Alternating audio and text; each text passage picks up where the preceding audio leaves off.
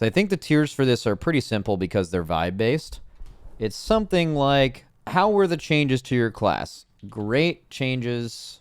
This class, what this would mean is, if I'm talking to a spec, they're saying, this class is just as fun to play, made a bunch of good changes, we're happy about this for sure. The bottom would be like, you know, don't like the changes. Spec could be played by a baby. Blizzard, you said you would roll some of this back if it's bad. Truly, it's bad.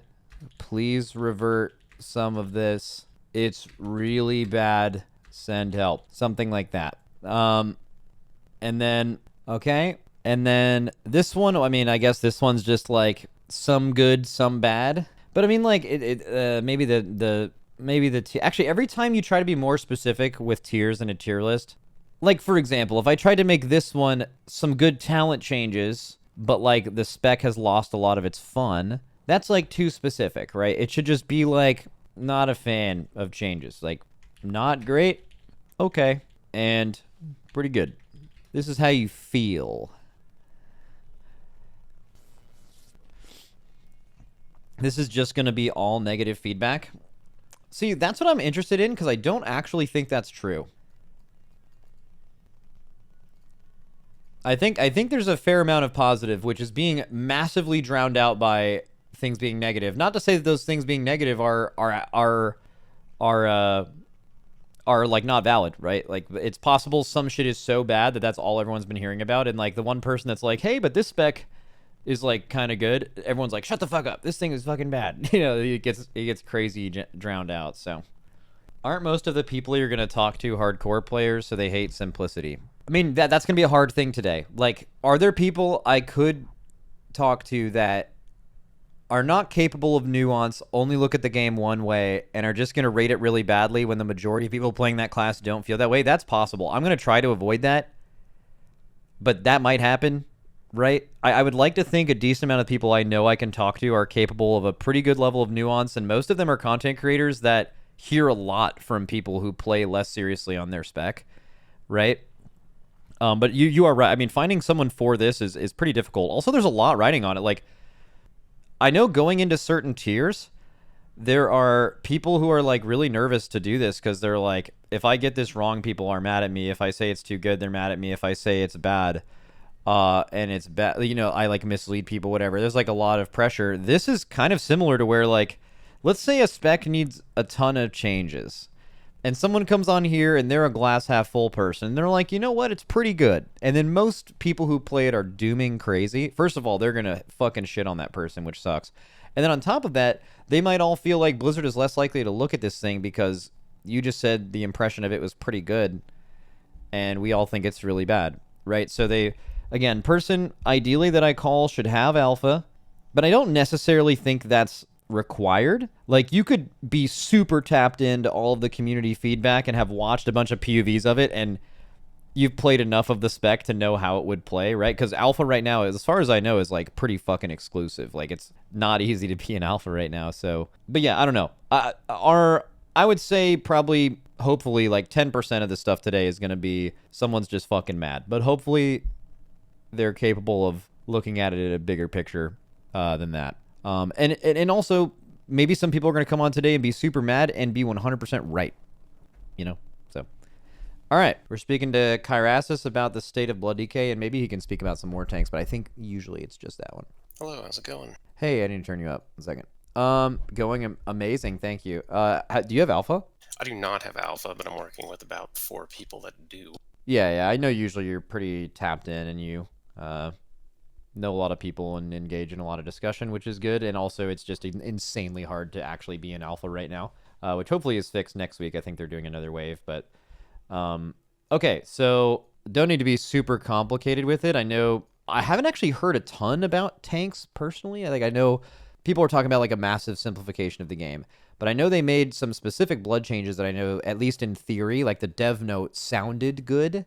I don't know how that played out in reality, but also there's very little content out currently to actually test that at like a high level, right? Like, so a lot of this is speculation, so try to do your best, but how do you feel about the blood changes so far? I'd say cautiously optimistic. If we're just going to talk about the dev note for a second, if you remember back at the start of the War Within, they were more focused on trying to make Blood DK less unkillable in raid, and the changes that they made to the class overall were actually very similar. Just nerf Deathstrike healing throughput and try to buff armor. But this time around, they've actually buffed armor by a much, much larger degree. And they didn't do anything awkward like nerf haste scaling for Deathstrike, and instead made it so that just the base healing is down across the board, so it doesn't mess with stat weights or stat interactions too much.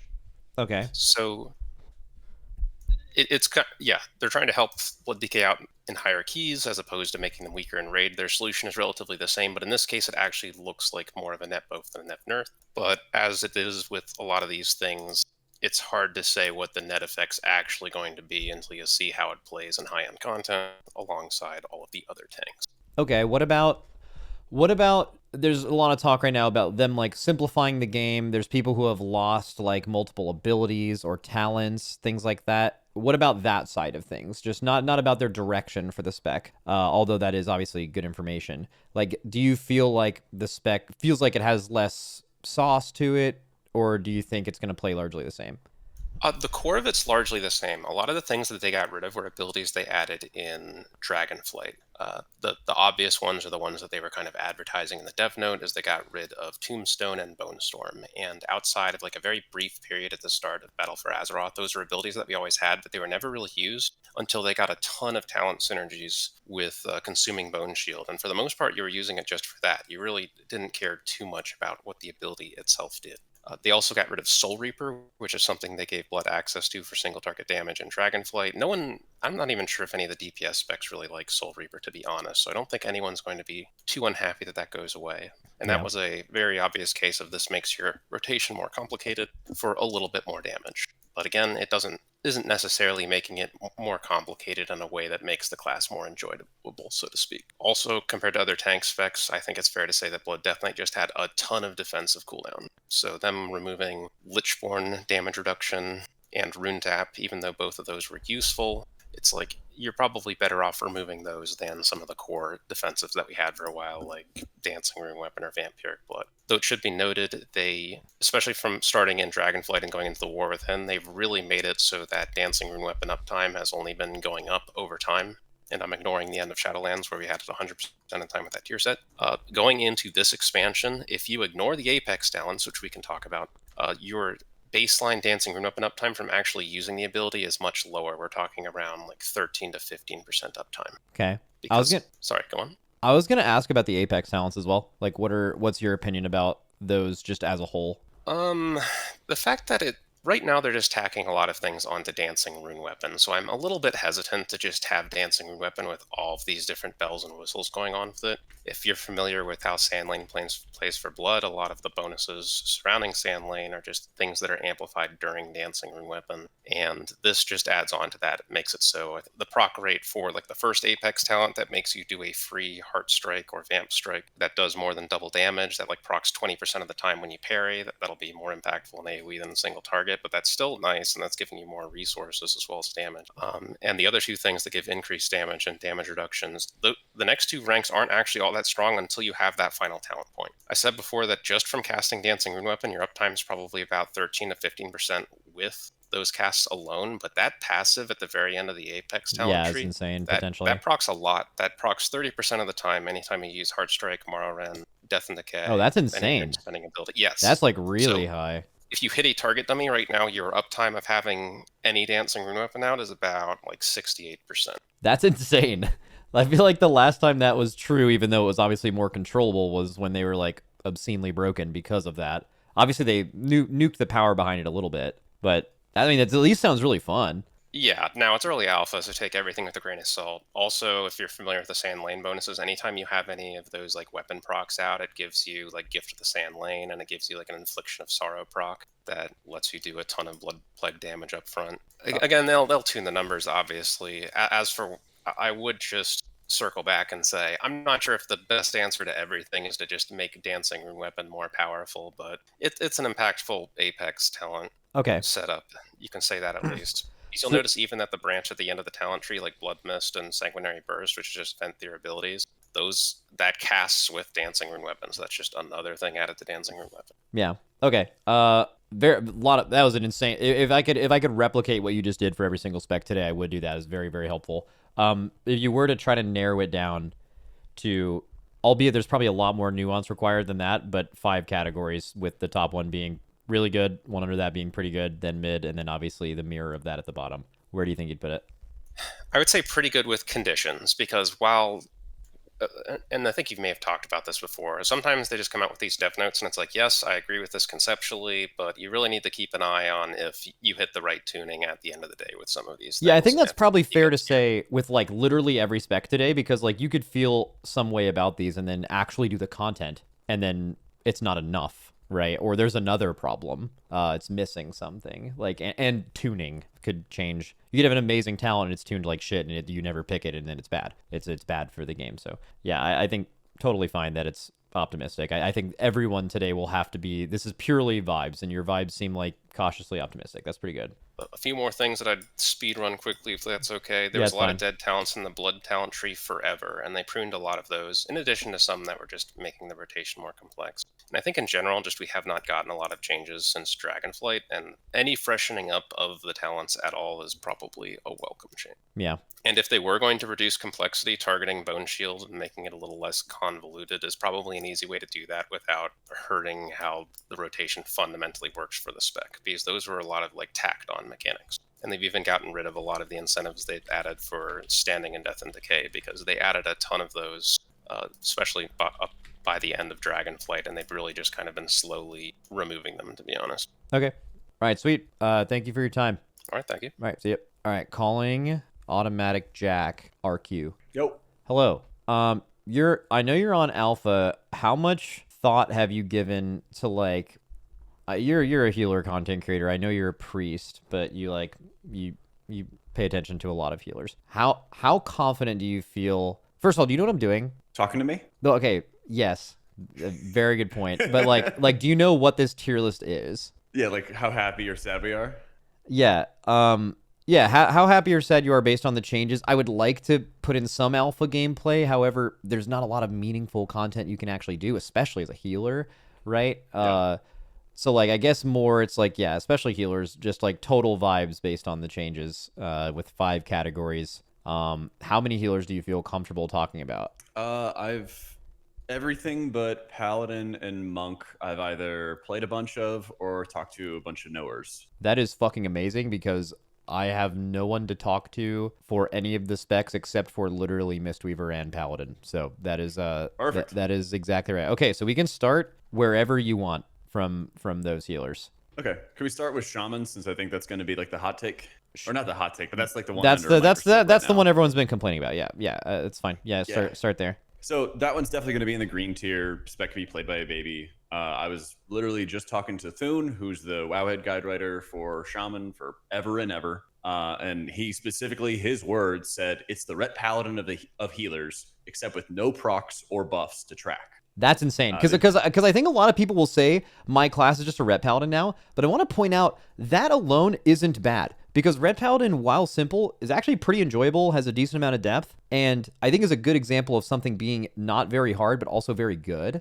But if you, the second part of what you said is important. Ret Paladin with no buffs to track and no procs, that is trash, right? Like that shouldn't be in modern World of Warcraft. So continue. Correct. So they have a whole bunch of things that they pruned, and some of them are like really good, like, you know, Tidebringer or like High Tide, things that are like passive that are like drastically changing how much healing your spells do. And in their write-up, they did these like blue post write-ups about why they did what they did. They even said, like, we realized you're losing a point of decision making when you don't have healing surge anymore. It's one of the big things that they did remove. But our goal is to keep spell decision making simple, because healing has dynamic gameplay with target choice, which in English means, yeah, you know what button you're pressing, but you have to decide who you want to heal, and that's going to make a big difference on how good of a healer you are. I can't tell you how many times in all the guilds I've been in the past 10 years that like priority target healing makes a huge difference on the quality of the healers you bring to your raid. Yeah. So I think a lot of the changes that they made for Shaman are like just overly simplistic. Like Shaman already wasn't super complex as is. right now on live servers, the Resto Shaman build is Whispering Waves, where you cast Riptides, cast Cloudburst, cast Healing Wave. It's very, very super, super simple. And people kind of like it, but it's going to get kind of boring after a while if that was the only play style that you're going to be playing for the next, year and a half. There's a lot of like, you just push this button on cooldown with Healing Rain, Riptide. You might game Healing Stream Totem a little with Farseer because that summons your ancestors now.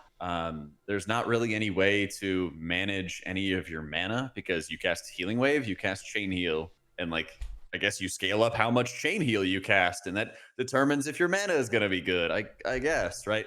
Your utility is still going to be good, even though you lose out on Ancestral Protection Totem, Ankh Totem. But there's not really enough decision making for Shaman. It already wasn't that complicated of a spec in a lot of cases, and just having like a little bit more would go pretty far for the spec. What do you think? They mentioned in the Shaman dev note, like, hey, we're removing Healing Surge, but like we're not sure we're gonna do this. Like this might be too much. Is Healing Surge the button they need back? They removed Cloudburst. They removed APT. Like, what if you're a Blizzard guy? Well, what is the quick solution while they're going to simplify some things? What's the quick solution to add some complexity back to Shaman, if you have thought about it? I think having Cloudburst as an option would be good. I think Unleash as like a 15-second cooldown, buffs your next spell, is really not that much of extra complication to add back in. And again, it was still a talent option that competed with Undulation, where it's like every third wave cast would be a little bit stronger, right?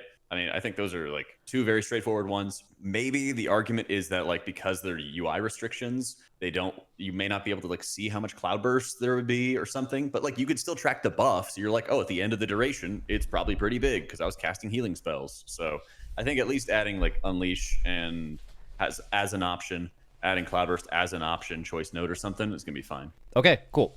We have to go through a lot of healers, so we'll probably move on. I think Resto Shaman, universally, I think everyone who plays that class is like, something has to happen here. Okay, let's do Resto Druid next. Okay. Resto Druid got a pretty good amount of pruning for like a lot of its healing over time effects that didn't really do much.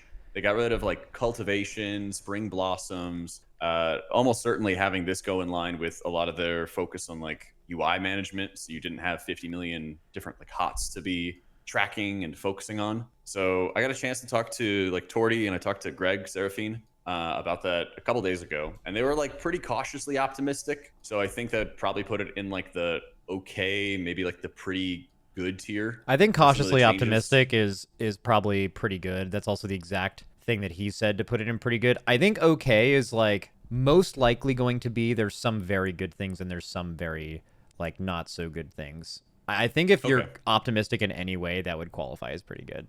Yeah, I would say it's like, from what they talked about, a lot of the things that you're usually doing already of how you like set up your healing to just make your regrowth strong just gets a lot more simple. They made it so you can, one of the best changes for Druid is you can life bloom a target, and if you take a talent point, it'll put efflorescence on their feet and it follows them with every tick of life bloom. So you don't have to worry about people running out of your Efflow. You will just put it on the tank, it heals for 30% more, and it just follows them around the whole time.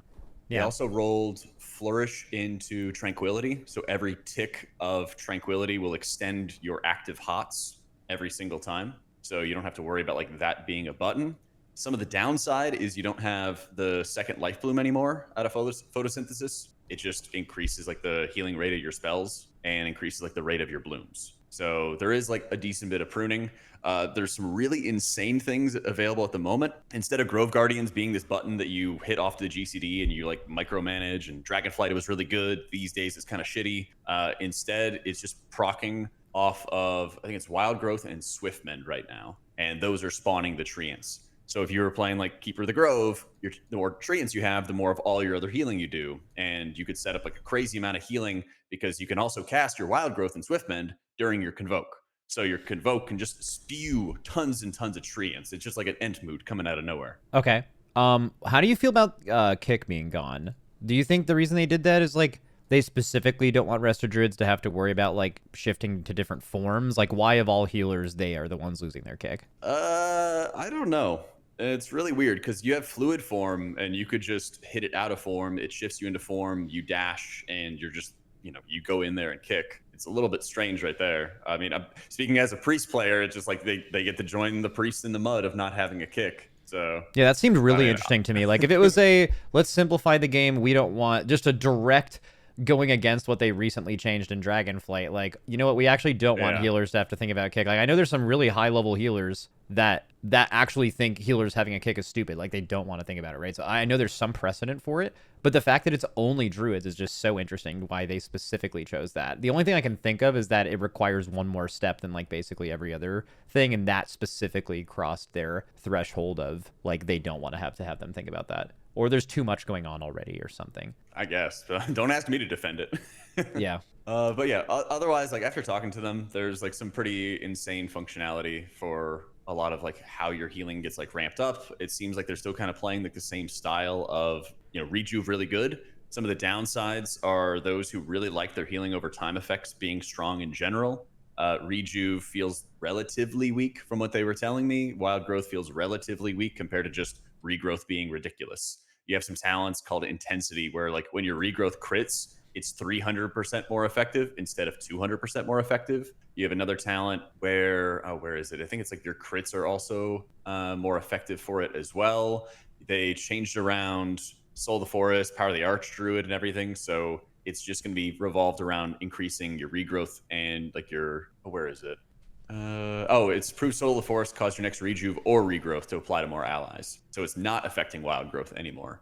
Some things like that. So it seems like there's just kind of an imbalance with like what does good healing, and for the healers that played Resto Druid who really wanted like the rejuves to do a lot or their wild growth to be a lot, they might be kind of disappointed. But it seems like they're kind of taking the play style of what we have in the War Within and just streamlining it and getting rid of a lot of like extra fluff and garbage that was just extra setup to make your healing from regrowth actually do a lot. Okay. Can't spend too much time on any particular spec. We need you to do both. Let's do both pre-specs now. Okay. I would say Disc is in the okay tier. Because I know they made a bunch of changes to like making it easier to ramp and giving them more like when you only have a few atonements out, like in a raid setting, for example, like those are going to be more powerful spot heals, and then it like scales down the more atonements you have. And I thought that was like kind of an interesting change that shores up some issues they have, because I think this expansion they kind of just got replaced as a burst healer, a like ramp healer, because there was just other healers that could just do it better. So I don't know. What do you think about all that? So right now there's like a disconnect between what they say they want to do and what the changes actually mean. So when it comes to the atonement stuff, that's a good idea. We have to kind of see how the scaling is going to work, because there's a lot of times where you're going to have like Dimensius phase 1, you're healing only 10 players on the right side or left side, whatever, and you're just weaker when you have your ramps going on, and that just feels bad. Really unfortunate, really annoying. Evangelism as it exists with Alpha is basically it's instantly casting a Radiance, but it's not a longer duration atonement. It's the same as usual, which lasts 10 seconds. The buff lasts 10 seconds and encourages you to spam Radiance for 10 seconds because it has no cooldown and costs 40% less mana. So it's like your atonements basically just are falling off as you're casting more of them, and it doesn't really fit with what they say they want Evangelism to be, so you can quickly apply atonements and then have a snappier ramp. So the ability just needs work. There's some really weird busted stuff they have where your atonement healing, if it heals full health targets, will be lower. So it's kind of meant to discourage some of the atonement overheal that can happen. And at the same time, they are still keeping the overheal protection, the Velen's Trinket, built into the Oracle Hero talent. Oh, okay. But it's permanent and it's flat. It's permanent 20% overheal redirect all the time, which means that you could do some really ridiculous shenanigans with like multiple Disc Priests and because of how the atonement scaling stuff's going to work. Or they could really undertune the spec because they know that they have the overheal redirect, and then we could get another, season 3 where Disc just sucks in raid. So I really don't like that any overheal protection is just existing baseline. It's way too difficult to balance. If they're still doing like the renown track where your healing is increased over time as the raid progresses, like that's going to be busted there. Annoying stuff. Positive stuff, it feels like your Smite and Penance actually do good damage on their own, which turns into good healing.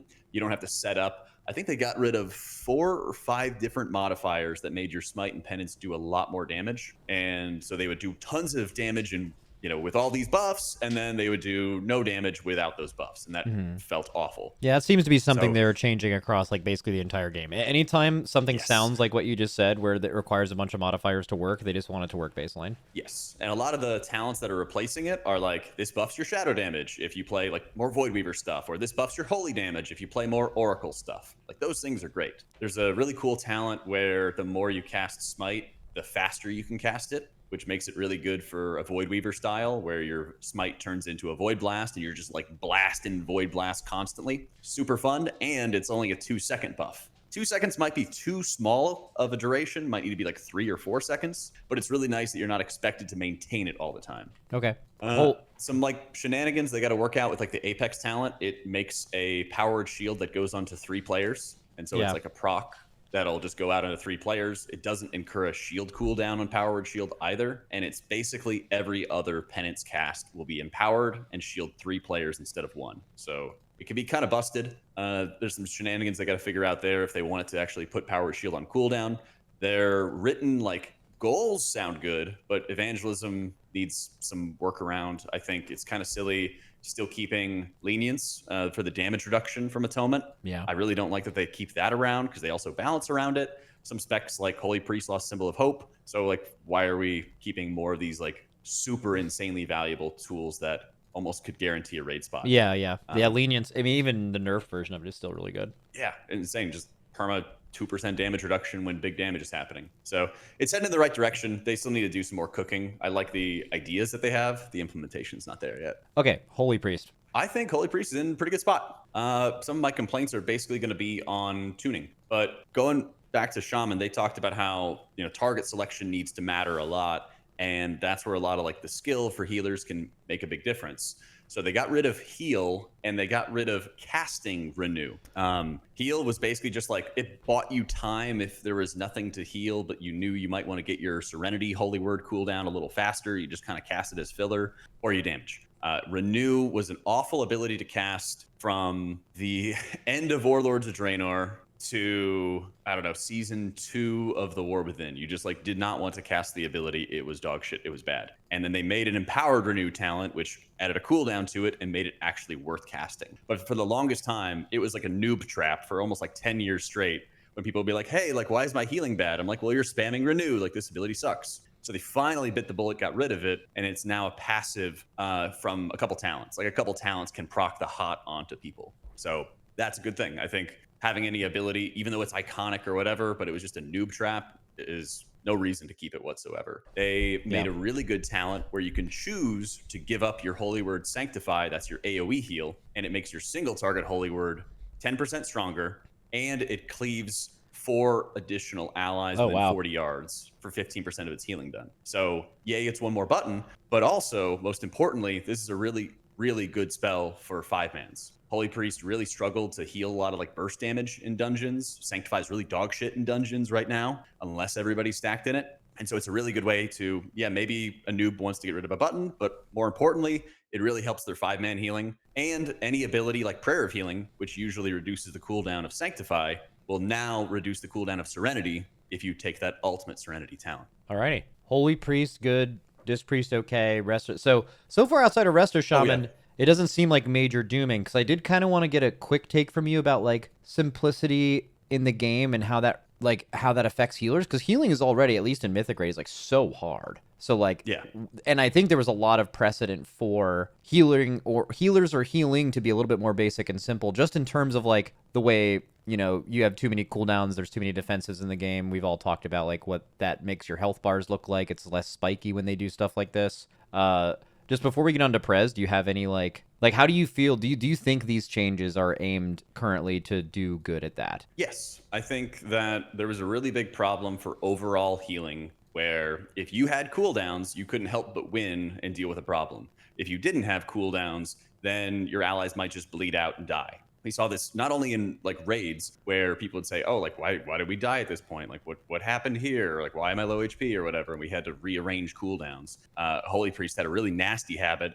of like stacking their Archon Halo with their Apotheosis cooldown. And she would just stack 2 cooldowns together and smash a bunch of healing. You would stack, right now in Season 3, you stack your Apotheosis with your Piety Overheal Redirect, and you don't really care about target selection because the overheal protection is so strong. And so you just can't help but win. But then when you don't have a cooldown up, then you just do really, really piss poor healing and can't keep your friends alive, or you can heal one guy, but not a second.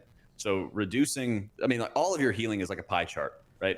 And it's, 6, 7 healers all with the same size pie, more or less. But having a huge chunk of the pie be your cooldown healing means that your healing outside of your cooldowns feels awful. And as a result, this is just going to make it so that your sustained healing is going to be a lot stronger. Your healing, hopefully in 5-mans, is going to feel like you have a lot more agency, while still making it feel like the cooldowns you have left are going to be good. There's exceptions. There's over pruning, I think, on the side of Shaman. In general, I think a lot of this like cooldown pruning that they have going on, and the reduction in like extra procs and effects that you have to track to make your spells do healing in one moment, and if you fail to do that, your spells don't do any healing. I think overall this is like a good change. I made a video about it on my YouTube channel just yesterday at Automaticjak. All right, everyone go check that out. Automaticjak on YouTube. That's great. Okay, Preservation Evoker.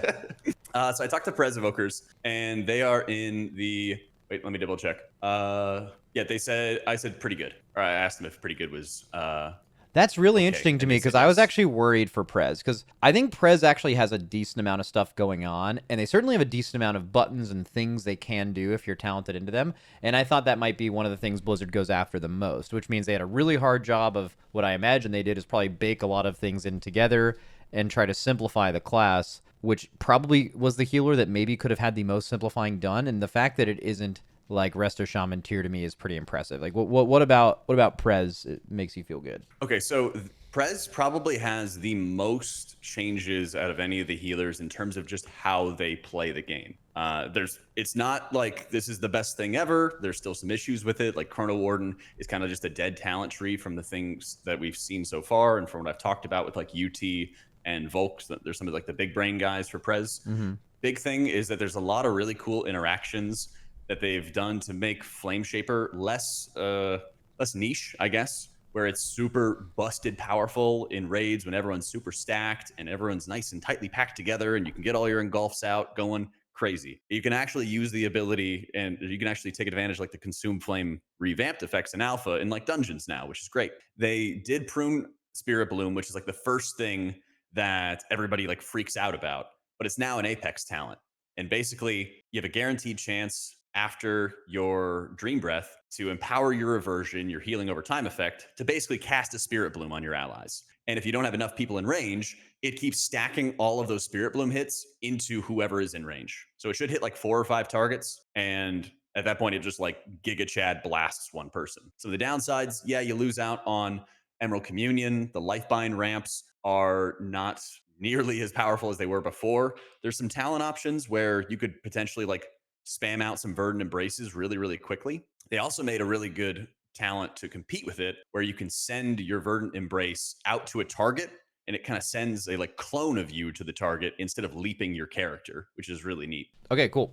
Sorry, I didn't hear all of that because my dogs were just barking crazy, and I didn't mute my mic, so I didn't hear. But I heard a decent amount. Okay, so I think we're good. Unless there's anything else you want to get out there for Prez. Is there anything you're concerned about for Prez? So Chrono Warden's bad right now. It needs help. It is just pretty shitty right now. It has issues. One of the biggest things that Chrono Warden was good at was making your Spirit Bloom healing good. So a lot of the focus on like making Dream Breath really powerful has made Flame Shaper look really good. They've been making a lot of changes to make Emerald Blossom like a real ability and making it good. There still are some more like setup modifiers, things like Call Ysera, where you got a Verdant Embrace before you Dream Breath. That's going to be incredibly, incredibly important going into next expansion, with all the focus on Dream Breath being healing, the brunt of your healing. There's a couple talents that are still pretty annoying. I'm going to see if I can remember it off the top of my head real quick from what they told me. I think it's called Tempo Charged, and it is where your temporal compression increases the damage or healing of your next Empower spell, and you kind of have to like balance and play around that. And since Dream Breath is, your Empower spell, it's going to be really, really big to balance up your bronze spells that are building up your temporal compression to further buff up your Dream Breath hit, things like that. It's just more stuff to juggle. So they did prune a good bit of extra modifiers, but Preservation was like chocked full of them crazy from the very beginning. So yeah, I would say it's in like a pretty good shape. There's A lot of good things coming. Oh, also they have like 2-minute rewind. This is really busted. They can get rewind down to a 2-minute cooldown with talents. It's really, really insane. Yeah, that's insane. You do have to choose between Dreamflight or Stasis, but yeah, rewind's nuts. Yeah, that 2-minute rewind could definitely. I think that's like a little bit more fight dependent, but rewind is just such an insane button for like pressing one global, hands off, handle something. I think Dimensius, like the ring dot on Dimensius at the end of that fight, is like one of the best examples of like something is just so hard that you just press a button and it just goes away, and that's just so broken. Also, one thing I thought was interesting is they gave them, I don't know if it's a talent, if it's something you have to take or if it's just baked in, but the like whenever you are dream breathing or whatever, you have like a 100% HP, not dream breath, dream flight. Oh, dream flight. Yeah, you have like a 100% HP thing, kind of like the what was that rogue ability? It works like uppies too. You get like a shield. Yeah, I think that's sick for two reasons. Number one, usually when you're using those things is when the entire raid is getting owned, which also means you. So it's like an insane personal and like really cheesable, and you can like soak certain mechanics with it too, which is I think like really, really fun. I like that being a mastery level thing. Yeah, and there's so many ways that you can like a good or a great preservation evoker could like distinguish themselves from, you know, a casual Andy. Like there's a million different ways you can min-max the spec. Yeah. Okay, cool. All right, I think that's it. I got to get on to the rest of the healers. Oh, one quick thing before I forget. Okay. Love you. I knew that was coming. As soon as he like paused, I fucking knew it. All right. Okay, so Driney sent me some HPAL stuff. I'm going to talk to Ellesmere as well, but I'll just, more opinions is good. And he wrote it, which is great. He said HPAL should be in pretty good, and then I'll explain why. He said, Light of Dawn uncapped and also heals in a circle within 25 yards now. Apex talent seems really strong for Mythic Plus cutting edge schemes and seems really strong for raid with it jumping to injured targets and giving them DR. Aura Mastery is now a mini healing CD on top of a raid-wide DR. Wings is now 1.5 minute CD and gain a lot of new absorbs from talent reworks. Overall, it's in a good spot after this first alpha wave, with a lot of other healers losing their medium range healing CDs, which is a buff to HPAL since we only have Wings. That was his take, and then we're going to call Ellesmere now, and then Megasett's going to message me whenever she has time. So we might have to move on to other classes first. Hello? Yo. Hey, do you know what this like tier list thing's about? I haven't actually watched much yet, but I assume we're just like ranking the class changes. Kind of, like obviously you haven't been able to like test it in super hard content yet, so it's mainly vibes. But like yeah, and then the categories are just simply at the top would be great changes. There's no classes in that yet. Under that's pretty good, and then mid, and then obviously at the bottom, like the bottom one is like currently only Resto Shamans in it, so you can probably guess what that's all about. And then there's like a not great one. So yeah, well, basically, what do you think about the HPAL changes so far? I think they're really good. I would probably classify them in the pretty good section as well. Okay. I think that some of the things are like for the better, and then there are a few things that I wish they would look at still. I think the biggest thing that I'm hoping that they look into is Holy Shock just feeling crap to press. We worked really hard to get Holy Shock back to a point where it felt good to press after years of being a staple of HPAL, and then this expansion going into it, it's like really expensive mana wise and heals for very little unless you talent into a huge amount of talents that we just really can't afford anymore with all the other good talents. So making Holy Shock better would be top on the list. And then just mana management they stripped away blessings, and blessings was like a major way that we refunded mana. And with that gone, we really don't have anything in our kit that helps with mana management at all, which is pretty frustrating, especially now with Holy Shock costing a lot more relative to our mana pool and us leaning into Virtue a lot. So I think mana is going to be an issue, and I think Holy Shock being bad is going to be an issue. But outside of that, a lot of really good changes.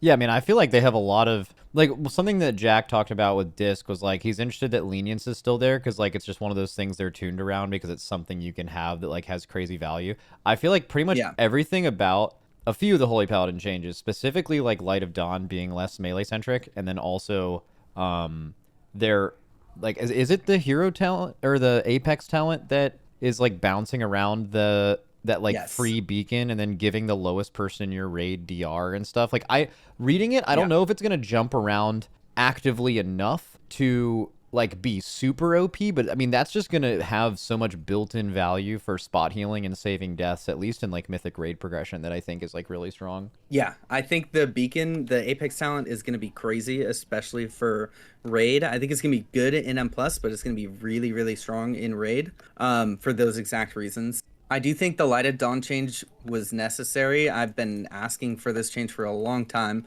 because having our like only AoE heal be both super short ranged and conal has led to a lot of weird, unintuitive gameplay as well as just general frustrations in terms of AoE healing. The only thing I'm worried about with Light of Dawn is that it is uncapped now, which may make it hard to tune in M+ versus raid, and also might just lead to we never really choose between WoG versus LoD in raid. You just always Light of Dawn. Unless somebody is just desperately in need of a single target heal. But that's kind of the point of these changes, I think. Yeah, maybe, or maybe they could do something like, did you see what they did to Atonement? No. They made Atonement, they basically removed the like dungeon modifier that made Atonement like better in 5-mans, and they just made Atonement like that strong on 5 targets no matter what. So like, let's just say you're healing 5 targets in raid, you only have 5 Atonements out. That's going to be the same value as if you were in like a 5-man, but it just reduces beyond 5 targets to where it's roughly the same power right now when you're fully ramping it on an entire raid, but it just naturally has the benefit of like healing more people when it's on less targets. So couldn't you do the exact same thing with Light of Dawn, right? Where like you definitely could, yeah. Yeah, where like Light of Dawn, if you're only hitting a small amount of people, it does a lot of healing. I mean, or you could just buff it in 5-mans, I guess. But like, well, yeah, but then it would just read more like it does blank amount of healing split amongst everyone that got hit, right? Or it would be basically like less of it. It would be, if it hits 5 targets, it does its full value, and then if it hits more people after 5 targets, it like starts reducing it more and more. Like literally the same thing as Atonement. So it would end up still being the same as at like if it's hitting a full raid, but it would just gain value if it's ever hitting less targets, which is I think that could work. Wait, someone says it has square root scaling above 5 targets right now. Oh, okay. I thought it was more uncapped than that. I know that it's not like true uncapped. I know that it is reduced beyond 5 targets, but I was still pretty sure that in a larger raid size that it hit significantly harder comparative to if it hit 5 players. But maybe it is fully. Yeah, I mean that person could have made that the fuck up. Like literally one person in chat said that. But yeah, okay, cool. I think the bigger thing I'm worried about with Light of Dawn in 5-man specifically is like now we used to have the option to increase it up to 40 yards, but now we only have the option to increase it up to 25 yards. It's baseline 15 yards, and at most it's 25.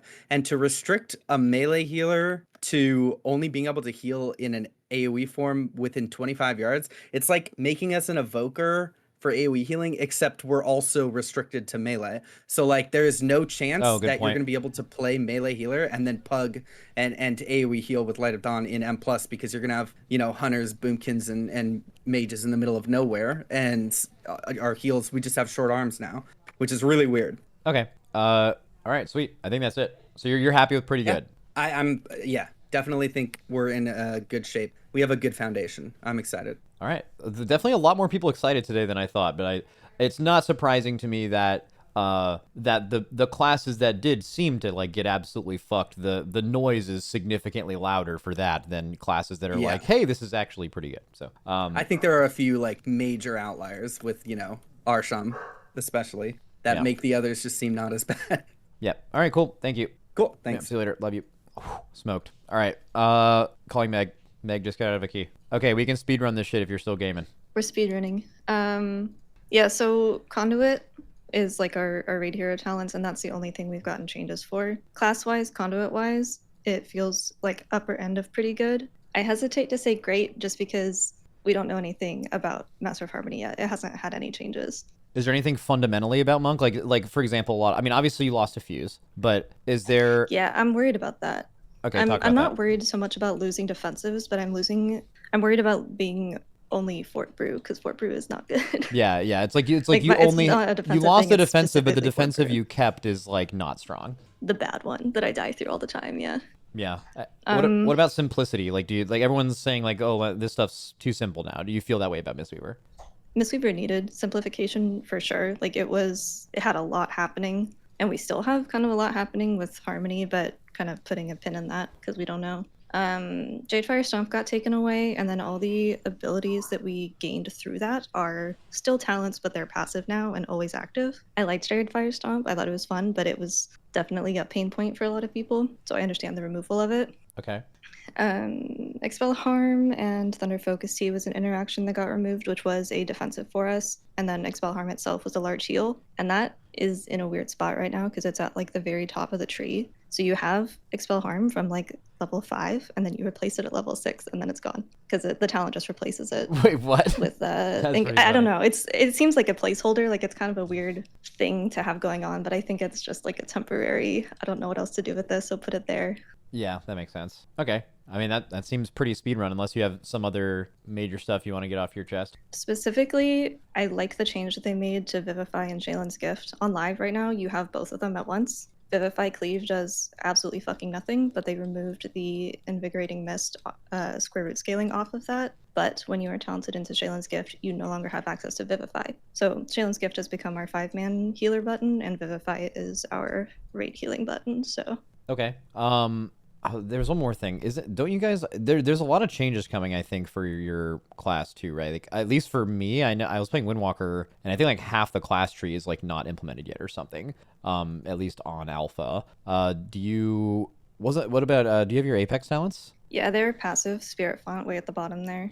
It's a chance to proc an ability or a buff, I guess, that would cause your Enveloping Mist to channel Soothing Mist on allies. But it's its own buff. So we don't get like instant cast or anything, and we're not channeling it. It's just a buff. But it does work with our like other Soothing Mist talents like Unison or the DR that we get from Elusive Mist in the class tree. That works with it, which is really nice. So there's some group DR components that we're gaining. It has a low proc rate by itself, but you can force proc it every 30 seconds or so with Under Focus Tea. So I know with the Apex talent and with some other stuff they had in, like, it wasn't a dev note, but it was a couple of talents. Clearly they're trying to like still make it a thing where, you know, you can be a caster monk or you can be a melee monk. Do you like the changes you've seen as far as like the ability to play both of those, or do you think they need to do more to enable one or the other, or do you think what they've done is good? I mean, we're even in raid, even though we don't have any melee abilities that require melee range in raid, we still get melee mechanics. Like on Soul Hunters, we can't get the Dispel.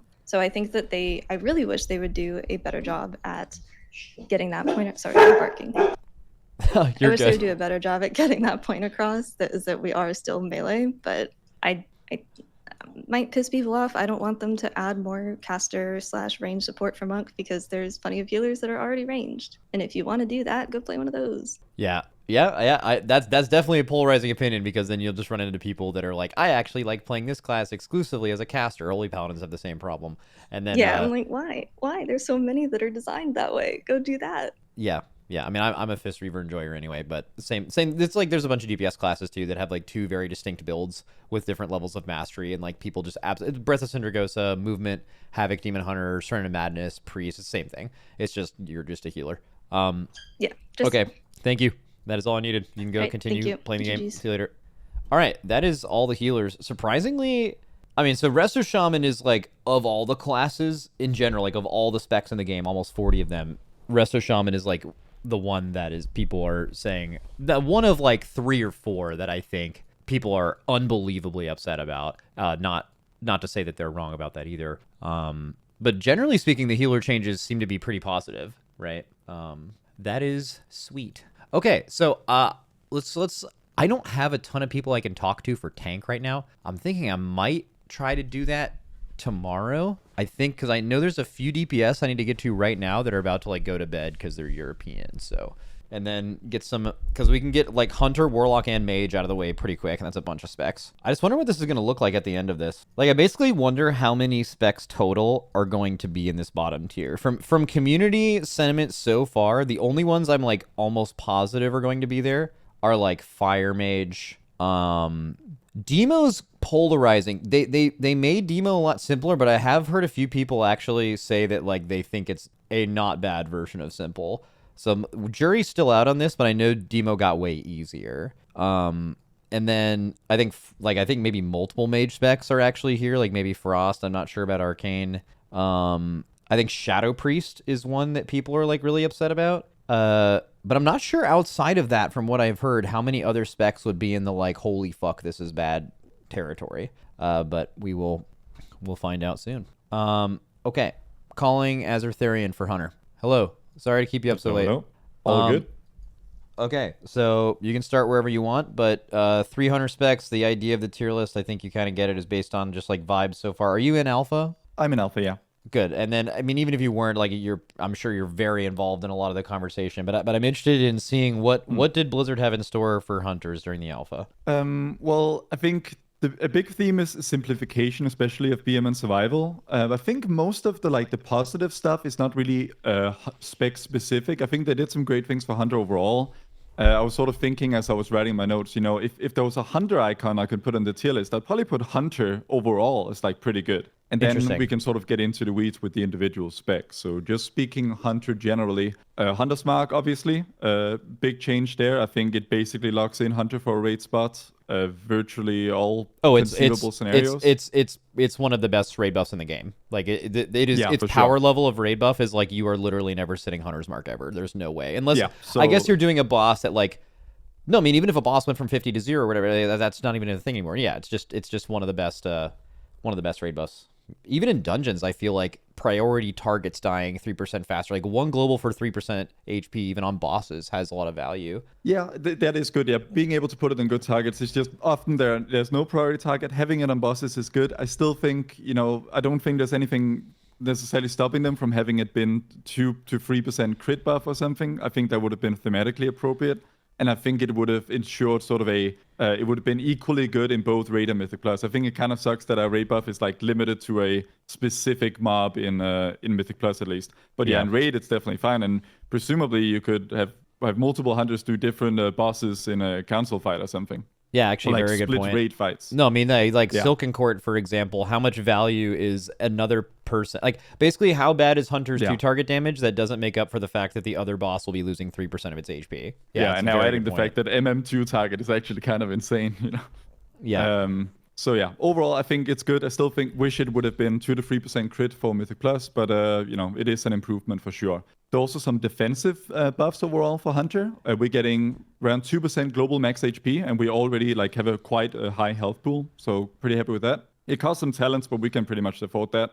Lower CD on Turtle, never a bad thing. Used pretty regularly for surviving sort of oh shit situations, but also used for specific mechanics, so that's good. We get a slightly longer duration on our wall, 10 seconds up from 8 seconds. And Pack Leader, which is one of the hero talents for BM and Survival, they get 10% stronger walls. It used to have the worst defensive node in the game. It was basically worthless. So now they get 10% stronger walls, 40% up from 30, so that's good. Lower CD on Feign, which has niche uses. Potentially a lot shorter CD, obviously in Mythic Plus. There's a lot of stuff you can cheese. Raid, less often, but sometimes. Yeah. Also, interestingly, Cheetah, they actually enhanced our mobility a bit. The first part of Cheetah, you move extra fast, right? They reduced the cooldown on Cheetah, but they also made it so that first part lasts longer, and you have a 100% dodge chance during that. And there are a lot of mechanics that hurt a lot. No, wow, I didn't even read that. That's insane. Think about how impactful. Now, keep in mind, you don't have a taunt like Demon Hunters did, but remember how impactful Blade Dance dodge was, for handling certain mechanics? Anytime you can achieve 100% dodge, it is potentially extremely powerful. Yeah, there's a lot of things that you're sometimes you RNG dodge them, and you're super happy. It's whoa, I didn't even know that was possible. That really helped. Now that you can use Cheetah for such mechanics as a defensive in some cases. I'm thinking, there's a bunch of shoots next season, but shoot, a second boss floodgate, that shot hurts, right? Now you basically have an immunity for that if you're not topped for it or something like that. That's very interesting. That's really nice. Yeah, and obviously straight up more mobility because we have shorter CD on Cheetah, and the fast part of it at the beginning lasts longer. In terms of overall Hunter utility, no more knock-up AoE stop or any way. Hunter has lost all of its ways to really move mobs because we have no bursting shot anymore. We have no knock trap, either knock up or knock away. So that's kind of a downside. I really like using that in many situations, locking mobs into to packs, handmasters and halls, that kind of thing. So I feel that's a bit of a loss. And now we get to choose between a 40-second single target stun or a 1-second AoE stun. So I do feel like our sort of AoE stoppage options took a bit of a nerf here, because before we had both Implosive Trap knock-up and Bursting Shot you didn't really like to use bursting shot. It was kind of a fucked situation if you had to knock them all away, but you had the option.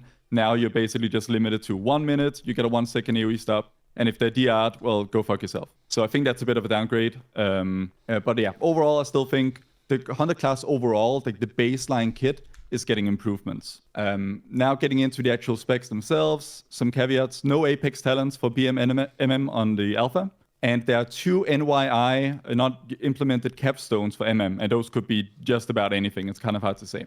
Yeah. So broad strokes, all specs are basically cut down to like the most basic version of their War Within gameplay loops. I think for MM, I think that's kind of okay, but BM and Survival, I think, took a pretty big hit here. BM is the most, like, all the memes about how easy BM is, you know, sometimes they have been more or less true throughout history. There's been more to think about. Like, it's never been true than what it looks like in Alpha right now. Like, it really is... You press kill command, if you can't do that, you press barb shot. If you can't do that, you press Cobra, and that's it. On AoE, you add in Beast Cleave management, you know, this buff you had to keep up. Now it's just tied to Wild Fresh, which is just an 8-second cooldown. Beast Cleave lasts 8 seconds, so they've just turned like the management of that buff and min-maxing, you know, basically the goal was the more Beast Cleave uptime you could get out of as few multi-shots as possible was better.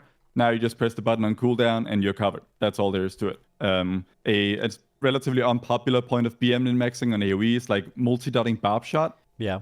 Now there's a talent that just spreads them for you. But maybe it will be optimal to not run that talent and do it yourself, right? That'll be a point of skill expression. The problem is it's probably the least liked point of BM skill expression. Like, people will go to great lengths to avoid having to do that. Yeah, it's like, exactly... It's one of the most common questions I get in my streams. It's exactly like old Lashing Flames for Enhance, if you're familiar with it, where like a point of skill expression with Enhance in a dungeon is making sure that you had Lashing Flames on like every single mob, which required tab target lava lashing them before they simplified it to make it so, you know, it's just either not in the game anymore, it like automatically applies to a pack of mobs. I forget exactly how it works, but like you could argue it's like, oh, like I'm better at this guy because I can do Lashing Flames, and you might be right, but like no one enjoyed doing it. It was like an extra bit of like some like one of the top 5 questions I get as a streamer and everything is like, you know, what really is the damage increase? Like basically anyone looking for any excuse to not do it. Unfortunately, right now it's a quite big DPS increase, and it's going to continue to be unless we just end up running this talent. My gut says that we'll skip the talent and then do it ourselves, and that'll be optimal, but I guess it's an option for those who really hate it. So in that way it's positive. But yeah, BM extremely cut down and simplified. Its main cooldown, like 1 minute, basically does nothing to change your gameplay. Can speed up your rotation a little bit in AoE situations, but really minor. Survival has become like a generator spender. Like you have a spender, you have a generator, you press an ability on cooldown, and that's pretty much the entirety of the AoE and single target rotation, because they took away all of its AoE buttons. You basically have this talent choice now of like, you go for Boomstick, which is just, I mean, it's cool as fuck. Like, it's 4 shotgun blasts in front of you. Hell yeah. It's the vibes are like immaculate, but the actual gameplay experience is like once a minute you get this 4-second channel and you look cool as shit, and then nothing. That's it. And they combined your two cooldowns, right? Yeah, essentially. Main new cooldown is basically like Discharge. It does quite a bit of damage on its own, then it buffs your damage and all that. That's fine. I think Takedown is cool, both in terms of vibes. They've leaned into more like you fighting alongside your pet, both in terms of mechanics and flavor and stuff. I think the vibes of Survival in terms of like non-button pressing are great. A lot of people, like especially Survival diehards, don't like it, because people who are Survival diehards, they really are all about the spear vibe, you know? Yeah.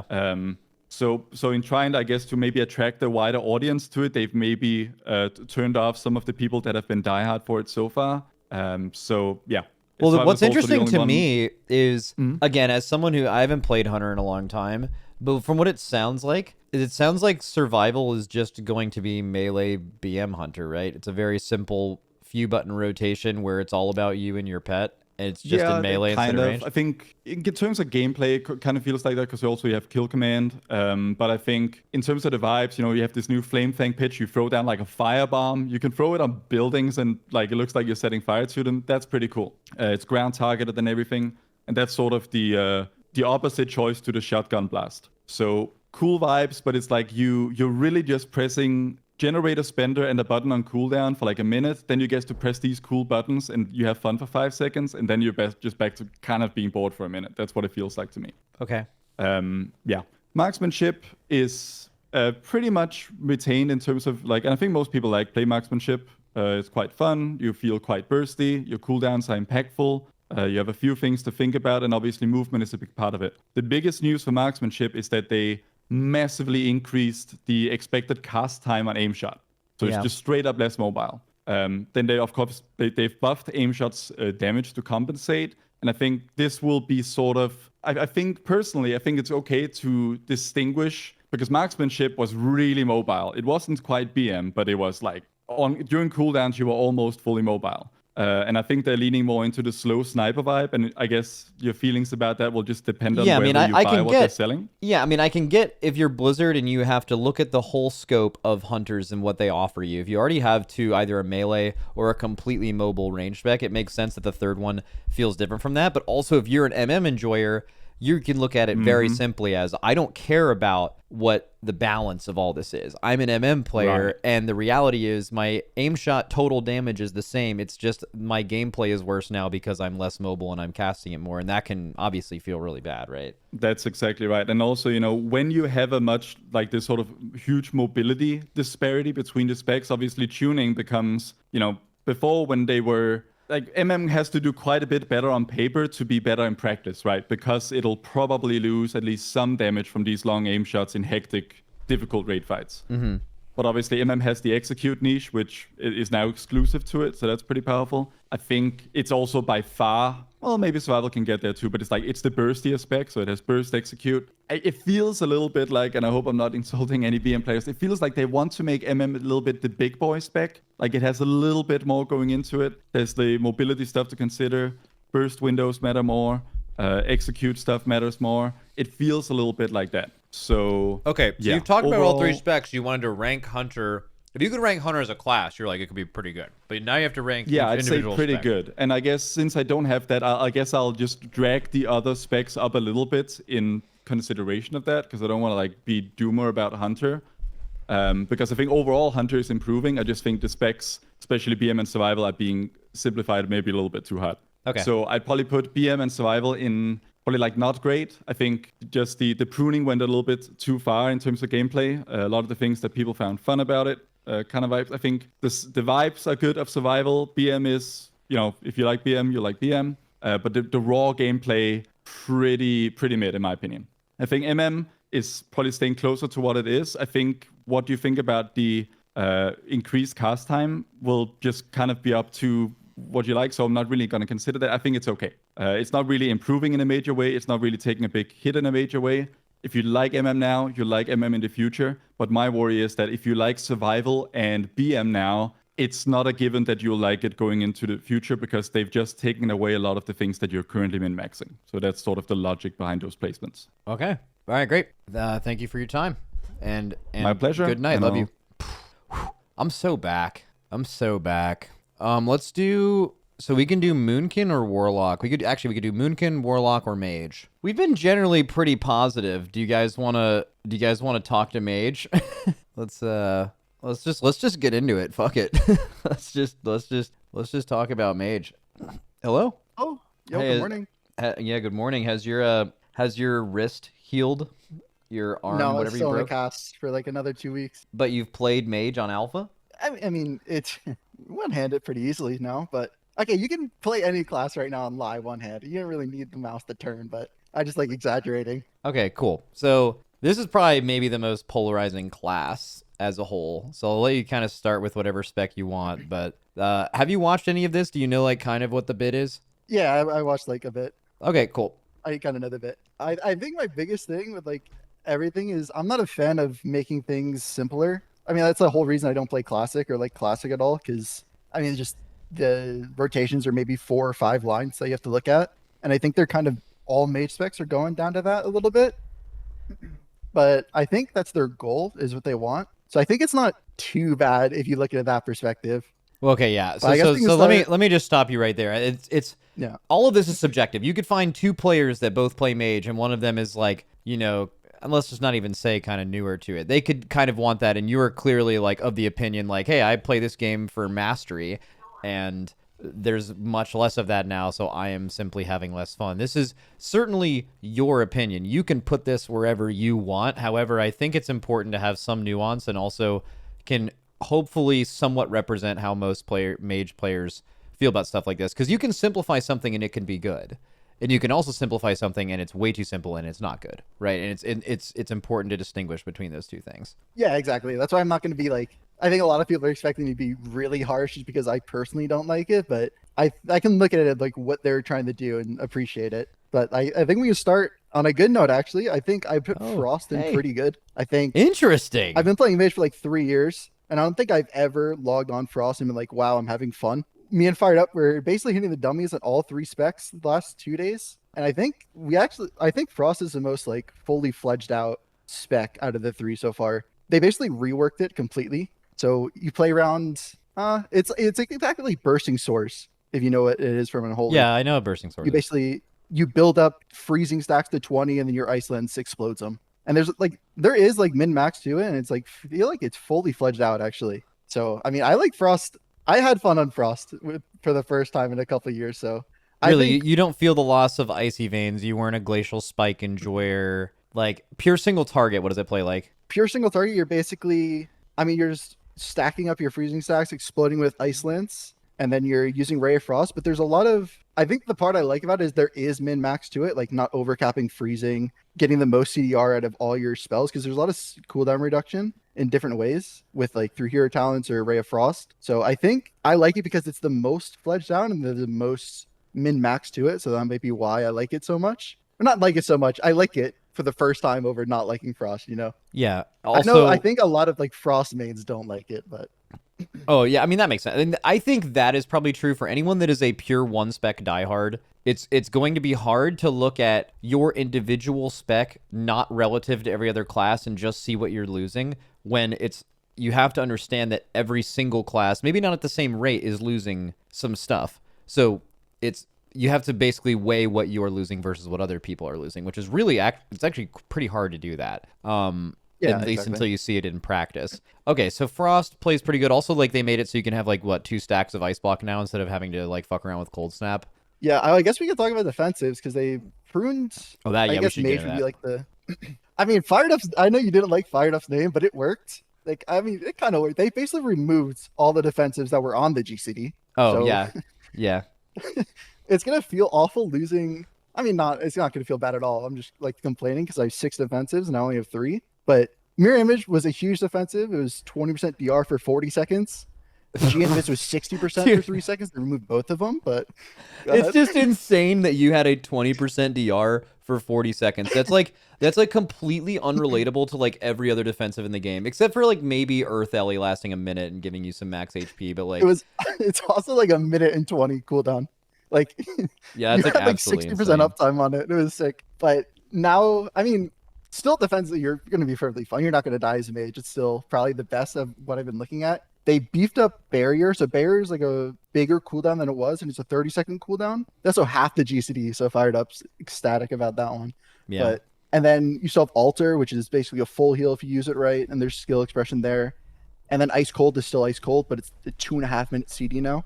So I think you're still going to be perfectly fine as a mage. There could be some situations where it's a little like rotting damage is going to be really bad, but I think generally you're still defensively going to be strong. Yeah, you could have removed multiple defensives from mages.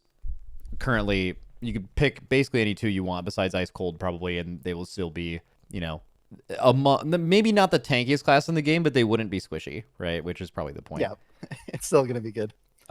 Okay, so that's the basic like general class stuff in Frost. So you can go to either Arcane or Fire next. Let's go to Arcane. Let's go best to worst. I think I would put Arcane in not great. They basically reworked Arcane too. They're basically like the fundamental things they're doing are they're bringing back mana mattering and building and spending Arcane charges, when before you kind of just didn't have mana problems. You kind of sat on 4 charges and just you refunded a bunch of charges through like 4 different ways.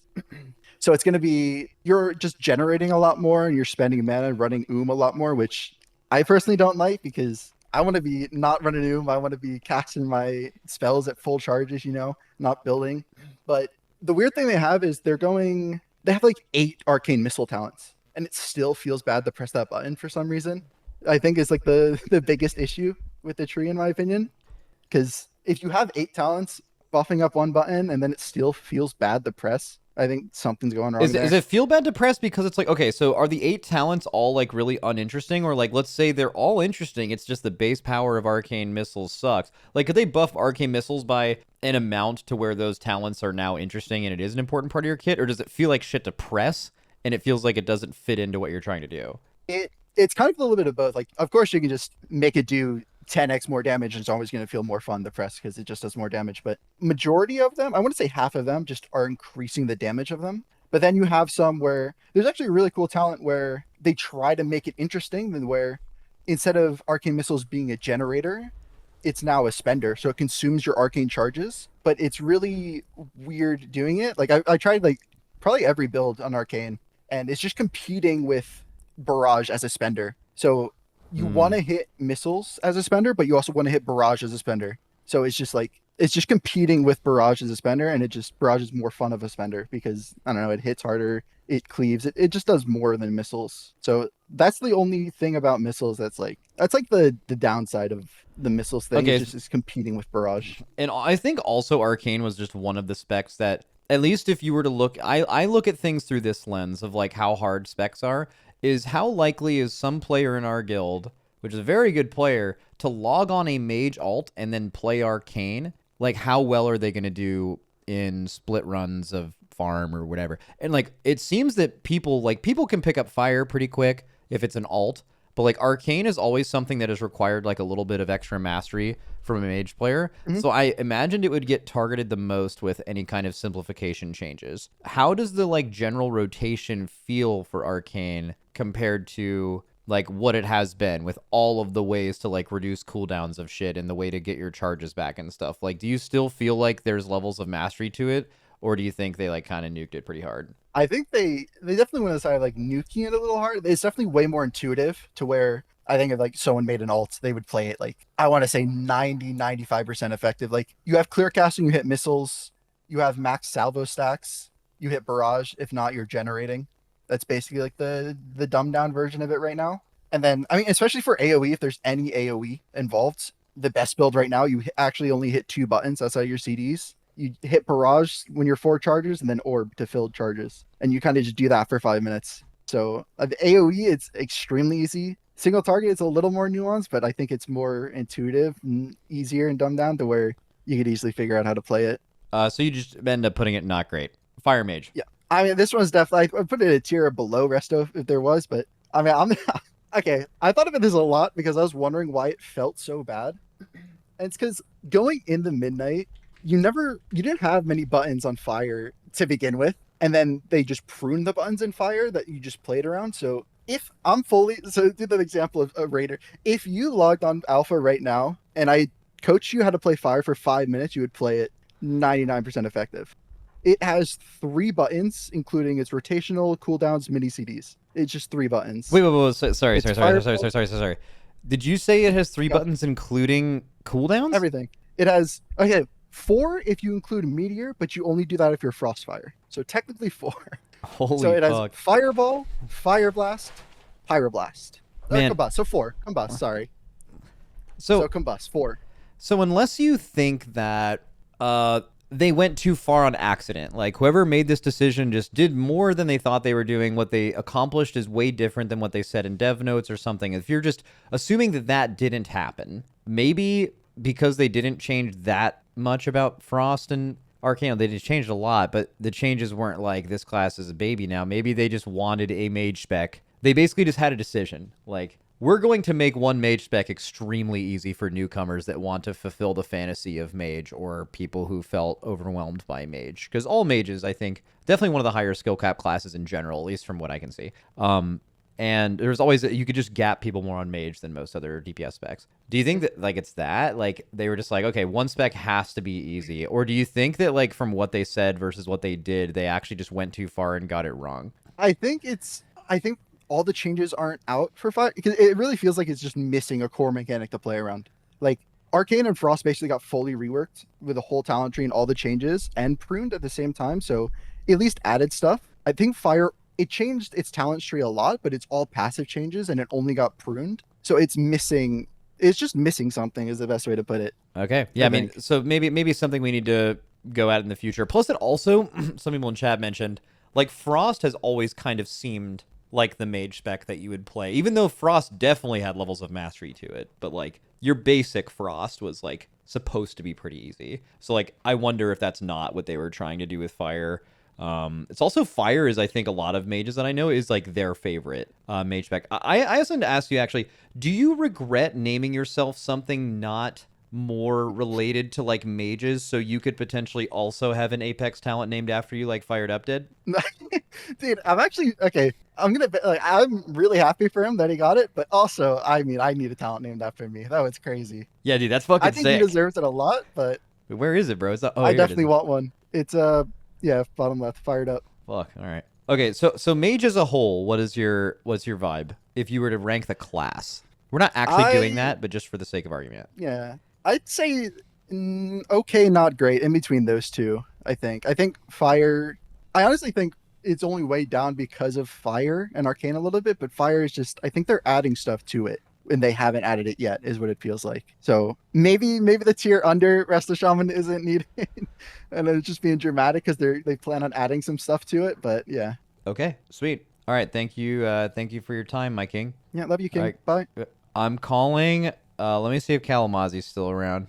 He's typing right now, so I assume he's still around. He said I hear. Okay, we'll do him, and then we'll do Moonkin. And then after that, I have Enhance lined up, and no one else, but I'm sure I could find more people, but like no one in my DMs currently that is like ready to come on. I'm just now seeing that like there's a decent amount of specs to go. I might do some of these tomorrow, because I am streaming tomorrow, and that will give me some more time to reach out to these people. But so just for I'm not like getting off stream anytime soon. Oh, it is just past the 2 hours, so you guys will spam the overworking thing. I'm probably streaming until at least like 6 maybe, so like another hour and 45 minutes. But from the rate of this so far, I don't think we'll be done by then. So I may have to finish this up tomorrow. So if you guys are around and can talk, definitely DM me on Discord if you have that. But Shadow Priest reached out to you. But okay, we'll do Warlock. Hello. What are the vibes like, Warlock man? I think we're vibing. I think things are pretty decent. You know, not too bad. Okay, what are the highlights? What are the good things about? Actually, let's start with Warlock as a class, and then you can bridge it into a spec if you want to. But like, what are the things that you think are really good? I mean, everyone's gonna say Affliction, big changes. Everyone's been asking for Malefic Rapture, and not everyone. A lot of people have been asking for Malefic Rapture to be removed for a while, and it has been. People have wanted to go back to like Legion-based Affliction with Unstable Affliction as your spender, like your main source of damage, and sow the seeds, and they brought that back, which is very surprising. So that's been the driving force behind Warlock like 6 so far in Alpha, and I think that spec looks pretty cool. The class tree got like sort of an overhaul. They just sort of gave us 3 more points for hitting 90 and reduced some talent points and just made it so you can take basically 90% of your tree, and I guess that sort of works. There's a lot of weird like random drain life talents and shields that are probably never going to be played, but I guess if you can get majority of your class tree, that's something. But I wish there was some more depth to it. But I think overall, like Lock, I'm happy with it week 1. Yeah, I mean, I don't want to like rush through it. If I was gonna put Lock overall, I'd probably stick it in like upper end of okay tier to like bottom of pretty good. Okay, cool. But you know, but let's now let's narrow it to spec. Let's talk about Affliction. Yeah. So like we talked about, Affliction, people are pumped that Rapture is gone. Some people liked it. Looking back at Legion F, I think most preferred that playstyle. It goes back to dots doing damage again, which is really fun and exciting. That version of F had its own problems that Rapture helped shore up, but Rapture brought its own problems as well. And, you know, I think over the course of Rapture's lifespan being like 5 years, I probably enjoyed UA Spender a bit more too. So people are excited about that. They've gotten rid of like Vile Taint, Mythic Plus. They've given us better ways to spread dots. We basically have like Boomkin, Twin Moons or whatever. Twin Moon, I think, when you cast Agony, it spreads to a different target, which is pretty cool. People have wanted Vile Taint removed for a while, so that's solid. I mean, UA is your spender, so the Siege is back in AoE, so you just spam Seed and watch numbers explode. The gist of AF is still there. You still put up dots and maintain your haunts and stuff. It's sort of hard to tell how it plays on alpha because dungeon queues usually don't pop. Raid testing is a little laggy right now, and it's early alpha, so not a whole lot of like in-depth play yet. But I think it's pretty fun. I've enjoyed it the most out of all 3 specs. Our hero talent literally summons a Dreadlord randomly. You can have multiples running around at the same time. It's great. Thematically, AF feels really good. And I think for an initial inception of what... Sorry, our Apex talent. Sorry, I'm not a hero. Yeah. Our Apex talent. But yeah, it just... For an initial iteration of an Unstable Affliction version of AF, I think it's actually really good. But there are some problems along the way. And a lot of that sort of based around like swapping from Rapture to UA and trying to iron those out. I can elaborate on those if you want a little bit. I don't know how far you want me to go into it. No, probably don't elaborate that deeply. You're good. Yeah, we have to okay. get through a ton of stuff. Yeah, no, I know. I mean, like the biggest things, I guess to hit on is like realistically, like we're spreading agony through shared agony, which you just hovered over there. It's not smart. So like when you try to refresh agonies in AoE and you hit agony to like refresh on 2 mobs, it just chooses a random one. Sometimes it just refreshes on the same mob 3 times. Okay, what would the smart version be? What would the logic be if you could make it? You got to build logic into it to prioritize lower duration agony targets or mobs. It just randomly refreshes on one. Like it might refresh the same one twice. So it sounds like it needs logic at all. Not it needs its logic updated. Basically, it'd be cool if Sow the Seeds, which applies corruption and AoE, maybe gave some little like agony extension whenever you cast Sow, but wishful thinking. The bigger thing with shifting back to Unstable Affliction Spender is that when we had that in Legion, you would see individual iterations of Unstable Affliction. You can stack a max of 5 on a target. That's the same case now with 5 max, but they've done it so you just have one iteration and it shows a stat count, which is not very good. Because I need to know when my first UA is going to expire, and second and third, and you can't see that. You just see one with a stat count, and that affects how you play talents, how you play refunds. Because if like 5 are active and I get a refund, I can't tell how long I have to hold my refund until the first one expires, and that plays into other talents. A good way to fix this would just be to bake in Devouring Plague. So if I cast a UA when 5 are active, it just adds the damage to the 5th one. That'd be fine. Great fix. You don't gotta change nameplates. Yeah, and priority swapping for AF needs help because it's back to Legion where you don't have any prior swapping. You get like soul swap back probably. It's hard to prior swap. But I think it's a very, very good version of AF initially. Might be a couple too many AoE talent points, but maybe a bit of a restructuring there at the bottom. But if I had to rank it, I put it in pretty good. Probably the bottom of pretty good. It's a very good first iteration, I think. Yeah, for whatever it's worth, I don't even think we're ranking things within the... Because this isn't about power. It's purely just completely subjective vibes. So, right, like, yeah. so like, it being anywhere in pretty good is the same. I haven't really reordered these at all. Yeah, that's cool. I think you'll know a lot more when dot tracking is implemented in the cooldown tracker and nameplates. Yeah, I mean, that's worth bringing up, though, because, like, I've also have played a few dot classes on alpha, and, like, what is available in the default UI with dot tracking being that it is available only on your target frame, and it's, like, basically barely any bigger than the rest of the millions of debuffs it has, or it is available on their nameplates, and basically that is it. Like, that, depending on the class you play, that makes these classes less fun to play by default because of what is available to you and what they have removed with add-ons, right? So that is something that definitely matters. Yep, I agree, 100%. Okay, Destro. Destro is interesting. I probably put it... if you're going like higher and lower end, I put it on the lower end of okay. You can just toss it in the okay tier. It's sure. Fine. If you've played Destro in the last 10 years, it's Destro. It didn't get pruned ability-wise. It has the same spells, basically. It's very simple, and I think they kept it that way because it's been simple.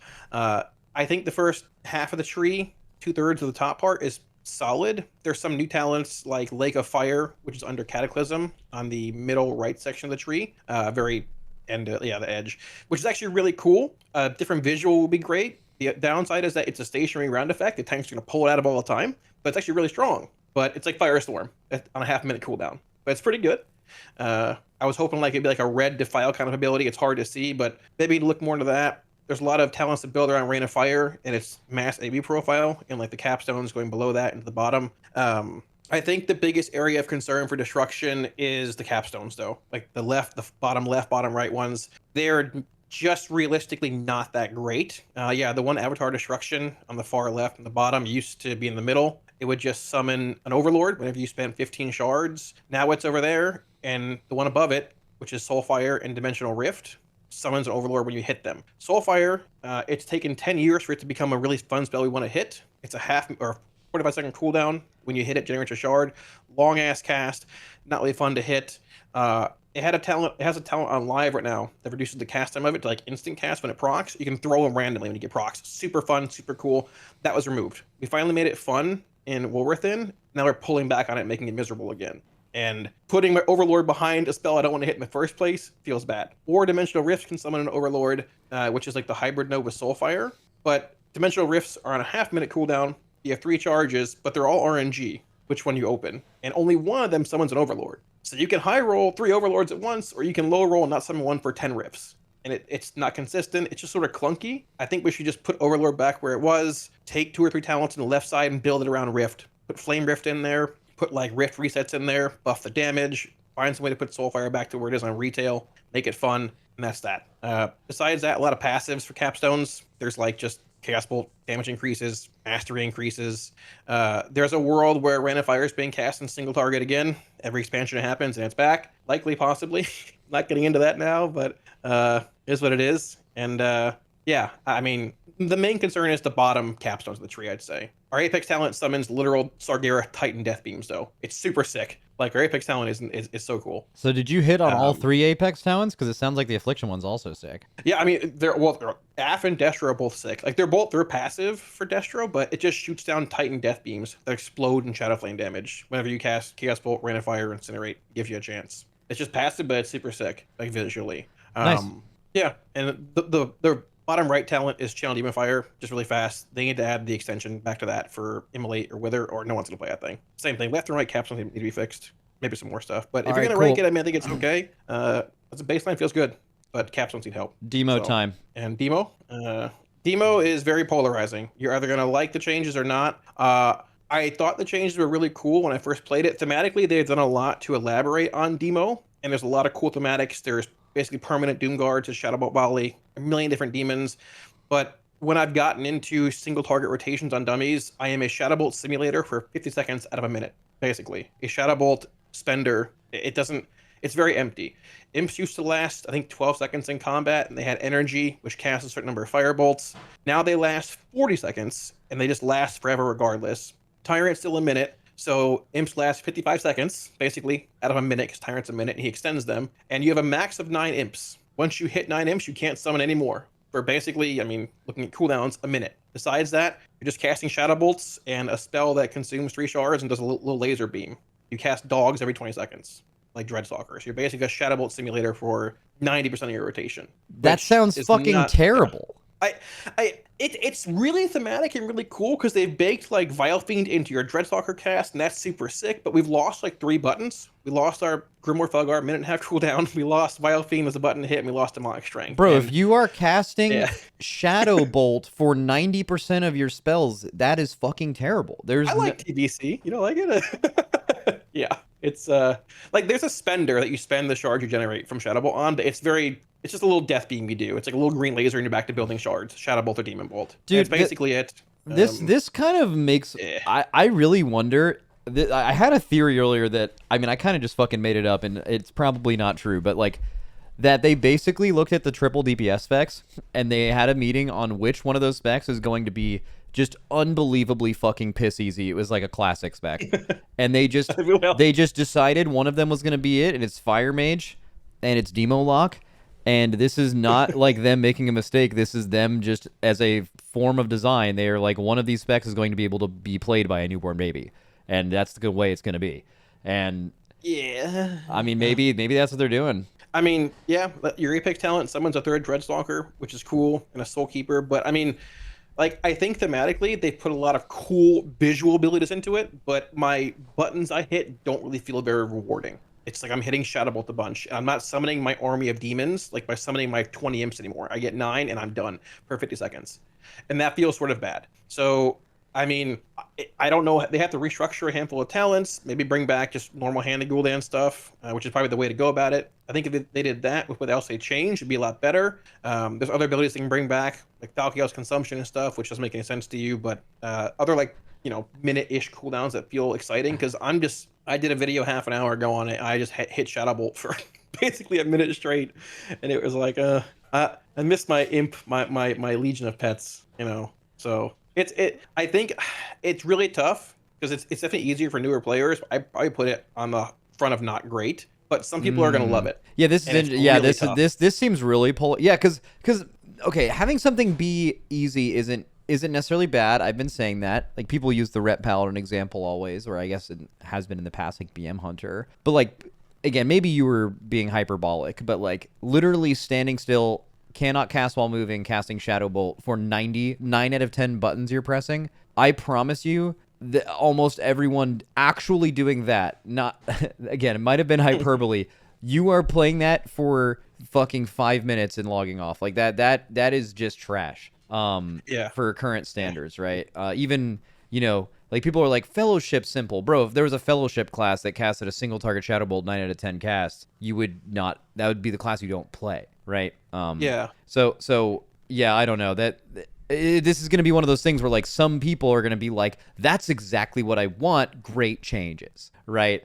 And then, you know, THD is going to say I'm never playing this again. This is the worst thing of all time. And both of those people are valid in thinking what they think, right? It's just who you are. So I'm kind of guessing who you are, but I imagine you are having to try to speak for everyone, which is extremely hard in this scenario, right? So yeah, I mean, credit where credit's due. Like visually, it's super cool summoning all these cool demons, but they're all like passive, and you do it twice, and you see them a couple times. You're like, that's cool, but my Shadow Bolt is summoning all those demons, or my weird Shark is summoning spells summoning them. I'm not summoning this massive thing. It's like, you know what I mean? So it's tough. Yeah. So I'd probably put it around top of not great, but I could see others putting it in okay. I wouldn't put it in pretty good regardless, though. It needs more buttons, and it needs removal of simplification of some things, I'd say. So. Yeah, I mean, also the aesthetic matters. Like, okay, the rotation completely disregarded, but like it feels like you're a fucking demon summoning, beast when you play this class just by the way it looks. That is like really underrated. Like that stuff matters. That's why a lot of hero talents are cool or not cool. Maybe some Apex. You mentioned both of the Apex talents. It's important to mention for people listening to this, no one has any idea how strong any of this shit is yet, really. You could maybe make it up, but like it is kind of just like, holy fuck, this is cool. And that matters, right? In a game like this. So I think overall pretty cool. Yeah. So I can see both sides of it, but that's about it. Yeah. Love you. Get out. Get the fuck out of my call, buddy. Leave. All right, let's do Moonkin? Yeah, I could call Goop or Tettles. I call Tettles every time, and Goop can never speak on this stuff. So I'll call Goop. Hello? Hello? Hello. You are here to talk about the singular spec Moonkin. I guess you could talk about... Have you played Dev at all? A little bit, but I think maybe Anarchy's around if you want to talk to him about that. I think he's played it more. Okay, yeah, I can do that. I don't know if he's around, but, I mean, that's fine. Let's go with Moonkin, because I saw like the changes to like eclipses and stuff, and when I was reading it, chat was initially like, oh, that sounds like it's fucking terrible or whatever, but then since then I've seen people be pretty positive from anyone who's played it. So what do you think? I think overall the class is in a pretty positive spot. I mean, it's the first version. The alpha, so there's still like some bugs with stuff and maybe things that aren't final, but overall compared to live, it actually has more depth, I think, because the class was already pretty simple. Which is pretty interesting compared to some of the other classes I've seen and heard of. Yeah. What about tankiness? That's always a point of discussion, improved, right? Believe it or not. What'd they do? So I guess we could go over the class tree changes real quick. There's just a couple of them. They killed renewal. It's like a passive now instead of an active, which is worse, but there's a talent right above Innervate at the bottom right that just doubles the verse from your Mark of the Wild. So you just get 3% more verse for free. 1.5% DR. That's any Druid spec. Yeah. And then Heart of the Wild got like a rework. It's a little weird, but basically you can use it to cast a Wild Growth, which, pending tuning, that could be a good off-heal option, or it could do nothing. Gotta wait and see. Or you can use it in bear form to increase your max health by 30%. It's kind of like Might of Ursoc from back in the day. Do you remember that? Oh, so it's like, it's not, you have to stay in bear form? So you could cast Heart of the Wild in bear form and then don't know shift? about that. You might have to stay in bear form, but like the buff doesn't go away when you leave bear form. So like it just makes your bear form stronger for a bit. Okay. You could like potentially Tettles says you can shift out. Hits. So it is literally Mark of Ursoc. That's actually fat. Okay. That's really good. Yeah. And the cooldown is shorter than it used to be. This was technically already in the game, but it was like a 5-minute cooldown or something. Okay, the tooltip says 3 minutes. When you use it, it's only a 2-minute, so I don't know what's intended there. But bro, as a 2-minute, don't it would be trust kind of insane. anything. Even as a 3-minute, it's Don't trust anything. One thing I didn't talk about with Warlocks was apparently they did an entire paragraph dev note about how they're moving Dark Glare from a 1-minute to a 2-minute CD, and it's been 2 minutes for like the whole Dude, time. that was so funny. like I don't understand. I think Dranako said like I don't understand how like an actual human wrote that. It had to have been a robot. Like, because that's just fucking crazy. So yeah, all the cooldowns are made up. Rewind's a 2-minute cooldown. But anyway, that's all for the class tree. Hero talents. Elun's Chosen, the new like row, the new column isn't implemented yet. But nothing else has changed in the rest of that tree. Keeper of the Grove got its new column, and it basically just slammed the tier set from this patch in there, but without the weird building up a big Star Search thing. So you get a little pet that does some passive stuff. So it's whatever. It's nice. Does good damage right now. Again, that doesn't matter. Tuning could change things, but it's whatever. And then as for the class tree or the spec tree, it got like a lot of really big changes. Like they changed Eclipse to no longer be passive. It's not active that you press. Has 2 charges, and the last spell you cast, Wrath or Starfire, determines which Eclipse you go into. It's off the global, which is nice. So I was going to be really annoyed if it was on the global. They changed the mastery. You don't gain damage on targets that are dotted anymore. It's just passive arcane and nature damage. Well, what does that change with your gameplay though? Like, do you still dot before you do things, or would you actually do burst damage now before dotting, and that would matter? So that even on live, that's always like a tuning question. It just purely depends on the damage of your like Star Surge or Starfall and how long the target's going to live. And there's like a bunch of different factors. And it'll be the same here. It's just that now, like strictly on smaller, targets where generally this doesn't matter in a raid because there's someone else who's going to be better at killing small targets. Like you're not just going to press Starfall just to kill like some shitters, But like you could if it was needed in like a dungeon environment now.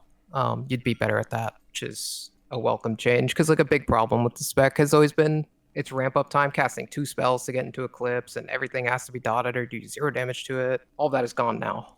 So that is a big improvement. What about like cooldowns? Like what, like if you could guess, like what kind of profile are Moonkin's gonna have? Are they gonna be someone who can do damage on pretty short windows, or are they gonna be, kind of like cooldown reliant like they've been in not the recent past, but like, in the past? I'd say you're still pretty cooldown reliant, but the really cool thing about Moonkin like recently and continuing into this expansion is that you have 2 charges of Celestial Alignment, and it's a pretty short recharge time, 1.7 base, and you can talent into 1.5 cooldown time. It's like you pretty much have it for whenever you need it. You can talent into Incarn to make it a stronger cooldown, which is basically the choices between Incarn or Convoke for single target with Convoke, or more multi-target with Incarn. Okay, cool. So overall, and then you play around a lot of like small damage windows too as Keeper of the Grove. Whenever you have your treants out, you're doing wait, really? Damage, okay, that's fucking weird. Things. Because that's something they've kind of systematically taken away from like every other class. Is like the whole you have small damage windows you can line up thing. Like Windwalker, for example, literally all of them are gone. Like they don't exist anymore. Like Strike of the Windlord damage, your damage you get from popping clones, which is now Weapons of Order. Like all of those things you could stack on top of each other the damage increases were all removed. So I find that super interesting that Moonkin still has that. Even though I guess it's the entire identity of that hero talent. Yeah, and it actually gets even more complicated because the cooldowns of all of these things are not naturally aligning. So you kind of have to, it adds a bit of like interesting gameplay. I know some people don't like it. This is just a personal opinion. It adds some interesting gameplay with like how you line up your cooldowns in each fight and how that changes based on like where you need your damage in the fight, how many cooldowns you can fit in and all that. There's a talent that we've always played in the hero talent tree called Control of the Dream, which like lets you move your cooldowns even more. Like they can sit on cooldown for up to 15 seconds, and it just reduces the cooldown of that ability by that's really fucking good. That's an awesome progression thing. I actually almost wonder if having something like that just built into the game, similar to how like Pandemic works for all dots now, would be like kind of good. But yeah, that's really interesting. I find it so there are some philosophy things that are true across all classes, but now that you're mentioning it about Moonkin, it's just so interesting that you guys have gotten less simple. You have damage windows that are like harder to line up and requires more mastery, when like basically across every other spec that I'm aware of, they have done exactly the opposite and have dev notes that have stated they're removing those for that exact reason. I just think that's so interesting. I guess Moonkins get to have fun. That's hype. Yeah, I mean, as always, it's a tuning thing, right? But the tuning should be easier now that they don't have to like tune around this theoretical like insane ramp up time that old Moonkin had, especially on AoE. Are you still Giga uncapped? Oh yeah. All right, beautiful. All right, where would you rank it? Like upper end of pretty good for sure. All right, one of the other. Wow, there's a decent amount of classes in there. Thank you for your time. You don't usually get to do these. All right, see you later. Bye. Damn it, he did it. I didn't think he was gonna do it. He did it. Okay. Hey Max, I just tuned back in. Can you explain Moonkin? Yeah, let me just say all that again. It's fine. So this is kind of what I expected so far. I have a few more classes lined up today. But it is pretty much. What did I say before this started? Everyone's dooming, and the dooming is just drowning out everything else. But from what I've heard from most specs was that they're like, it's fine, or they're pretty happy. So far, that has been true, where the majority is positive or fine. Even from the people I'm talking to are top players, right? They're people that are, if anything, more inclined to be like, this is getting simpler, I'm not going to like it as much. Now, we're about to talk to a Shadow Priest, and that's not going to... There's a reason I'm making this assertion now, to prove myself right.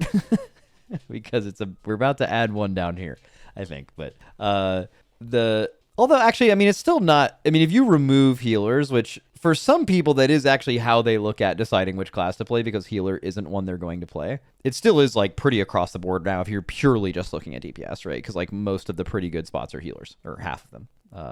Okay, calling a healerman, or not a healerman, a shadowman. Hello? Hello. I'm looking forward to this. Hell yeah. What's the vibe with Shadow? Actually, wait, before you answer, did they change anything about Psychic Link? They just like put it in a higher spot in the spec tree, but otherwise it's the same. Oh, they didn't like move it up or down by 5% or something? Nope, the number's the same. All right. That is a good for now. Or that is a sign. I don't know if it's good or not. Okay, cool. What's the bit? So I mean, I think with a lot of specs, we took some L's, we took some W's. I think it's hard to say too much because like half the spec isn't playable right now. So they removed Void Torrent from our spec tree, and Void Torrent's what we use to activate Void Weaver, but Void Weaver wasn't changed at all. So clearly, at least half the spec effectively is a work in progress and not playable on alpha. Okay. There's a few other specs like that too. So, which, I mean, kind of sad. Void Torrent's been around since Legion. A really iconic spell for us. So that going away would be sad if that's true, but I don't know if they're just reworking it or what's going on. So that makes it a little weird to kind of talk about. But like as a whole, I think they did some good things. So I've been for a long time in saying like, hey, Silence and Dispersion in the spec tree is bad. Those are now baseline spells, which is awesome. So, and Vampiric Embrace, right? But yeah, Vampiric Embrace is baseline as well. That was a class tree. So yeah. Our class tree got pretty severely reworked. Our spec tree got pretty severely reworked. So we have quite a lot going into this. But at least we got at least that that part's good. The other big thing that a lot of people were talking about was Shadow Crash has a lot of problems on live. It's pretty buggy, especially in like Mythic Plus scenarios. So they did do a very big rework with Shadow Crash, especially visually going into Midnight. I don't know, have you seen it yet, or did you play around with it yet? I mean, it's the tentacle thing, right? The tentacle slam, yeah. Dude, I have a tentacle GIF slam in that post if you want to see it. I mean, yeah, I'll look at it. I just want to say it's just a fucking crazy name. A bit I used to do a couple years ago when I didn't know what any enhanced spells were, was anytime I talked about them, I would mention made up spells like Earth Slam and Rock Hit and just dumb shit that. And then, some people would laugh, and then enhanced mains would just be like, this fucking fuck you. They'd be so mad that I would be like belittling their spec. And like, if I were to have done that for Shadow Priest, I would have made up something called Tentacle Slam. So it's pretty it's just funny. in the fucking game now. Let me and it's like comically large. I don't know, like they really, they sent it. That thing is big. Look at that. So, and like it's the visuals weird in that GIF, but it is like we get the 47-yard range on that. So, it is a little bit better compared to Shadow Crash because it also hits anything between you and your target, and then AoEs around that target. So you get a little bit more, nuance with positioning there.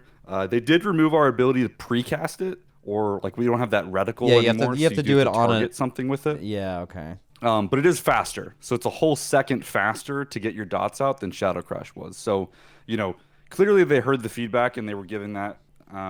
And good or bad, it seems like they're kind of really leaning into this as like a core spell that they want us to press, and our Apex talents are kind of based around this and adding it into our gameplay loop. So, cool visual, and we're gonna be pressing it a lot. So. If you want to hit the Apex talents, basically the last one's like the craziest one. Well, but before we even look at let's see.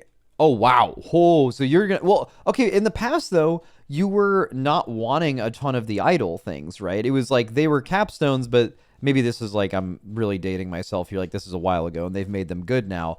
But, like, is it possible that because your Apex... If you want to play your Apex talent and it's crazy, it kind of shoehorns you into a lot of, like, similar talents, maybe? Well, so this is interesting. Right now, the way that it works is it'll auto-proc any of them, even if you're not talented into them. So it doesn't actually it doesn't affect your talents at all. It doesn't affect no, it just works, right? So you get a random chance to proc any of the idols when you have that, even if you're not talented in any of them. Oh, that's really sick. Okay, I'm just dumb as fuck. I didn't read that. Which is probably a good thing. Otherwise, like, you might do some really degenerate stuff with like, hey, only one of our idols is tuned well, so we're just never going to pick the others to always proc that one. So I think that's probably the right thing to do.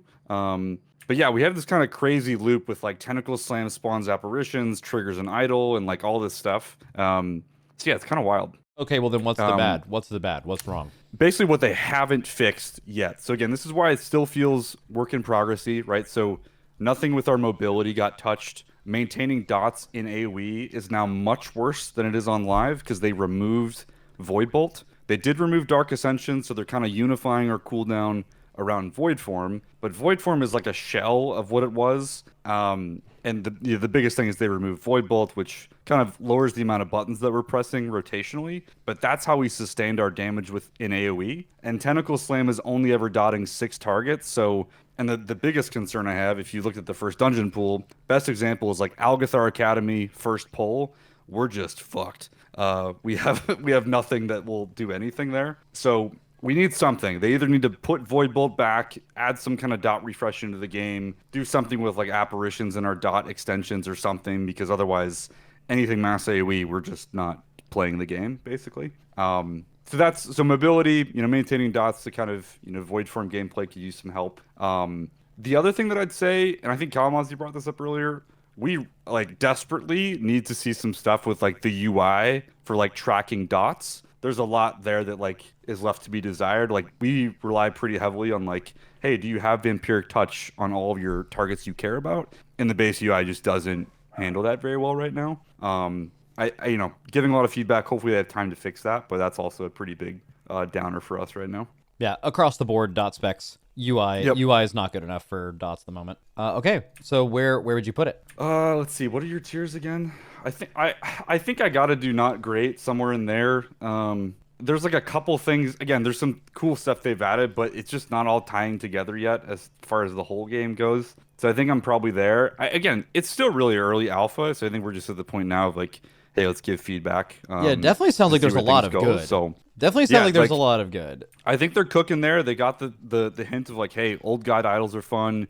The community likes shadowy apparitions, and so my feedback is like, hey, lean into that shit and fix the other stuff we're mentioning with those same things. So I think they can do it, right? They just it'll take some love there. There's just a couple things they did that just a little, like, they put Shadow Fiend in the fucking spec tree. It's like the worst 3-minute cooldown in the game still exists for some reason, and they're like, they pruned all these abilities, but then they left Shadow Fiend in the game. So I don't know, there's just some weird stuff going on. But again, Voidweaver still isn't testable, and we still have 3 spec talents that aren't in the game yet, so there's room for stuff to get adjusted. Oh, that's a good point. Yeah, I mean, I feel like you're also... The dot thing on the UI is something that like actually has to happen. So I would imagine, yes. I hope I'm not wrong. Like I would imagine that is just, I don't know if it's going to be good, but like something with that has to be done. You're missing some ability to refresh your dots in Void Form or something like that on AoE. We just need to be able to sustain dots, or like they just need to make dots not matter, which like that could be a direction they go. But right now, the way we do damage is Psychic Link, and we have to be able to know like, hey, do the targets we care about have Vampiric Touch active? And if that's the way we're going to play, the UI has to support that. And right now it doesn't. Also, your kick got shorter, right? Yeah, so they made silence baseline and then also made last word baseline. So yeah, it's a 30-second kick. And I think it's a 5-second silence now, up from 4 seconds. Because I think everyone got like a silence baked into their kick or something. Wait, yours only got buffed by 1 second? I think almost everyone else is like 2 to 3. Yeah, it went from, because it was a 4-second silence, I think it went up to 5, I think. Well, maybe the reason why is because it's a silence. And it's not a, like, interrupt lockout. Like, those are two different things. That's probably why they couldn't buff it by that much. It's a 30-second kick that's baseline. I'm happy. Like, it's we've been wanting this ever since Dragonflight, so I'm glad they finally got that in. And, you know, the top of our tree is still pretty crowded, but at least we're not, like, really choosing utility over damage as much as we were before. Yeah, that always feels bad. All right, cool. That's all I needed. Thank you. Love you. Bye. Owned. Okay, I'm going to do Atlas and then Psy. Hello? Yo, what's up, my king? What's good? What is your, you said you could do DK real quick style. All right, what'd it do? Frost is like basically the same as last patch because they did a really big rework, but it still fucking cranks ass and it's super sick. Still has a lot of the depth that it retained from the old expansion, so it didn't really feel like it lost anything. It just lost a bunch of stats, which is gonna make it feel like shit when you first play it. But in terms of like class interactions, spec interactions, things like that, Frost is basically like up there with one of the more complicated ones compared to other classes. So, wait, what? Yeah, I thought they made Frost nice. like baby mode last patch, but I guess because they relatively made everything else more baby mode, you're now saying it's more on the complex side? Well, they made it baby mode for people who have baby brains. Empower Rune Up is like the change that they made to it last patch is it's one of the most dynamic buttons in the game in terms of like how you want to use it. So like on a second to second basis, you're basically flexing how you choose to do that based off of whether or not you get procs, whether you do get procs, whether you need runic power, whether you don't need runic power. So it feels really good and it feels really rewarding, even though the spec is like 50% obliterate damage. And you change how you use that button like every single pull. How do you not feel like by a about substantial amount? But how do you feel about the Apex talents like turbo locking you into Frostworm's Fury outside of like basically only Ryder having done that before? I like it. I think that Frostworms is like a super iconic ability. It's like the fucking sickest part of Frost is seeing that dragonfly across the room, and visually it's fucking tight. And when it does good damage, it feels really good to press. The problem is it hasn't done good damage in a really long time, so them amping the damage on it a little bit and then putting more juice behind it so you actually take it is good. Nice. The only downside is if you play Deathbringer and you also take those Apex talents, then your cooldown window feels really bloated. Like you want to fit the Frostworms into your pillar, but you also want to press Reaper's Mark with your pillar, and then you also want to make sure you're not overcapping killing machines. So like all that happening at the same time feels like your head's about to explode, or you're munching procs, which doesn't feel great. But the spell itself being good again is good. All right, W, where would you put Frost then? This is weird actually, because I'm asking people their opinion of the changes on Alpha, but Frost DK wasn't majorly changed on Alpha, so I'm kind of asking you for your opinion on Frost in general, which I think is fine since it didn't receive a ton of changes because it was literally just redone. Yeah. So you can kind of do whatever you want with it. If you merge the rework from last expansion and just count it as this, slap it into great changes. It's a fucking banger. All right, buck yeah. This is probably, well, this last patch, and I guess leading into this new expansion, is like the most fun version of Frost I've ever played ever. All right, let's fucking go. Which is saying something, because like, I've played DK through a lot of really fun tiers, and it's fucking beast. All right, love that. All right, Unholy, completely reworked, right? Okay. No more wounds, everything, but you still kind of have wounds because it's the same gameplay loop. Yeah, okay, I respect the vision, but it's a fucking nightmare. So it's let's fucking go. It like the ingredients are in the kitchen, but the shit is still raw. So it needs to be cooked. It'll be good soon. It'll be good eventually, but you have like 4 rotational buttons. I guess all the specs do, but like the same way Fire Mage has like 3 actual buttons, like DK is kind of the same way. You're actually just spamming Scourge Strike until your finger breaks. And let me just start at the beginning. They changed it so it's like more disease-based. Wounds are not a thing. It's a buff tied to your character, so you don't feel bad like investing runes in one target and then that target dies and then you're like, well, what the fuck? I just pressed Festering Strike a bunch on that guy and now it feels like shit. Now it's just attached to you, so you can just like swap whenever you want, which is fucking great quality of life. They gave you a new button which basically just like makes one of your little ghouls, which you like spam summon, pop. It's basically like it's like if DK became old Demo Warlock and you have all the small imps, and then instead of like having a big AoE burst of like your imps like exploding at once, you can just pop them one by one for big damage on AoE. So like the good is that the gameplay direction is different and the quality of life is definitely still there. The downside is the depth is still not there. So like you're basically still hitting a Festering Strike for a buff and then you're just spamming Scourge Strike. You're summoning like a bunch of little ghouls like on the side. They just kind of like slap for piss damage and then you're accumulating a bunch of little damage sources, and you can go like more disease focused or you can go more pet focused throughout the talent tree. So it's like a good concept. It just needs like a little something within either the cooldowns or within the gameplay loop to make it more interesting, because as it currently stands right now, there's no thought process. It's still you hit Festering Strike once, you hit a few Scourge Strikes, you hit Festering Strike again, you hit a few Scourge Strikes, and that's it. And it just plays itself. Like there's no skill expression really within the spec. Yeah, I mean that's kind of how I felt as well. Even though the theme, I think they hit it with the theme though. Like if they can get the like either disease or like explodey minion thing working, I feel like they're kind of hitting that. And then wounds like basically still exist. They're just on you is like a way to look at it, I think. I mean, I kind of like that. It's just not fun enough. So where would you put that? They did a substantial amount of like quality of life changes to the spec too, even though they did simplify it. Like Festering Scythe just being baked into Festering Strike and it just happens is nice. It having a different component is nice. And the fantasy of the class being like a necromancer that like spawns a bunch of minions is cool. Something interesting though is like you could run around at range like a fucking moron and do like probably 80% of your damage, or you're not even forced to have full melee uptime. You only have to go and basically to press Festering Strike and to melee. So you could just be a dipshit running around if you need it, which I guess is cool in some ways. Yeah. It also lost Soul Reaper, so that feels like fucking shit.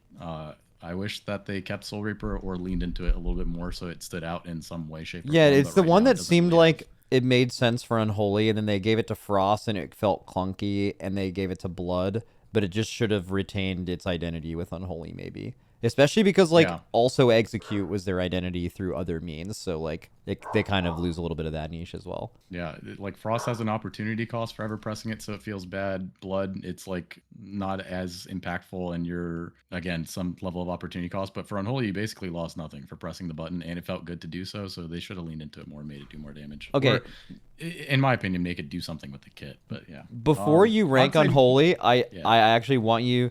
Do you have any thoughts on how Death Grip is still your raid buff and Hunter's Mark is now the best raid buff in the game? How PG are we keeping it? Well, I mean, like, I'm gonna put this on YouTube, so I guess like families, like, I don't know. You say whatever you want, man. Okay. It makes me really sad, and I feel targeted. And not only that, they put A-Bomb Limb in the Blood Tree and gave them Mass Grip. And if I don't get a raid buff soon, I fear that I am headed for a dark hole, and I'm never coming out of it. Okay, I think I can kind of understand almost exactly what you would have said if you weren't keeping that PG. So all good. Yeah. Yeah, I get it. Also, I really, really, really dislike the concept of looking at dungeon journals, because there are some on alpha, and you look at all these bosses where nothing is grippable, and then you just look at the last boss, and there just has to be some dipshit thing to be gripped on the last boss because they're choosing to stand on their hill and die on it. Yeah, which also like limits design for the last boss. Like, not every boss is it a good mechanic to have some ad that needs to be gripped and killed in time. Like, you can be more creative than that, but oh wait, you can't, because you have to die on this hill that DKs don't actually need. Yeah, it's actually fucking crazy. Yeah. Okay, where'd you rank Unholy? But I'm smiling. Yeah, you sound like you're smiling. I want to put it between not great and spec could be played by a baby Blizzard. You said you would roll some of this back. If it's this bad, truly bad, please revert some of this. It's really bad, send help. But like, they're trying, so like I wouldn't put it there. It's not there yet. So it's just not great, but it has potential to be cool. Yeah. It seems like there. Yeah, I think you put it best earlier. All the ingredients are there, they just haven't cooked it yet. That's all. Yeah. W. Cool. I love you, bro. Love you hard. Okay, love you too. Bye. Yep. Okay. Multiple choices here. We have Feral, but he's up really late, so we should probably do Feral. I now have some more people available to me. I have Feral, and then we can do Sang for Aug and Dev. So we'll probably do those next. And then I also have some other options. I have Jedith reached out to me to do Havoc and Devourer. He's on his phone. That's perfectly fine. Bro, I swear I can do... Maybe I'm cooked, but I swear I can do Devourer, and it fucking sucks. Okay, we're gonna do Feral. Hello. Dude, I heard you had a really good interview the other day, by the way. Yo, thank you. Yeah, funnily enough, I jumped on your stream when you were going through some of them, and then so I saw it and you bigging me up. I appreciate that, man. Thank you. I love you. It was great. Ooh, getting that out of the way early. Love you too, buddy. I'm just getting out the way early. You know, Yeah, you never let's know go. what could happen. Yeah. All right. What I actually didn't even pay attention. What did they even do to Feral? I haven't heard anyone say anything about Feral, so I'm very interested in this. Oh, really? Okay.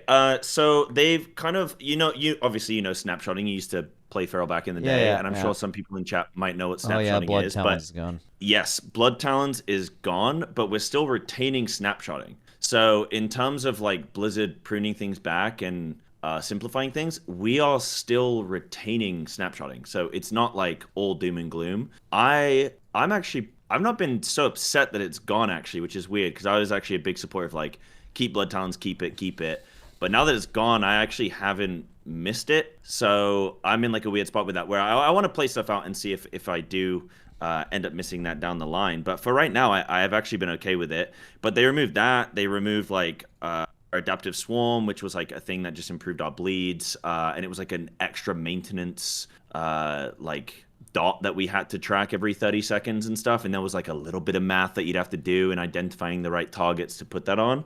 And then they got rid of Brutal Slash. They got rid of Lion Strength, which was basically baby Blood Talons. And I think I'm missing one other thing, but it's minor. So yeah, Brutal Slash, Blood Talons, and Adaptive Swarm were like, I guess, the big three that got removed. Okay. What about gameplay?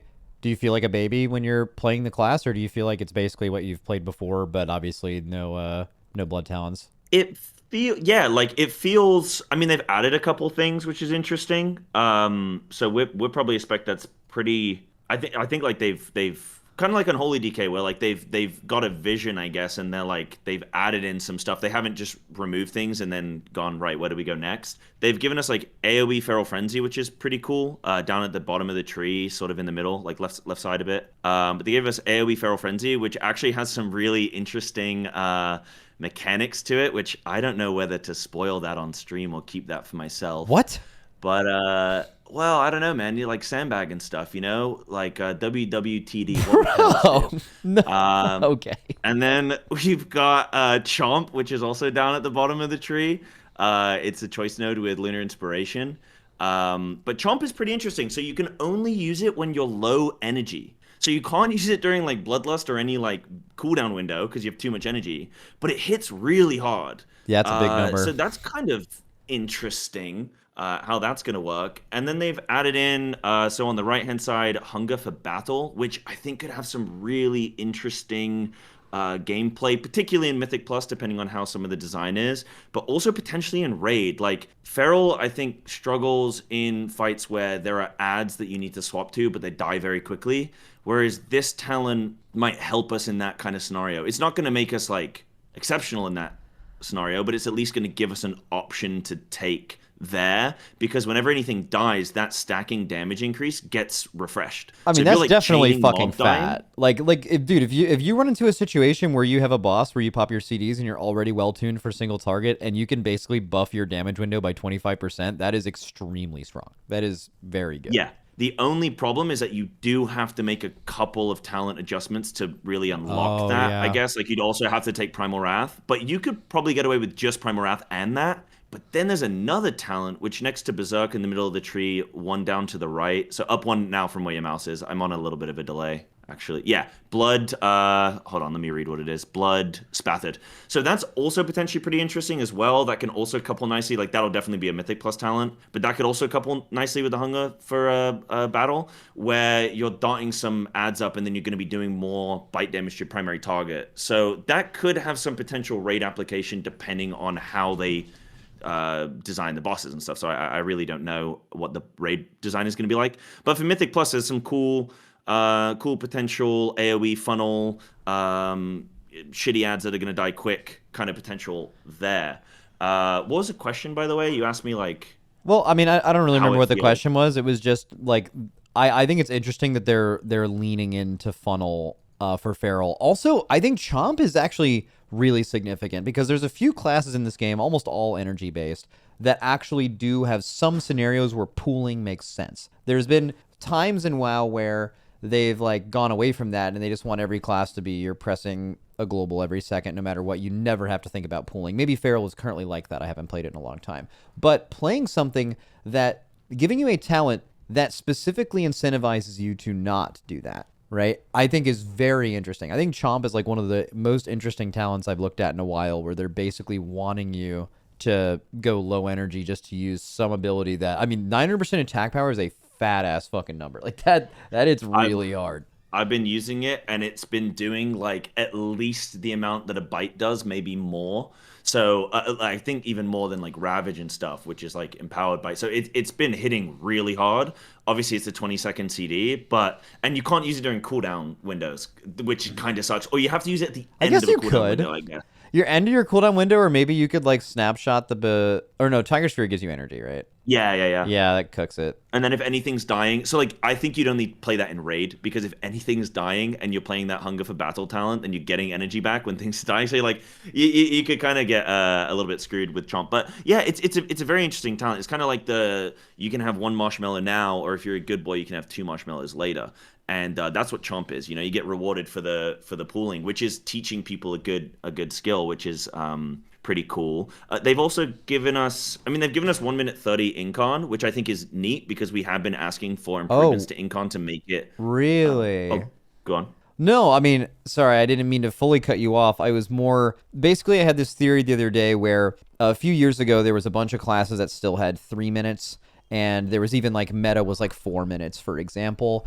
And it was like, if you didn't have a 2 minute, man, it was just like, fuck, I feel so bad that I don't have a 2 minute. And it's crazy how that has changed in just a few years, to where now it's like the people who are rotating on either 45 and 1.5 or both, right, are the 2 minute people are like, man, I wish I was them, right? I wish I had just as strong of a 2 minute, but it was just 30 seconds shorter. And it didn't help that specifically this raid, Dimensius and Nexus King are like absolutely fucking perfect for 1.5 and 2 minutes just straight up lose a use.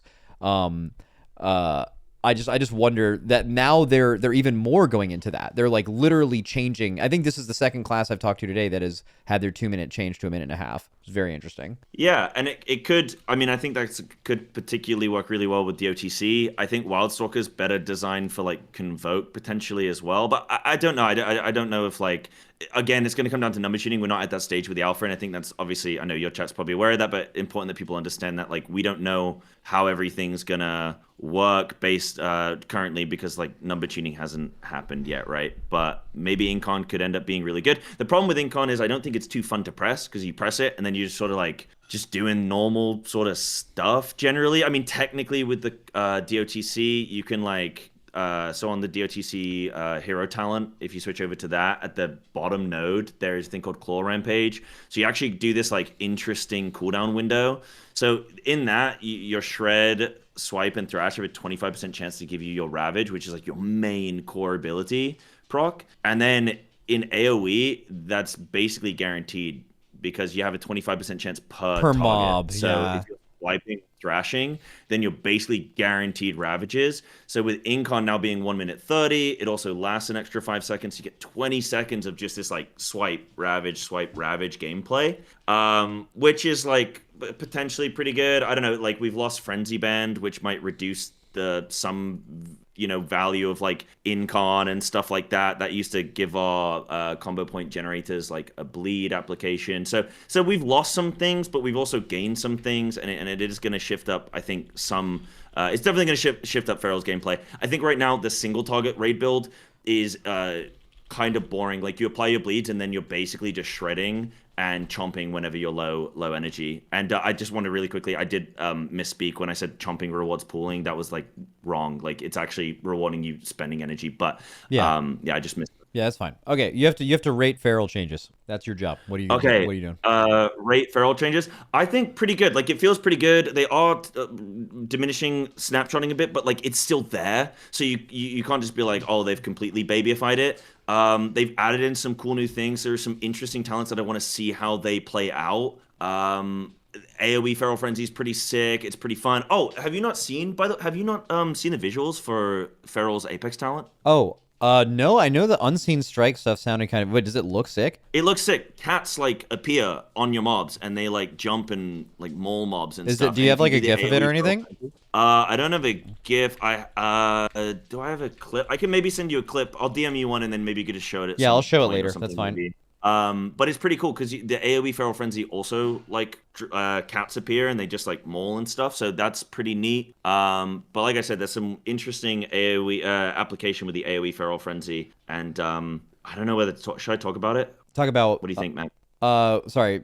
Oh, the crazy thing at Frantic Frenzy. Yeah, it's really. I mean, so what are you arguing that if I mention this crazy broken interaction that surely no one else will figure out, and they definitely won't figure out for all of alpha and beta, that like I'm gonna be the reason this thing is nerfed? Bro, the alpha came out this week, man. Like unless you have some like crazy cook, I mean, it's up to you, man. You can do whatever the fuck you want. No, Max, you know what? You're a smart guy. You're right. Somebody's gonna figure it out anyway. I'm sure somebody probably already has. Okay, so there's a really interesting interaction. So that AoE Feral Frenzy, it's melee range, but if you target mobs at like 40 yards away and then you use Frantic Frenzy on mobs in melee next to you, but you're targeting a mob at 40 yards away, it will hit everything. So it will hit the mobs around you and it will also hit the mobs like 40 yards away, and it's uncapped AoE. So it applies Feral Frenzy to everything uncapped. Okay.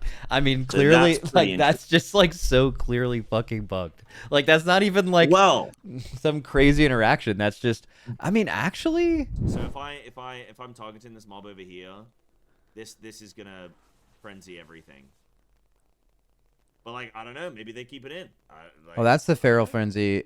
Here's a clip of the cat jumping around, and there's also a proc of our Apex talent. So it's that cat... This is gonna... frenzy everything. The cats shouldn't be doing that. Maybe they keep it in. But the cat is the important thing. The cats will still show up, just not on the faraway mobs. I can kind of see how that happened. Be bugged for like 5 years, so you know, just because a bug exists doesn't mean it's gonna get removed. I mean, that'd be kind of fun though. I mean, it's like Druid classes having uncapped AoE isn't anything new, so fuck it, just let it be a thing. Cool. I'm cool. No, but that was just something that I found that was pretty fun. But yeah, I guess that's everything on Feral, I guess, unless you have any questions. No, that's great. That's great. We already got the love thing out of the way, so that's excellent. All right, cool. I love you. All right, love you too. Got out of there, even though I didn't really own him because he said it first. It's all good.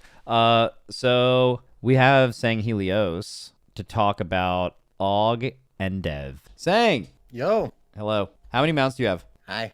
I lost count. It's like 1150. You fucking lost count. Okay. I have to check every like other day. Dude, Sang messaged me because I was like talking with Roger Brown at some point and mentioning that you had a ton of mounts, and then I simple armoried the wrong characters, so it looked like he had less than he actually had. Yeah, and Roger was like, "That's not even that many," and apparently I was just fucking lying, and he got mad. Yeah. Yep. Okay. Aug and Dev, you can start wherever you want. All right, we're gonna start with Dev. It doesn't have its Apex talents, just so there's still easy changes happening soon. Okay. So this spec is very interesting because overall I would have to put it as an okay, but there are like two hard sides to this. So I think like, if I had to rate the hero talents, Scale Commander is like pretty high, pretty good. What'd they change about Scale Commander? They make it good. So the abilities they removed are Firestorm, Shattering Star, and Engulf. Which are mostly Flame Shaper related. Yeah, mostly. Well, Shattering Star is like kind of both. It was pretty popular with the Scale Commander just for Essence Economy, but it was like you didn't really lose the big things they've gained. So there's a new talent, bottom of the tree, Second Exhale. It is just that you can Deep Breath twice, which is really favorable towards Scale Commander. A lot of interaction with other talents, and especially Scale Commander gets a lot with that, especially with like Deep Breath being like a 1 minute cooldown for that spec. So it's like it's really like a lot of people enjoy the spec already, and I think it's just like even more fun to like just press Deep Breath more. So that's like a big plus sign. Shattering Star also is just kind of like more of a passive. It's gonna be kind of like it's just like kind of a damage proc now on. Well, it's not really a proc, it's just added damage to Eternity Surge, so like makes that Empower a little more valuable to cast. Are you a fan of that specifically? Like losing that button? Yeah, I think it's fine. It wasn't like too big a deal to lose. It's probably makes it a little more simple. It's just like less to think about. Again, I think it's like nice for Scale Commander. It's fine. I think you had a lot of action with Deep Breath, fitting that in your rotation. Now Flame Shaper. Flame Shaper is the opposite end of the spectrum. This one would probably is pretty bad. The removal engulf basically like redesigned. It's like almost like an entire redesign of the entire hero talent with the removal of your hero talent, which was engulf.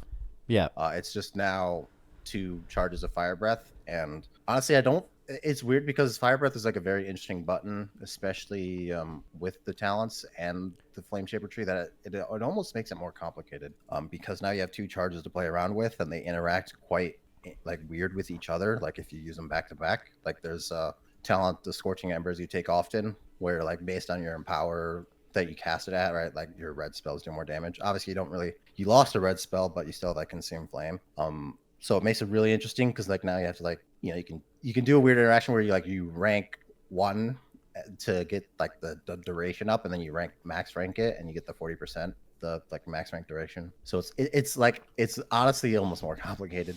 So I'm just, again, there's no hero or no Apex talent, so I think they're gonna maybe work on that because, and I know Dev is like a somewhat newer spec, and I don't think Dev is super in depth, although I think more in depth than some make it out to be, especially recently. But one thing they've done across the board is make the game simpler. And I think if they're making a hero talent like significantly harder to play, maybe there's a world where it's like, okay, well, there's just another hero talent that isn't, but that's not something they're doing with other classes. They're usually, if something has become harder, it's usually because of something they probably didn't intend. So I wonder if that's something that they wouldn't have future passes on. Not to mention if it's a brand new hero talent, I think that's something that's probably going to get more passes anyway. And again, there's just still no Apex talents. There's like the other changes in general are Dragon Rage got uncapped. Dragon Rage has not really been an exciting 2-minute cooldown. It's just kind of what do you mean it's uncapped? Like the duration? Well, like the duration. Well, it's like it's not hard capped at like was like plus 20 or so seconds. Now it's like I think it's like 4 or 5 times per empower. So it's like it can be like way longer, but it's like based on empowers. So like the cap of it was like 46 seconds, and now it's like a minute. That's really interesting because didn't they deliberately cap that to reduce complexity and to reduce the skill ceiling of like, you know, very Breath of Syndragosa-y, very Surrender to Madness-y, where it's like very actually Venthyr Moonkin like, where it's like they don't want you to be so fucking locked in during your CDs to where you're just like turbo dead, or it's just so much harder that they wanted to reduce it. And then now they're kind of, I mean, I don't know if they're really making it harder, but you being in your CDs longer kind of goes against that change they already made. You're chasing the extensions again, which is, again, I'm just going to... That's just the fact on that. I can't say that I can formulate a full opinion yet until, like, actually all the info of the class is there. But you want PI. That's what you're saying. I honestly don't. I hate that. I really do. But honestly, all right, the removal of Engulf kind of helped a little bit for that, but maybe not, because there's still Consume Flame. Okay. Anyways, that is... I'm trying to remember if there was anything. Yeah, Scale Commander is very good. Like if they can touch up on Flame Shaper, I would honestly put the spec as to like very good changes. Damn. But, so you have like this is like one of very few specs. I forget the other one that's like this, where it's like Demo, actually. Demo is like you either love it or you absolutely hate it. And I think there was one more where it's like this part of it is amazing and this part's really bad. So really, you would actually rank one hero talent in great and one in bad. And also quick speed run on like just again another like Scale Commander W. Like they made it so Mass Disintegrate is like 4 targets now, like all the time, which is good. Mythic plus W, and Flame Shaper because they lost Firestorm, which was the of the 2 hero talents, that was the only one that could really play Firestorm, and it was like good. But now you just don't have Firestorm, so now you're just like kind of a Pyre bot. But Flame Shaper L. Okay, Flame Shaper L. All right, so we put that in OK to split the difference, right? Okay. All right. Augmentation. All right, Aug is very interesting. Well, like interesting in that like the changes are interesting. Obviously, I'd say I would actually say it's pretty good. I would just rank it there. The changes.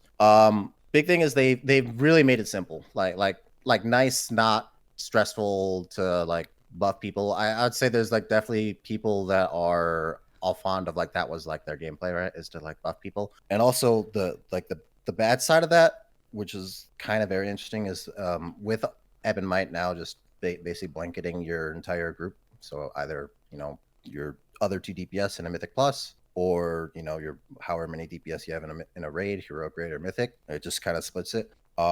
you lose the gameplay of not only targeting your buffs, but also like part of Augmentation's like strength was like being able to shift your damage emphasis on like different people like cooldown timings. Yeah. So like buffing, like your buffs are like stronger in a sense of like buffing only like a select few people that had like a minute and a half cooldowns, and then you shift them to the 2 minutes. Yeah, you could basically 3 minutes during at any point in the fight, you could just cosplay as the person that is currently in their CDs, which across a 20-person raid is usually somebody, right? And then you just needed some good lineups on Breath of Eons, and you're pretty much good. However, that was fucking insanely hard. Like I'm pretty sure it got easier, I think, this season. But like when I've watched you guys do this, I'm pretty sure you are doing the hardest thing, including healing in the raid, and you are permanently coggy loaded, and it seemed insane. And the purpose of this class was to be like a fucking easy as hell buffing class. So I don't think it's surprising that they went the road of basically making it extremely easy in raid. I think there's still some selecting with like prescience, maybe, right? Oh, there is. So I think it's like a good balance. Like obviously there's no more like it's hard to like hard miss because now you can just kind of play the spec, very simple style, and you're mostly going to do it. There's still some targeting buffs and prescience. There's still proximity buffing on like your shifting sands people, like your closest targets still get it. And you get a lot more, like the moats now have prescience on them too. So you're getting a lot more buffs out on specific people, like those buffs, but Ebonmite in general and Breath of Eons. So like the main like cooldown based buffs that you were doing are just kind of, raid wide now. So you don't really have to think too much about pressing your cooldowns. You just kind of line it up with like, when the overall raid's is doing the most damage, which as Breath of Eons is basically a 2 minute cooldown. Well, it's obviously a funny cooldown for Scale Commander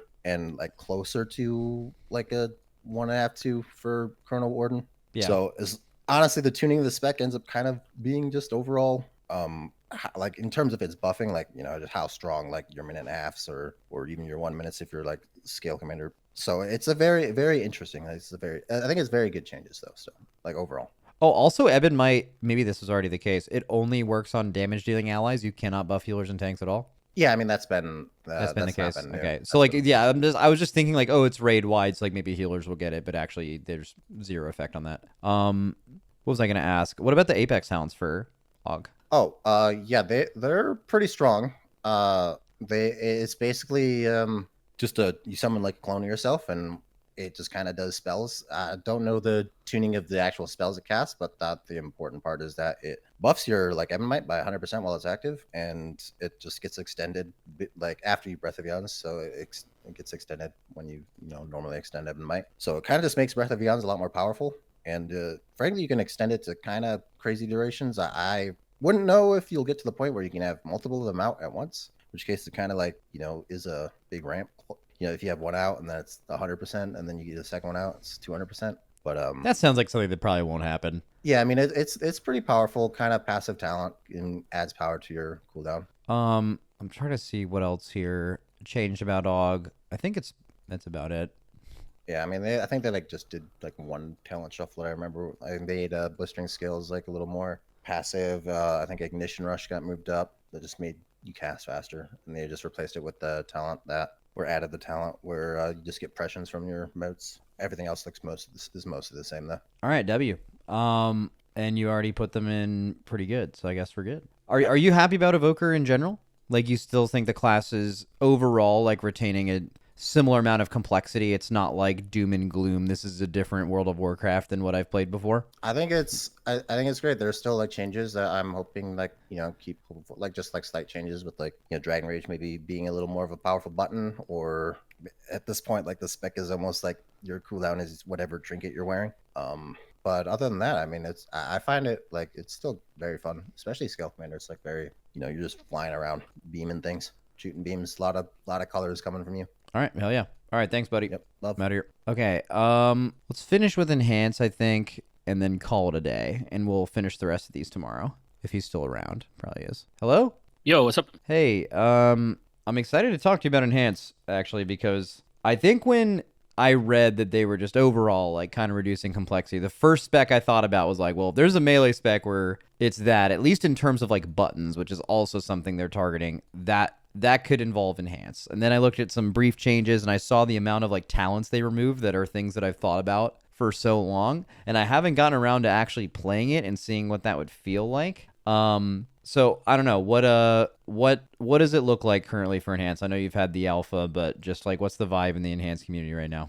I think a lot of people are really scared by it because the list like kicks off with a really long list of stuff they've removed. Because I'm pretty sure they've been doing this work for quite a while. Because there's like a really heavy level of reworking going on in our tree. Because like I've been of the opinion that I think that just classes in general have in some cases got really complex, not necessarily hard, but there's like so many little buffs to track that you don't know whether they're important or not. And we were one of the main offenders of that. There's like 10, 20 talents, and you have to go and read a manual on whether you need to care about it or not. And they've cut a lot of those out, but the gameplay isn't really that different, which kind of says a lot, really. And I think it's really good. Oh, you think it's good? I'm a big fan of it. I think a lot of it is that when you read it, you can't get the vibe of how it plays from the text, because enhancement isn't like a resource loaded thing that you can just eyeball and say, well, that's just how it's going to go. You have to know what the gameplay flow is like, because all the buttons interact with each other. And once you like hit a dummy for 5 minutes, you kind of go, oh, yeah, this is just like basically the same. They've just reskinned a few of the buttons. Okay, I have just now gotten to the enhancement thing. Here's what they removed for people who play enhanced, just off the top of your head. Some talents like Alpha Wolf and Witch Doctor's Ancestry and Legacy of the Frost Witch, but buttons like Primordial Wave, Ice Strike, Hailstorm, Ellie Blast, like just like crazy important defining like things that you've basically been spec'd into for like years, right? And then you look at the tree and it's like, okay, Doom Winds is at the bottom. Is like in the capstone level, seems important. Sundering is in the capstone level. It's just such a different spec. Like have you made a build for this based on like just whatever and this like went and hit the dummy? Like how many things are you tracking on like your what most people's UI packages look like on the top, which used to be like 8 buttons? Like what is that looking like right now? Right now, I'd say there's like maybe 2 to 3 really important things to track, whereas like on live it's like 9 or 10.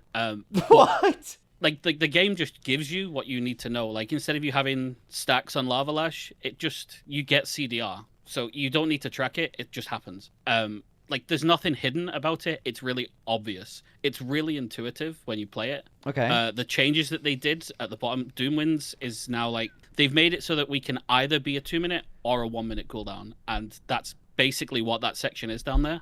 Okay. And you either have Doomwinds or Ascendants, but they both kind of do the same thing, except one's a bit longer. Which, I mean, for flexibility's sake, that's really cool. I really like that. P-Wave is gone. It's just been replaced by Sundering, so it's the same spell basically, just without having to set up flame shocks. So it like a lot of the things that got in the way of you just pressing the button and going is what they've took out, and now you just press the button and go anyway in the exact same way. Okay, so they like just reduced some redundancy and like made some things like those things aren't gone, they just happen at the same time as when you press other buttons for a few of them. That actually makes sense. Also, just to be clear, when he said there's like what are you tracking on your top bar, he said the important things to track, not how many buttons like you're pressing in your rotation. He's not saying it's a buttons wise, it's like I'd say like 6 or 7. It's like down 3 or 4 from live. Like in the case of like your shocks and Ice Strike have all been rolled into just Voltaic Blaze, which is almost which is on like the mid right, the active there.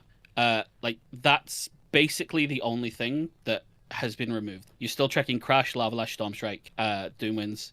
I'd say the only big thing that super isn't for me, and I don't like at all, is they've just killed wolves. Wolves are terrible in every way now. Like, you still have them passively. It's just it's not a button that is interesting or feels good to press. They've nerfed them in like every possible way they could nerf it. They did it all at once. Because, I mean, it's not a secret that they were insanely overpowered, this expansion, that caused so many problems for them. Yeah. But they've like hit every possible thing that was making it overpowered, and now they just might as well not exist. Like, I don't think that talent does anything now. So that was maybe an overreach. Everything else, I think, is really good. Crash Lightning looks really cool and is our Apex talent. I really like that. The hero talents both got mechanical changes, but they play the same-ish. I think that one will be one that people come round to. but not at first. Because Tempest isn't you stack a counter and then it procs. It's just random. The keystone at the top. Yeah, okay. And I think the one thing that people did like is that it was really predictable. Like every 40, you get the big button, it does big damage. That's cool. Now it's maybe your Maelstrom gives you another big one. Maybe it doesn't. Who knows? That one's kind of sketchy. But they'll, on the other side, like the Surging Totem, the totemic one, isn't a maintenance buff. It's just a cooldown. So you press it every minute. It does big damage. Okay. All right, I like it. So you would where would you rank it though? So personally, I would say it's pretty good to almost great, but I know that there's like some community-wise, I'd probably just put it pretty good. Oh yeah, I think no. There's some things that like that people won't be a fan of. Like there's some theme removals, like there's no frost damage anymore. Some people like are fans of that. And the non-damage side of it, I think we've got disproportionately hit badly by like the utility and the defensive thing. That is hard to not count in that. Okay. Yeah, I don't think I think I'm probably along the line of like a doubter a little bit personally, because one thing I loved about Enhance is like you're cranking out Maelstrom weapons and like you're seeing that CDR hit your wolves, and you know when you press wolves they're about to fuck. Like they're going to do so much damage, and like you're seeing like, oh, I'm getting good procs of like certain elemental wolves or whatever. It's just like that high rolly nature of it and how fast paced the cooldown reduction, that was always very, very fun for me. Like that is like maybe the core gameplay loop that I actually really, really enjoyed. I actually haven't played recently. I don't know if that's something that has been the case like this season. I'd say like on the tree right in the center, elemental tempo, just from a damage thing, that's like giving CDR to Storm Strike and Lava Lash when you use a spender. That's the kind of same cooldown reduction feedback loop from pressing a button. Makes it flow really well. Oh, like, okay. You can feel like when you press the thing, it leads into something else, and they're hitting pretty hard now. There's like extensions on Hot Hand going on Totemic, so you get really long windows of that.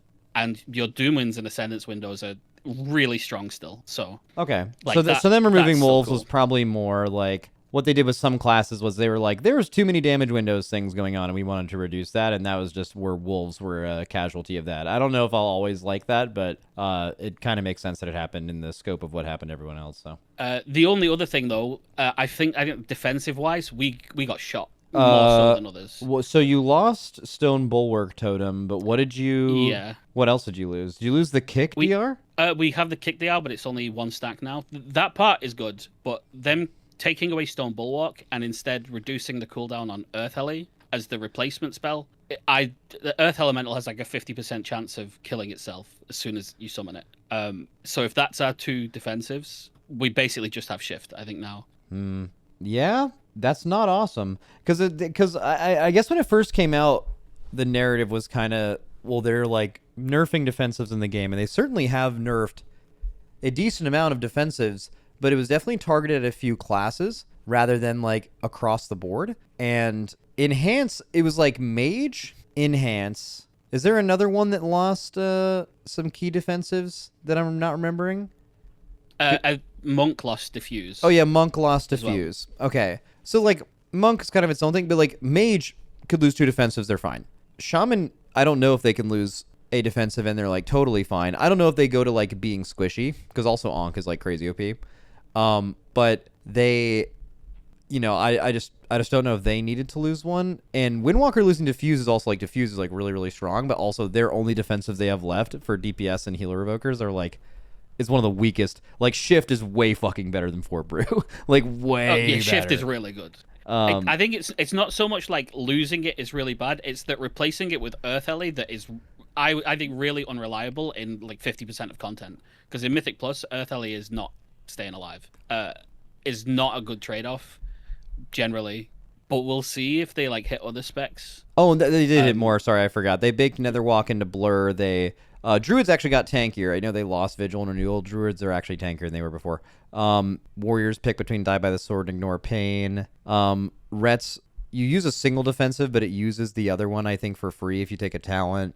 DK's lost Lichborns. They did more than that, but it's still not what it was before. Yeah, like I think on the whole, that part is going to hurt us a lot more than it looks on the surface.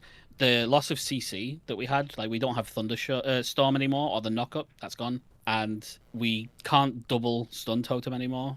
That's gone too. And Sundering doesn't incapacitate. Like those things, there's like a lot of little things of the extra stuff that we did that's going away at the same time. Oh yeah, no incap on Sundering is all interesting. Shaman. Yeah, no reset on both Windrush and Cap, I think is like matters. Like depending on Raider Mythic Plus is important. Yeah. There's like a lot of small things that I think if you put it all together, it's actually quite a lot that they just took away all at once. So I hope that those 3 talents that they haven't put anything in yet at the bottom are something good to replace it. Yeah. All right, sweet. Where did we rank this again? Oh yeah, in the cautiously optimistic, pretty good. Some people will have some reservations, but you think you're saying once you guys get your hands on this and actually play with it, it's not going to be as bad as reading all the changes sound. That's what I'd say, yeah. Like, I've seen alphas where we look way worse than this on the first build. I think this is... this plays more like it's close to release level polish on what they've been doing. All right, cool. All right, that's all I need. Thank you for your time. Love you. Bye. Out of here. Okay, that's all we're going to do today. We're going to finish the rest of this tomorrow. But overall, I would say the outlook so far is significantly less doomer than my impression of it coming into today and not having done a ton of individual research within classes, because like the noise has been these 2 at the bottom and a few of these and not great has like completely drowned out all of the like, hey, actually this stuff is like pretty decent, because I mean that's just how this stuff works, right? But so I would say one conclusion I have from this is the game is never going to be the same. They're making it too easy now thing. That I feel like that narrative is localized to that's not like it's not completely fake. Like there are some classes where that is fucking real. Specs maybe is more accurate. But that is not true across the entire game, like really at all. So W, cool. We'll finish this tomorrow. All right, cool.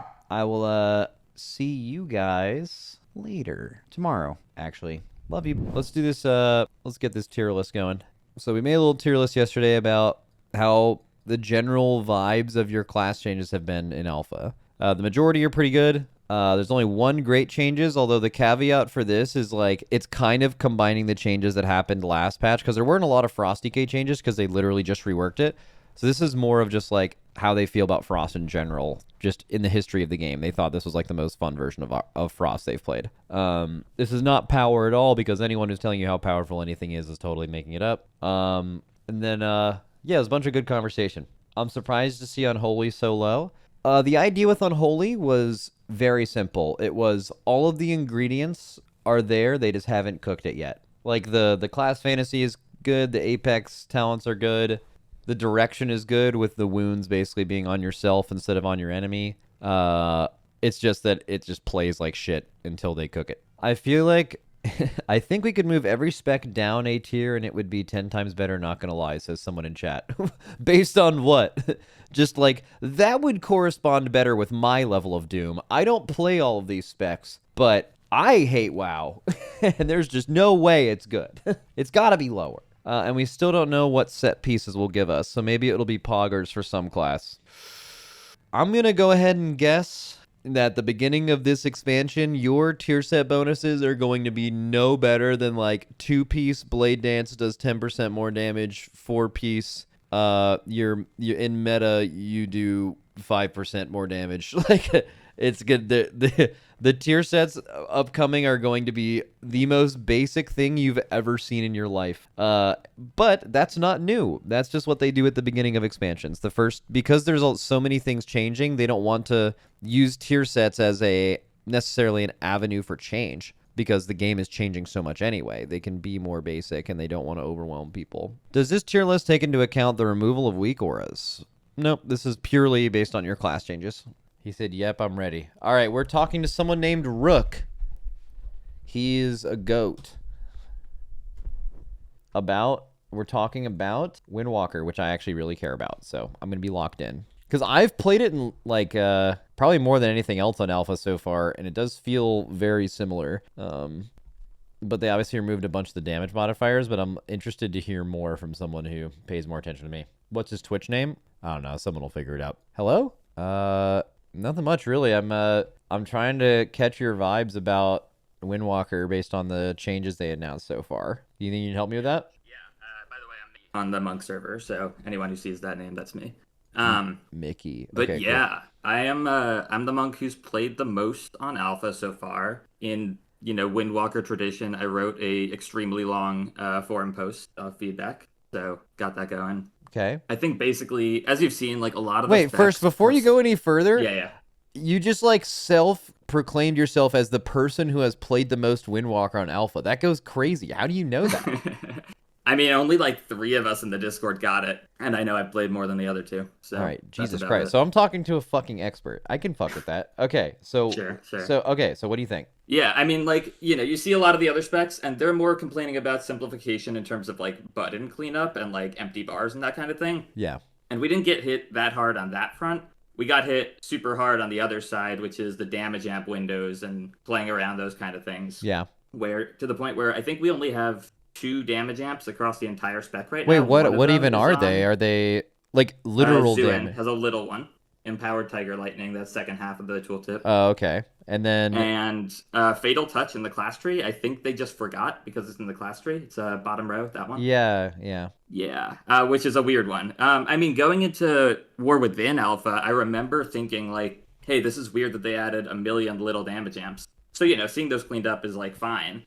But the weird one is, of course, like our main cooldown does not have it. And I think that's just a little strange, a little far. On beta for Weapons of Order. It's just like a secondary effect that we have on live, Storm, Earth, and Fire, with no, increased damage at all. So I think that's a little far. And, they've also like, Zuen doesn't have Invoker's Delight, the big haste buff during it anymore. That's not an option and it's not baseline. So, yeah. A lot of the things people have been kind of suggesting is like, what if Zuen didn't have a damage amp, he got Invoker's Delight, and we had a damage amp on Weapons of Order again? Like, that would be kind of a nice solution there. Yeah, I wonder. Yeah. So it's possible they went too far with that. I think I kind of agree with you with the whole like they had too many mini damage amps. I think especially if you're looking at simplifying things for new players, which again I think something I've learned, probably going to continue learning today and did learn yesterday, is that entire aspect of like the game is becoming for babies now is like massively overblown. But I do think I think combining multiple damage amps is one of the hardest things for people to do. Like if you're outplaying someone else, there's a good chance that you are doing better at that than them, among other things. So like I could see them targeting that more with other classes, and Windwalker seem to get it more than that. But I am like, do you at least somewhat kind of look forward to like they talked about building more power into base spells? Like I feel like Windwalker has had this constant issue for years, right? Of like we need a tier set to make Rising Sunkick or Fist of Fury actually good. But like now stuff like Spinning Crane Kick is going to be doing as much damage as it was doing before in Chi-Ji procs, all the time. And then the Chi-Ji proc is just the free use. Are you looking forward to it all? Just these spells being powerful on their own to where that's less of an issue? Or do you feel like it's going to suck to maybe not be a strong cooldown class? I think it's going to be a little too flat is kind of how we're viewing it right now. It seems like there's not a lot of opportunity to have that sort of burst, because even like stuff like, all the Crackling Jade Lightning talents are gone. And that was a nice form of like, here's some AoE burst that you have this kind of build and release cadence to. And that's like totally gone. Yeah. Especially like the procs they've mentioned in the kind of alpha notes where they're talking about what the direction is just in plain text for the spec. They want the procs to feel important and good, but the procs just being a free cast without is any not sort of strong damage enough. Buff. Yeah, no, it's not compelling. Especially like right now, we've got a lot of resources in general. Like if you check out the node bottom right of Weapons of Order called Obsidian Spiral, that one. You can see like that gives us a ton of chi during Weapons of Order already. Like that, you almost can play it like Old Serenity, where you're not Tiger Bombing very much. You're just blackout kicking as filler, and like chi is not an issue. Of course, this is just in cooldowns, but just in general, like there's a lot of sources of chi. You're not really that starved playing on alpha that much. So a proc just being free cast is not super compelling. Yeah. Okay. What about? I have some general thoughts. They were talking about removing buttons from the game. Enhance.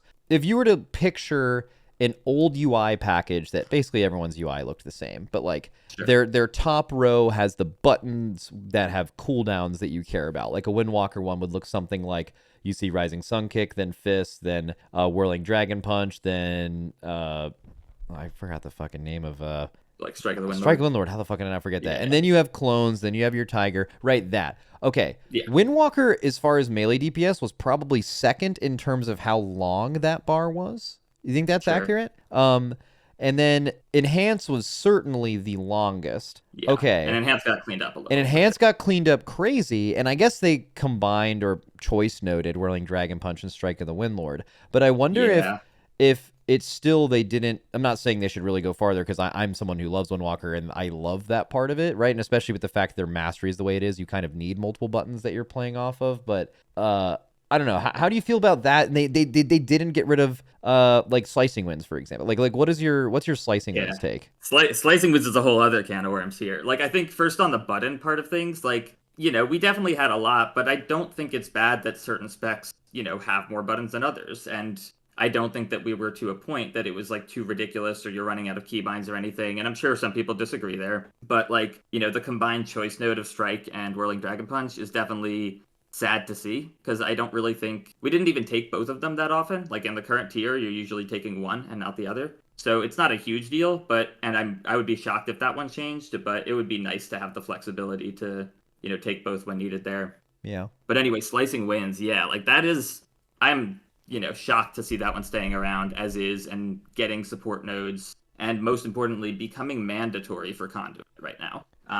Like that is a pretty controversial spell. Yeah, check out the middle. Yeah, right I saw it. Yeah, it's like it's our current tier set right now.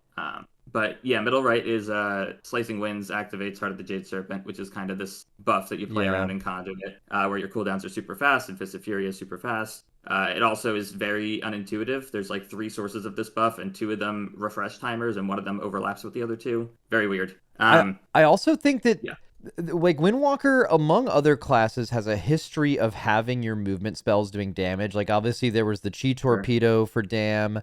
Old heads will remember the like PvP set bonus in High Mall where you rolled for a reduction, and then you have like now you have Slicing Winds for damage, and it seems like and Havoc has had the same thing where like anytime you put too much movement spells for damage, there's just a large set of people that get mad about that. It's just it's interesting to me that they're doubling down on the Slicing Winds also as an empower on a class that's especially that. Yeah, I don't know. Yeah, like an empower is weird in melee. Like it's a cool Plunderstorm ability. It was a cool experiment for like 1 tier, and after that I'm kind of like I'm over it.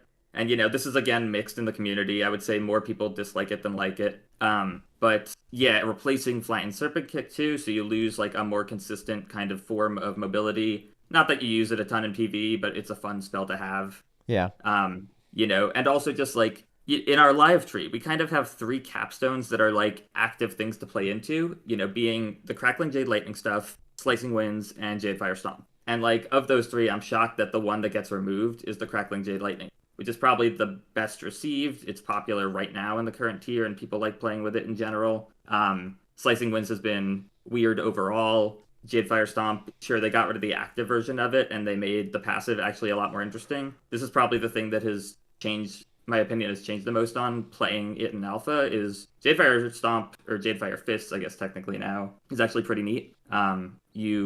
With Conduit especially, you're firing off a lot of these, and they hit pretty hard with the follow-up node, so that's kind of cool. But yeah, Slicing Winds in general, especially being mandatory for Conduit, is pretty, I don't know, it goes pretty far. Well, I mean, okay, so it isn't an actual ability in a damage rotation, I think, is frustrating on its own, but I think the main issue is that Flying Serpent Kick is so universal to Windwalker Monk mobility, similar to like basically any main movement spell for another class, to where if you're playing this rotationally, it just feels like you lose that button, and that just feels so bad. And people will say like, oh, well, you have a choice. Slicing Winds is a node. It's like, well, you really don't. That's not really how playing this game works at a high level. Like if it's the best thing, you play it. And also they built it directly into one of the things, so you do have to play it. I think that personally to me is the worst part of playing it, is just knowing that you won't have Flying Serpent Kick. Yeah, and like, if I just wanted an open world, I just don't want to have to respec to an open world spec to not have Slicing Winds, And to be fair, for Conduit, I do think this is alpha. On the live Conduit,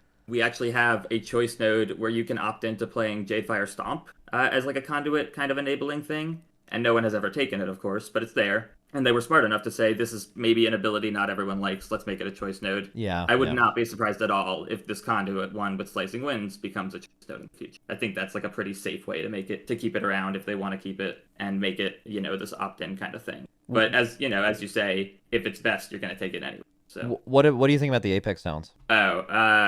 Not great. I don't know. A little boring in general. I think, sure, they have the name brand of Tiger Eye Brew, which a lot of people have this nostalgia for, but kind of the point of Tiger Eye Brew in the past was, it's this flexible cooldown you spend when you need to. So maybe the boss has a damage taken amp, and you don't have a lot of stacks, but it's still worth using at that time. Versus, it's a 90-second cooldown. And, of course, this has none of that. It just makes Weapons of Order a little beefier of a cooldown, because Weapons of Order is a very limp cooldown right now. Yeah, but also, sidetrack, lame fantasy. Lame name, lame icon, cool visuals. Rename it Serenity, and it'd be 90% better. It'd be 90% cooler, yeah. But I also think it's interesting that the reason that these Apex talents exist is probably why Weapons of Order doesn't have a damage amp on it. So it basically feels like you're slamming at least multiple points in your Apex talent or actually I guess it's just one, to make Weapons of Order have the damage amp that it maybe should have. Which feels bad. Yeah, it just feels like it's well, actually, it's kind of a trend that we're seeing a lot here. They made a couple previously passive effects talent points now. On the right, the Blackout Kick combo breaker effect, right of Obsidian Spiral. I see. Yeah. Yeah.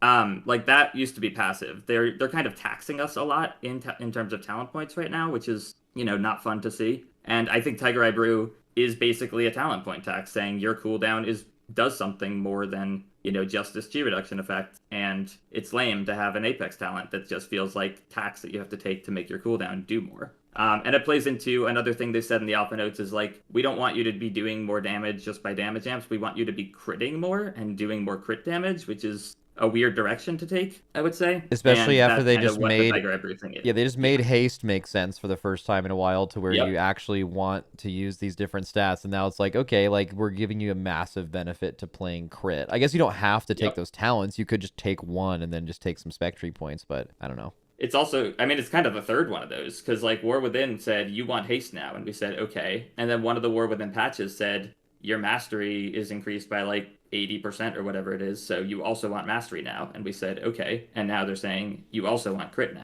And we're all right, I guess. Yeah. As long as it's not verse, I guess. All right, that's a lot of information, but very, very, very thorough and very good. So you have to even though you've explained it all, you have to very simply place your vibes in a ranking. Where would you put it? I'm putting it top of not great. Okay.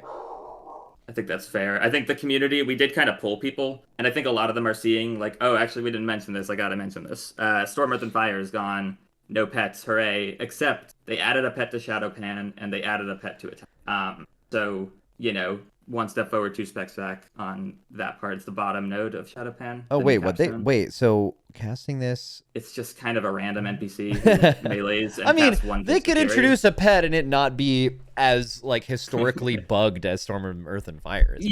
But this will definitely be a lot cleaner. The other one, go to the spec tree on the middle left. It's called Storm Spirit Strike. It's below Dance of Chi-Chi. Yeah, I see it. Yeah. This is it's probably supposed to be, well, first of all, it's a live PvP talent, but it's probably supposed to be hey, if you miss Storm, Earth, and Fire, here's a way to get a spirit that does some stuff. And you can see it's very clearly called out. It only does these 3 spells. We're not going to, get into buggy territory with trinkets and whatever else here. But this one's weird. It doesn't refresh if you can only have one out at a time. It's definitely a very early iteration of this. And, at this point, just throw the pets away. We don't need them. We don't need this. Give us a different Shadowpan capstone. I don't know. Get us out of here. All right, cool. Yeah. All right. Thank you for your time, Rook. That was very, very good. It's interesting. I have now, for most specs, I have exactly one person I can talk to that I think is capable of nuance, isn't a doomer or also a crazy optimist, and is somewhat respected. And for Windwalker, I have at least 4 people that are like that, which is true because it is it's the goated spec. So it makes sense that there are that many goats. So thank you for, nice to meet you, and thank you for your time. Yeah, for sure. Yeah, see you. Okay. I just met him. I'm not hitting him with a love you. I just met him. Okay. I just met him. Why did I put a hat on? Oh, he messaged me, love you. I got owned. I got fucking owned, bro. Let's get the tanks out of the way.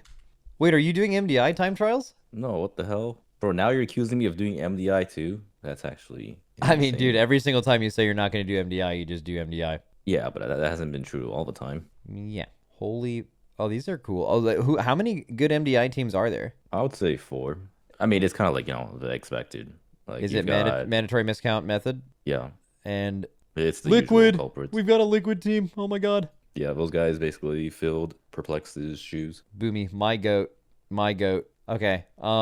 We have okay, so do you agree with Kyrasis' ranking of DK? Did you listen to that? Yeah, but I honestly want to lean into great changes. Like they've actually done a lot to it. Something that Kyrasis didn't mention. He didn't have a whole lot of time to speak. He said he could have gone into it forever, but like they've reduced some of the nuclear launch sequence that Blood DKs have as an opener, and Shattering Bones, like basically a lot of the Bone Shield interactions got taken away, which is like really fucking nice. Because like one of the biggest gripes I've had with DK for the longest time is you would rely on your Bone Shields getting taken off to function as a class, and it's so frustrating. Like any of you guys who play Blood DK knows this. If you're not getting your ass beat by the boss or mobs, it's like, just fucking hit me, man. Like you're not getting hit and you can't CDR your Dancing Rune weapon. You're not doing damage. You're tied to your D&D. Like there's just so many problems I've had with Blood DK for the past 2 expansions. That's a truth nuke. It's been like so heavily improved that I want to say like I'm actually really happy with the direction Blood DK is going. Also, another thing is the Blood DK Discord can no longer get pissed at high-end players, because you can now take both Umbilicus and you can take what's it called, fucking the damage one. Because like for the longest time it's like, all right, do not take this talent, like this is the worst shit ever. Also, they removed Rune Tap too, so like you can't even begin to get mad because like they took it away. They're rejoicing for sure. Now everyone's on the same page. That's good. Okay, so that's fine. We already went over Blood, so I mean, I don't know. Do you want to overrule him and put him in great changes, or are you good with the top of pretty good? Because you can do that. I feel like there's a lot of these classes have good changes. It's just like nobody wants to put them up there. I was talking to Goop yesterday too. Like Goop was like, "Oh yeah, the changes are great, but like I don't want to be the first one to put it up there." So like he probably would have. Oh, that makes sense. Yeah, that's how these kind of things. That's how these kind of things work. Because also there's like a lot of pressure, because if you are the person on here talking about this, and there's some perception that Blizzard will care about this, which I think is maybe partially true, but I think very minor, certainly much more minor than it is in some people's minds. They're like, I don't want to be the person that said this thing was better than it was, and then we don't get changes for the rest of beta, or our class isn't good. It's because I said it was good, and they don't want to have a bunch of... alternative could be like, Blizzard sees it as like, oh, these are good changes to the classes. Like maybe we should keep making these types of changes to... Actually true. Forward. I don't know. Actually true. That's a really fucking good point. Like if they make changes in a certain direction and the response is these changes are great, then they might be more likely to do that in that. Yeah, no, you're right. That's absolute facts. All right, you can put in great changes. I want to say for Frost DK too, it's actually really fascinating, because like I've been saying this for a while now. Like they literally gave Frost DK the midnight treatment this patch, except there was no narrative going in, so people didn't have that preconception of like, oh no, they're gutting Frost DK, right? Like, because like Blizzard didn't come out and say that. Like, so I mean, this is like a whole fucking potty C topic we would have, but like, I want to say I'm gonna blame Blizzard and Wowhead for this whole doom and gloom that's been going on, because like this shit isn't actually real. It's just like Blizzard said the word simplify, and Wildhead obviously is going to be like, they're pruning every single spec in the game. So now like everyone's like, oh no, like what is Blizzard doing? Like, because like nobody fucking knows what the hell's going on at midnight. They're just tourists, right? Like we're just like looking around and they're just seeing all this shit going on. Except with Frost DK specifically, they made these changes. They simplified the fuck out of Frost DK, and everyone's been loving Frost DK. Like I'm glad Atlas said that yesterday about Frost DK, because I've been hearing about it a lot. Like I personally been enjoying Frost DK myself too, but people have been saying how like, bro, this is like some of the most fun I've had playing Frost DK, which is just insane, because like they literally gutted the fuck out of Frost DK. Like, yeah, exactly. Which goes to show one very important thing, which I think has been maybe the most misunderstood thing from all the feedback I've seen. is that, let's just say it was true, which again, you are very right in saying that if your idea of what's happened in alpha is that everything has been majorly simplified, you have been fucking lied to. Like, that's basically fake news. Second, simplifying something doesn't necessarily mean it's bad. You can take a class and simplify it, and it can be a better, more fun version of that class than the one you played before.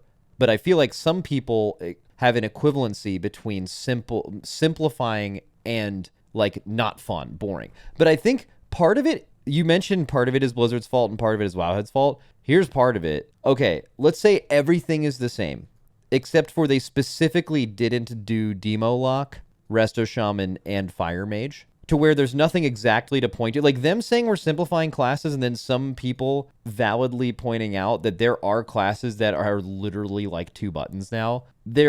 It supports the argument. People now start having like mass hysteria and they're like, this is happening to every spec in the game. Like, I think they're probably going to revert a lot of stuff they did to Fire in Shaman, right, in response to this. That's my guess. So I think part of it is, yeah, I mean, it's just Blizzard going too far in a few specs and then everyone thinking the sky's falling. Yeah, I mean, it definitely doesn't help that it's the stinking mages that are just making this to be a bigger deal than it is. I mean, yeah, like it is. They definitely went too far with Fire Mage. Like, I have seen some of the Fire Mage shit. It is kind of ridiculous, but yeah, it's wild. That's not applicable for literally any other spec that's been getting changes. Yeah. Okay. Okay. And I blame Hopeful in particular. Like, fuck Hopeful, man. Yeah. One of the raiders said something funny the other day where he was like tweeting about how he tried Mage on Alpha and like how he felt about it, and then they were like, that's interesting. He can actually log on Alpha, but isn't well enough to do farm raids with his broken hand. That's weird. That's actually really weird. Dude, I've heard some mages who were like, oh no, we lost half our defensive buttons. Like, this is so bad for us. I'm like, yeah, wow, you lost your fucking mirror images, 20% DR that lasts for 40 seconds. 60% uptime. G-Invis is like one of the biggest fucking defensives in the game. It's like, what the fuck? Bro, I'm gonna be honest. Okay, I knew how good G-Invis was, especially for like raiding.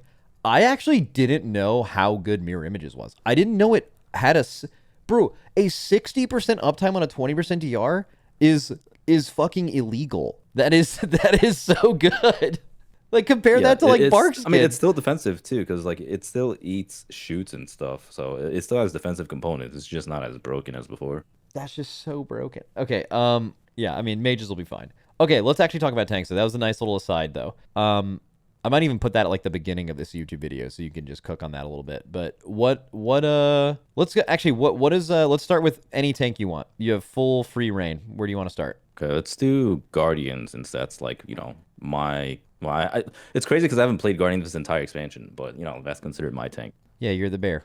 Yeah, I would say this is actually one of the tanks I'm very positive. So I mean, like, this spec is literally the spec that could literally be played by a baby Blizzard said you would roll. So I mean, like, that it's been that way since the beginning of time, right? Except they actually made Guardians more complicated a little bit. Like, they've added some cooldowns you can play around with. Like, I don't know if it's gonna be good or not. Obviously, it depends on tuning. But like, there are like 2 new cooldowns. One is called like Red Moon. It's just like some Moonfire type shit. And there's like Sundering Roar, which is like some Thrash type shit. Yeah, it's like pretty cool. But more importantly, they've made Incarn require only 3 points, which sounds terrible still, but Incarn required 5 points. Yeah, required 5 points to take before. So you needed Berserk, you needed like Berserk Persistence or some shit, and you needed like another Berserk node, and then you needed Incarn itself, and then you needed Ursoc's Guidance. So they trimmed it down so you only need 3 points to get all the good Incarn shit,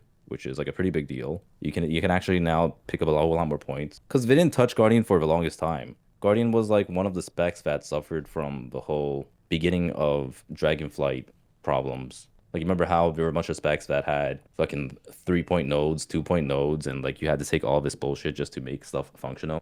Yeah. Yeah, well, now it only requires 3 points, which is like a huge buff, a huge bonus. Yeah. They also, you can just get 2 charges of Survival Instincts for free now. It just comes at 2 charges instead of requiring another talent to improve it. Okay. And they gave back some self-healing, Dream of Scenarios. It's the shit below Survival Instincts. Yeah. Yeah, and After Wildfire 2 is like easy to obtain. It's below Berserk. So it's like they gave back some of the off-healing parts to Guardian, which is pretty cool. Heart of Wild is like a pretty interesting cooldown now too. Like, I don't know how effective it'll be, but maybe that has like more useful components too, like being able to just shit out a big wild growth. Yeah, that's I mean, the like main a lot of one. really good changes. Yeah, you talked about that with other druids, right? Yeah, the Heart of the Wild. I mean, I spoke to 2 other druids. I think only Goop mentioned it, but yeah, Heart of the Wild is like, I think it's probably the most interesting for non-guardians, just because you can use it for a 30% health increase and then shift out of bearer form, right? Which is like really strong defensively,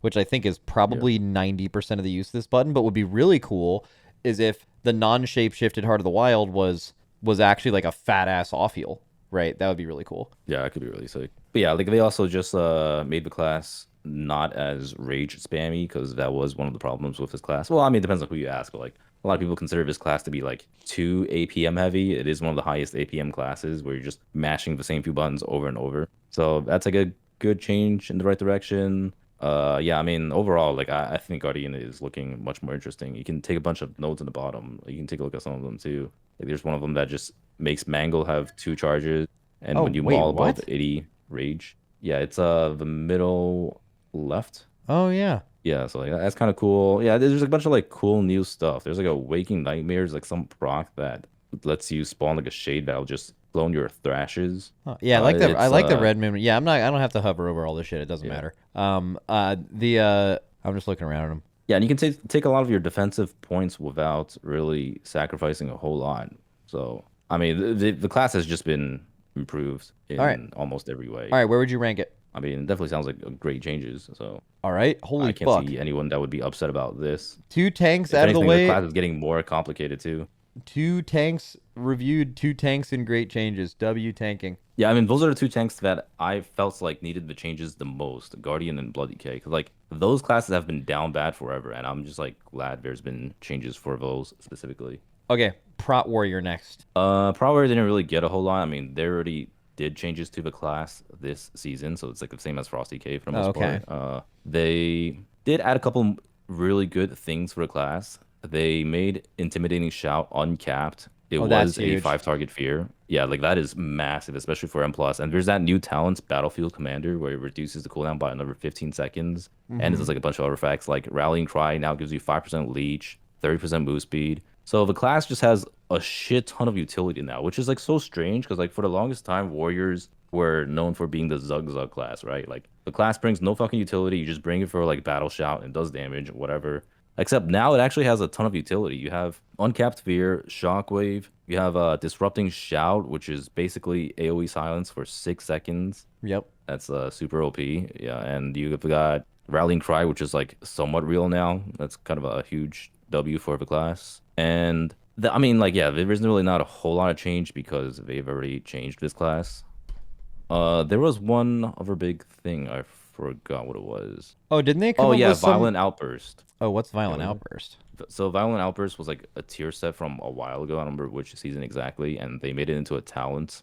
And it basically amplifies. Ooh, nice. Before it amplifies your Shield Slam or your Thunderclap, and that was kind of like a noob trap, right? Like if you didn't track this properly, if you didn't play around this properly, people were probably misplaying Prot Warrior a lot. Because if you just like hit your rotation of just like Thunderclap, Shield Slam, Thunderclap, Shield Slam, some Revenges, etc., you would eventually run into the problem where you're amplifying a Thunderclap, which is like really bad, and you wanted to only amplify Shield Slam for the most part. So this just made it like much more simple, where it can only buff Shield Slam, and you don't run into the problem of accidentally buffing a Thunderclap too. Nice. Which, I mean, it does remove some of the skill expression, but it was just more of like a noob trap than anything else. Didn't they have some kind of combo. New intervene thing? Oh, that was only for the DPS warriors. That's only for DPS, yeah. Yeah, okay. W. Where would you rank warrior then? Not a lot of changes, but Dork? Yeah, I was getting my door real quick. Oh, you're good. What do you say? Where would you rank warrior? I mean, if we were counting this season, if they didn't get a ton of great changes, if they didn't they didn't really get shit, because like, yeah, it's weird. It's so what we did. The precedent being set with Frost so far is that like if you basically got no changes because you were reworked like a couple of months ago, you can kind of like use that patch changes as a like, this is how we're feeling about Prot Warrior and the history of Prot Warrior going into this expansion. This is what it feels like. Yeah, I mean, the class has already been reworked and it's getting more. So I feel like that's probably great changes. Oh, also one more big thing too, which is really fucking weird. I forgot is they removed the last stand and they made it into a passive cheat def. Yeah, so it's weird because now Prot Warriors have 2 cheat defs. I don't know how that's gonna work. But they have Battle Scarred Veteran, which procs when you're below 30%, and it makes you pretty much immune for 8 seconds. And then you have Last Stand, which when you drop below 20%, you gain some survivability. Like you just get healed for 30% and you get increased max HP. I mean, Last Stand was a dog shit cooldown anyways. Last Stand has not been relevant since Dragonflight Season 2 tier set. Yeah, so I don't know how that's gonna work out with having 2 cheat defs. I mean, it's kind of weird, but well, the only problem would be is if you can get hit from you can proc both from the same ability. That would be really bad. Like it would need to have it would need to like prioritize one. Like if this is ever going to proc, it doesn't proc Last Stand or the other way around or whatever. Yeah. Right, cool. I mean, I guess the other big change too was like you have less shield wall uptime, but like it's whatever. Like every tank is kind of losing some defensiveness uptime. Like I would say overall, that's probably a good change. Shield wall or shield block? More of your base mitigation. Shield wall. Okay. Yeah. I don't know. I mean, I feel like it's probably great changes considering like people are enjoying how current Prot Warrior plays, and it's only improving for the most part. All right. Fuck yeah. All right. Vengeance. Well, also one more thing too. I forgot. Oh shit. We're getting mass grip for spear. What the fuck? We're getting more. Oh yeah, I forgot about that. Crazy. Yeah, it's so I saw. Can we show do you have a clip of it? I saw a clip of it because it didn't look like that when I was reading the notes. But like when I saw it, it's throws this, chaining all enemies in the area to spear and pulling them to within 8 yards of the spear. But it's like a pixel stack, right? Let me see. I think there might have been a clip. Does anyone have in chat? Surely someone has. Oh, someone has the thing now. Warriors are getting a mass grip at midnight. Okay, so it doesn't pull them directly on top, but as long as they're in the circle, they get pulled in. Does it pull from farther away? It's very buggy at the moment. Not sure. Oh, it's buggy. Okay. It has a 1 in 10 chance of actually working at the moment. Okay, so it doesn't work right, but I mean, even then, that's still like that's a stop, right? Yeah, that's kind of crazy. I mean, also just like having a pixel stack is very big. Okay, Vengeance. Okay, this one is kind of weird. So they've reduced the complexity of this class a lot, and they completely reworked Spirit Bomb. So I'll say the new hero talent seems kind of boring. I think it's probably gonna be lame. But then again, I said that about Eldrazi when Eldrazi first came out, and I was kind of wrong about that. Like Eldrazi actually turned out to be pretty cool. So I mean, for now it seems pretty boring, and they reduced a lot of the passives. Basically, the class revolved entirely around frailty, which is like building your defensiveness passively by just attacking the mobs and stuff. Mm-hmm. And that was like way too complicated for a lot of players. Because like a lot of Vengeance's tankiness is unintuitive. You would expect that if you have Demon Spikes up or if you had Meta up, you would be tanky, except that's not true with Vengeance. Like you actually have to build your tankiness up. You have to collect a bunch of souls, so your Painbringer makes you tankier. You have to attack the mobs constantly so that you're building frailty stacks. And so they removed all that stacking components, and now you're expected to just be tanky while in spikes or in meta. They also removed demonic, at least it seems like that. Well, isn't now, that? like it's not in. I mean, the so class like tree. right now you're looking at it with all that stuff gone. It's like okay, you're gonna lose a lot of tankiness, but isn't it potentially a good thing that you would just be tanky without needing to do all of that? Well, no, yeah. Like assuming that's how the direction they're going with is to reduce a lot of the unintuitive tankiness, they've kind of achieved that goal. But at the same time, it does make the class a little bit less interesting, at least for me. Because like last season when I was playing a shit ton of Vengeance for MDI and stuff, what makes the class have so much skill expression is being able to understand your tankiness and where it's coming from. And like I've reviewed logs of players who were doing like keys up to like plus 20, like they wanted me to see how they were playing Vengeance, and like a lot of these guys still make a shit ton of mistakes. I would say that's like one of the hardest tanks to play at a high level, and they've reduced a lot of that complexity, which I mean that definitely makes the class way more approachable. So yeah, I'm not entirely sure how I feel about that. Also, the whole Spirit Bomb rework, I've always enjoyed how Spirit Bomb plays. Spirit Bomb playstyle is like my favorite version of Vengeance by far. And for them to just completely remove that from the game is kind of interesting, I guess. I don't know. I mean, we'll see how it plays out. They basically made Spirit Bomb a 25-second cooldown. It's no longer a rotational button. I mean, interesting. It's been really hard for Blizzard to balance when you would play Spirit Bomb because Soul Cleave exists. So, like, you know, it's just kind of weird to have, like, two spenders that, like, almost do the same thing. Yeah, it's not surprising to me at all that they made that change. I feel like Spirit Bomb. It's really surprising to me that Spirit Bomb and Soul Cleave haven't been made more distinct by now. Yeah, and I mean, I personally don't like that because I like Spirit Bomb, but Spirit Bomb is going away, and they made Soul Cleave uncapped, which is like actually massive. Well, I mean, they may not make Soul Spirit Bomb going away. Like current Spirit Bomb's going away, but there's a world where obviously with a 25-second cooldown attached to it, it would also have to be significantly more powerful. So it might still feel great to press, right? I also feel that. Yeah, that's why like I don't know right now if I feel bad about it or not. Okay. Where would you put it? Probably okay, I would say. I mean, like it's kind of nuanced. Like, you know, some changes are great and some changes are I wish it didn't go away, but I'd say it's okay. All right, W. You can pick between Prop Paladin or Brewmaster.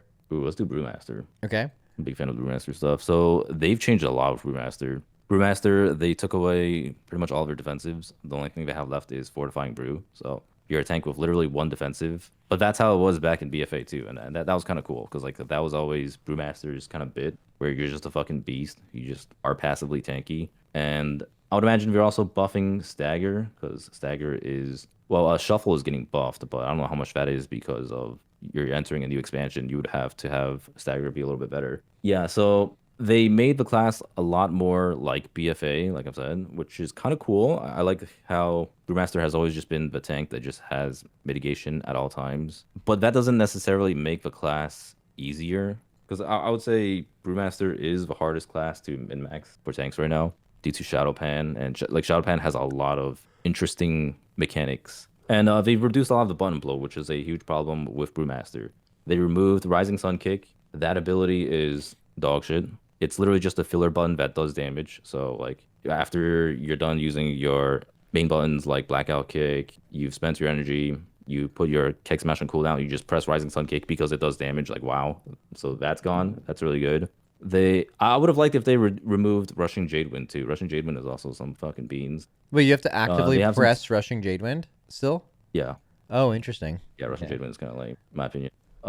They've removed Weapons of Order, which was a pretty lame cooldown for Brewmaster. I mean, it was a really impactful cooldown for sure, especially this season with the tier set. But it's a really lame button to press. Like a lot of tanks that have played Brewmaster, they don't feel like it's an impactful cooldown like Avenging Wrath or Incarn or Meta. You know, like whenever you press these buttons, it feels great, but like Weapons of Order is kind of whatever. And they changed the Blackout combo, so you can't really fuck up Blackout combo now. They basically simplified it a lot. It can only buff Keg Smash and what was it called? Tiger Palm. Because like before, you only ever wanted to use it on Tiger Palm for the most part, right? Except like there'd be moments where you would trap yourself into pressing either Celestial Brew or Purifying Brew, and it would consume your Blackout combo. But now you can just like not really give a fuck and just like press it on Tiger Palm. And I mean, it's still good to use it on Keg Smash too. Like you would definitely want to use it for AoE if you're just trying to be tankier. Yeah, so they made Blackout combo easier to use. They removed most of the defensives from this class. They removed Weapons of Order. They still have the complexity of Shadowpan, and they have some new interesting stuff too. Like, so it's just like a lot of keg stuff. Like the Apex talents lets you just cleave kegs. It's kind of like a chain lightning for kegs where you just have kegs bouncing around. That's You've also got cool. the new, yeah, you've got the new crackling Jade Lightning talent that makes it a 60-second cooldown, and it can just like fork lightning. I don't know if this game has fork lightning. There's like no fork lightning, right? Like how the hell is that not a thing actually? It's a really iconic Warcraft 3 ability. Yeah, I mean, like we don't know how good any of this shit is. Like you'll have to see with tuning, but assuming any of that stuff is actually good, it helps with Brewmaster's gathering a lot because Brewmaster does have the issue of like picking up trash packs, especially with how dog shit Keg Smash is. Keg Smash just like has the tiniest AoE ever, and so if they have ways to help the class gather mobs, I think that's a huge W. Yeah. So you think it's a? I think it's a great change. Like I think this goes back to what Brewmaster should be about. I am like actually stoked for Brewmaster. I think it's fucking sick. W. All right, and then you have Prod EP. Prod Paladin. This one's definitely questionable. So they removed the talent that makes Wings have CDR, which is kind of lame. I mean, that seems to be like the theme with a lot I would of love classes, that. right? Like, yeah. So Wings is just gonna be a 2-minute cooldown unless you talent into the bottom right most talent, Righteous Protector, which I mean it seems kind of dog shit too. It just reduces cooldown by 50% and reduces the duration by 40%. So it just makes wings a shorter cooldown. Yeah. So that's kind of lame. And the class still relies heavily on Consecrate, which is fucking lame. Like they've given Resto Druid that Life Bloom shit where you have your F-Flow following around, and DK is like less reliant on D&D. In fact, they removed it from Frost DK entirely, except this class still has Consecrate tied to it. So that's really fucking lame. Aside from that, Sentinel is still a thing. So I don't even know if you ever really want to spec into Sentinel right now. Sentinel was like what made Prop Paladin pretty fucking sick back in Dragonflight. Now you still have that around. Yeah, so that's also really lame. You have 2 charges of Goak, which is kind of nice. Overall, like they didn't do a whole lot else with this class. We also like removed Zealot's Paragon, the whole Wings extension. Yeah, I mean there's just like a whole lot less defensive uptime for this class, which I feel like will hurt the class a lot. They also removed, or not removed, but they made it harder to off-heal because of the sins that happened with Prop Paladin back in Dragonflight. I hate that. I mean, personally, like just like my times playing Prop Paladin, why you would play this class was it was like the tank where you gained, at that time it was damage off tanking, but also it was like you were just like another healer, good spot healer. And that was like the gameplay of that was super fun, but I can also kind of see if there's any simplification, I could see Blizzard wanting tanks to never think about that because tanking's already for most people hard enough as it is. Like I kind of get it, but I also, it's sad. I think it's also they were not a fan of the whole 4 DPS thing people were doing in like MDI, and sometimes you would just have random streamers that would want to do that for fun, where they play without a healer, and JB would just complain on Twitter about groups not having a healer in a group. Yeah, so I mean they basically made it so that if you Word of Glory anyone else, it costs 100% increased mana.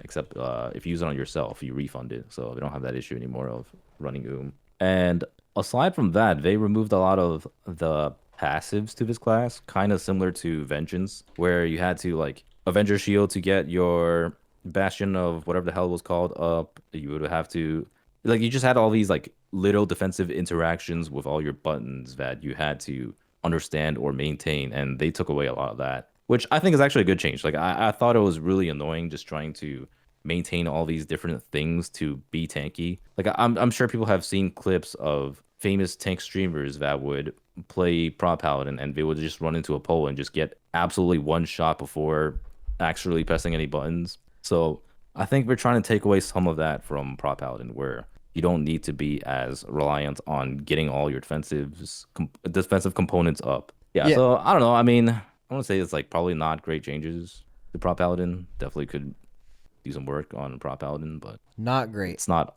the worst. It's not terrible. I mean, I feel like personally, I feel like Prot is like the next tank in line for getting like some major changes. I feel like it feels like a tank from like multiple expansions ago versus like a current one. Yeah.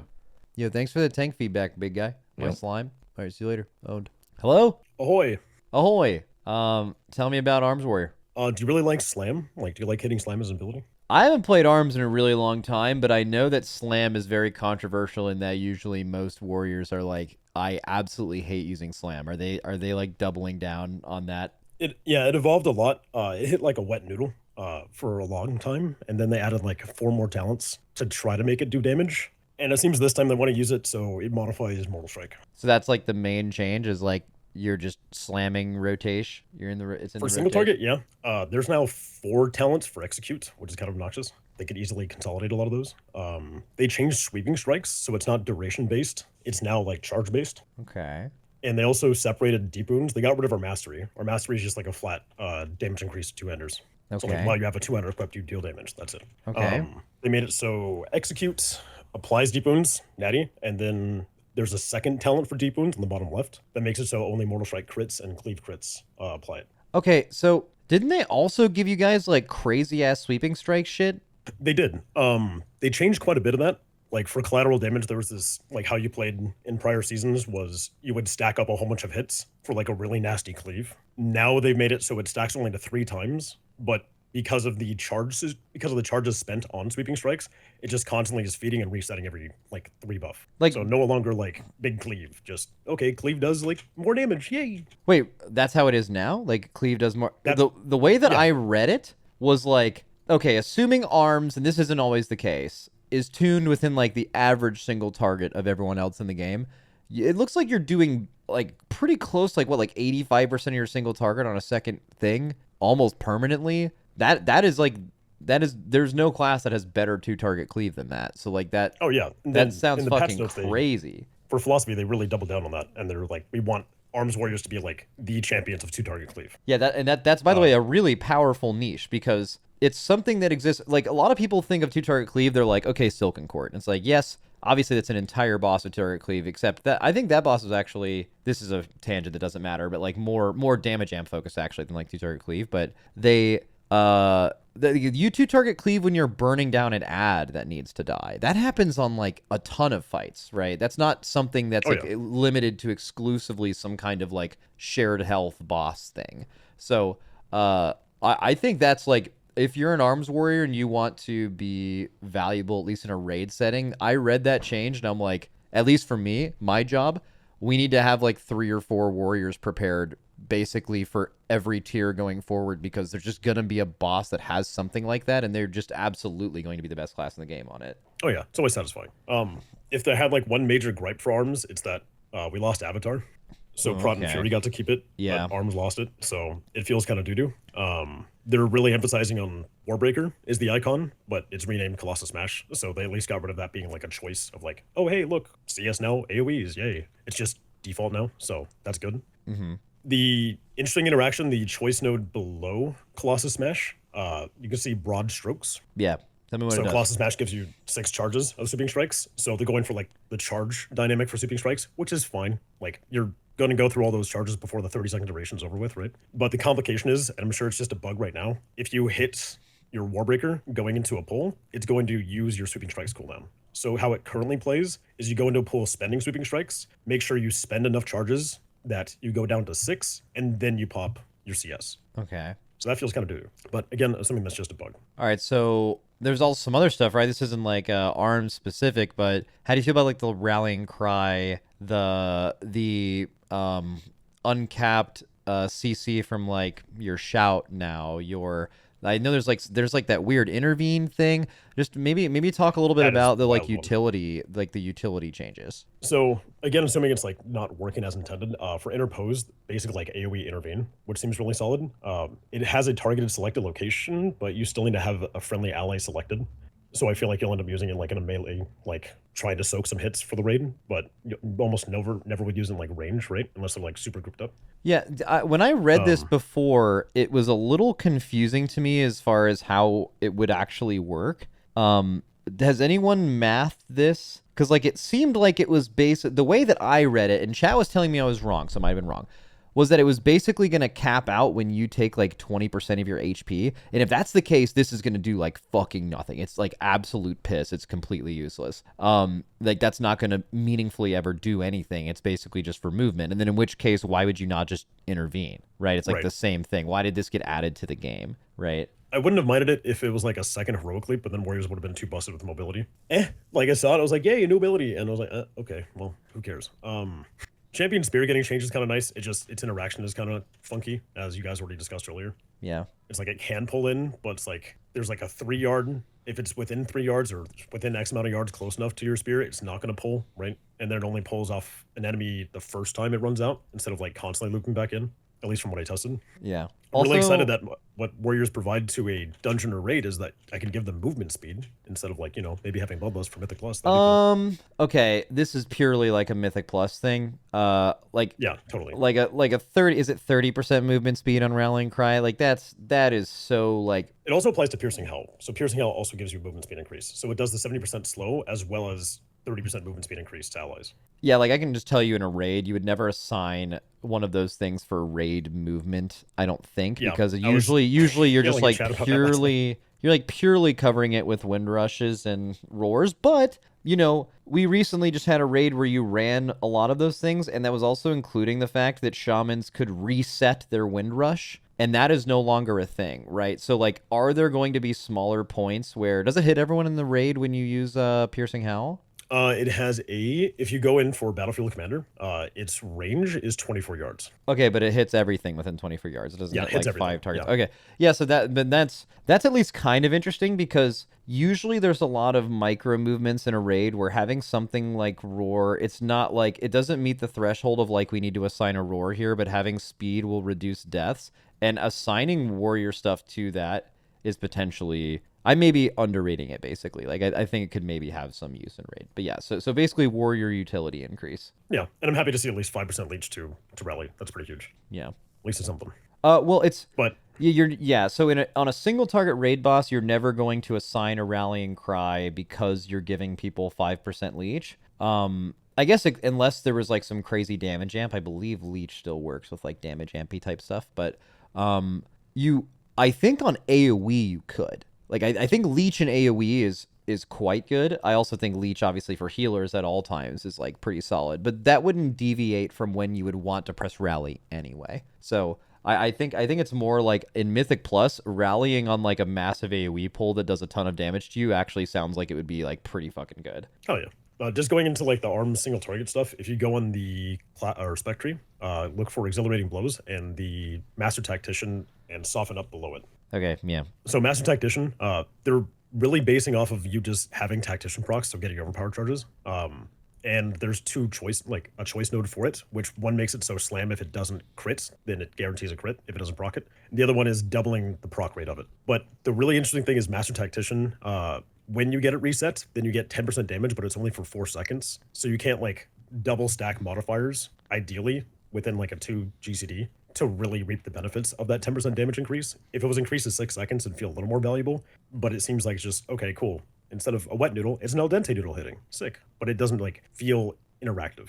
Okay, so just to like summarize most of the stuff, if you were to like no specific changes, summarize like kind of what they are changing for warrior in less than 20 seconds, how would you do that? Just for arms or warrior in general? Arms. Big cleave, neat. Sweeping strikes, cool. Change their charges. Make sure you're spamming slam at least 3 times in a row to get Mortal Strike to hit hard. And they gave you some better utility, not like how to play warrior, like what things that are changing. Like so you're also getting your utilities like built out a little bit more. They also gave you what you like last stand in the class tree, you have like maybe a little bit better utility, kind of a little bit of that's not like really a cheat death, but like kind of nice. Well, the cheat death thing is only for Fury if you're talking about kill or be killed. No, I'm talking about last stand, but yeah, it's fine. That last stand, yeah. Okay, cool. All right, so if you had to rank this, how would you feel? For arms, I would probably put it in okay or high, not great. You have to pick one. It didn't change a whole lot. Okay, I'll do high, not great. So you think there's some good and some bad, but the bad outweighs the good. Yeah, it's just there's not a whole lot going on. It's basically you're gonna play the same. You're just hitting slam more often. All right, yeah, W. All right, cool. Thank you for your time. Thank you. Bye. Love you. Oof. Okay. There was a warrior guy, or not a warrior guy, sorry, a rogue guy here. I mean, not great with the new sweeping change. Okay, so like, I think a lot of this is more vibes and not power. I mean, because power is like mostly a meme at this point anyway. I'm actually kind of surprised it wasn't, because like biggest complaints for warriors was like their utility was like not as good, and I feel like they got like pretty nice utility changes. But they didn't get bloodlust. Yeah, okay. I just and then I just think specifically power wise, like they have the potential to be the best 2-target cleaver in the game by quite a lot. So they are, assuming they're stacked, like obviously like Destro can do more things from range, but I think the potency isn't going to be as high as warrior. And that is a niche that is very strong that they have definitely not had for a while. Better than Frost. I don't know enough about Frost because they basically completely rebuilt Frost Mage. I have no idea if their 2-target is still intact and how much of their damage would be transferred. All right, we're talking Ret. Hello? Hello. Hey, what'd they do to Ret? Ret's pretty good. Changes look pretty good. So, like, you can basically already slap into great changes already. Oh, shit. Really? Okay, wait. All right, talk to me. Tell me why. So let's start off with the few bad things that still are prevalent. Okay. The new tree doesn't really have a lot of talents. So, like, I can, like, I sent you a link in Discord. Yeah. If you want to see that. So basically, like, there are like 6 nodes you can take. But other than that, you're just taking everything. Like, there's not really much you can't take. So for like, I mean that that there's does not look really- crazy, but that also is really similar to what Devourer looks like, which is like the most recently yeah. designed spec. It's the only other one, but Exactly. I'm pretty sure if I fill this out real quick, it's going to look extremely similar because like my one on alpha was like I felt like I had actually no choice. It was just the default buttons. Yeah. So basically, the tree, like, there's a single target build that just takes every non-AoE talent, and that's a single target build. That's about it. So that's like kind of a bad thing, of course. And then, like hero tree wise, the Herald of the Sun still has the same issues, where Dawn Lights just don't work properly for damage, like they do for healing for HPL. So for example, you just have perma uptime on single targets. I think every red that has played Herald knows this. It's also like kind of weird to have talents be buffing Hammer of Wrath now that Hammer of Wrath is Judgment at the same time. So like I don't know if you're aware of this. I'm not even sure if they've done it for HPL and ProdPal, but the Judgment transforms into Hammer of Wrath when Wings is up, like Metamorphosis does Chaos Strike and Annihilation. Oh, really? So there's no more like weaving that in as a Exactly, yeah. So does it not proc and execute now? No, it's basically just a replacement like Chaos Strike does Annihilation. That's the same Okay. thing that happens with Judgment and Hammer of Wrath. But you still have Hammer of Wrath talents that buff it in Execute, for example. Okay, how do you feel about the like combining of execution sentence and Yeah, I'm definitely a fan of that. I wanted to get to that. So let's just get one more bad point out of the way. Oh, okay. The biggest issue this tier was all the damage amps, and Red has like no cooldowns, like no big cooldowns. You basically only have trinkets that like buff your 30 seconds every 2 minutes. And it would be nice if like Radiant Glory, which got nerfed, it's in the bottom left, that the note that I didn't take in this talent tree. There was like a reverse version of this. So yeah, you have access to like a small overall DPS loss, but can take 1 minute or 2 minute wings to have like cooldowns for an amp or for ad phase or whatever, you know? yeah, you really felt that in yeah, this so tier. TLDR. I feel like this tier, if you were a flat class, it really fucking felt bad. Yeah, it was really bad. I can tell you that. So TLDR, for the bad things, there just isn't a lot of bad things, and most of the problems that came up are presumably easy to fix. Like the nodes is of course a thing, and Herald is a thing, but like everything else is just like small things. So the good part, for example, execution sentence, like being put into one node, as you already spoiled, is insane. Like this node looks crazy. Like I don't know, they really. Like, they got a new chef in the Blizzard HQ. Like, that's some crazy cooking what this node is. They combined the effect from Final Reckoning into execution sentence, so you don't have the single target AoE split in the final capstone nodes. And Red now has funnel. We officially have funnel for the first time ever, which is looking really good. So, oh wait, so the yeah. execution sentence only hits the one target, but it is buffed by the damage you're doing in AoE? To all the targets you hit with the AoE around it, yeah. Holy fuck.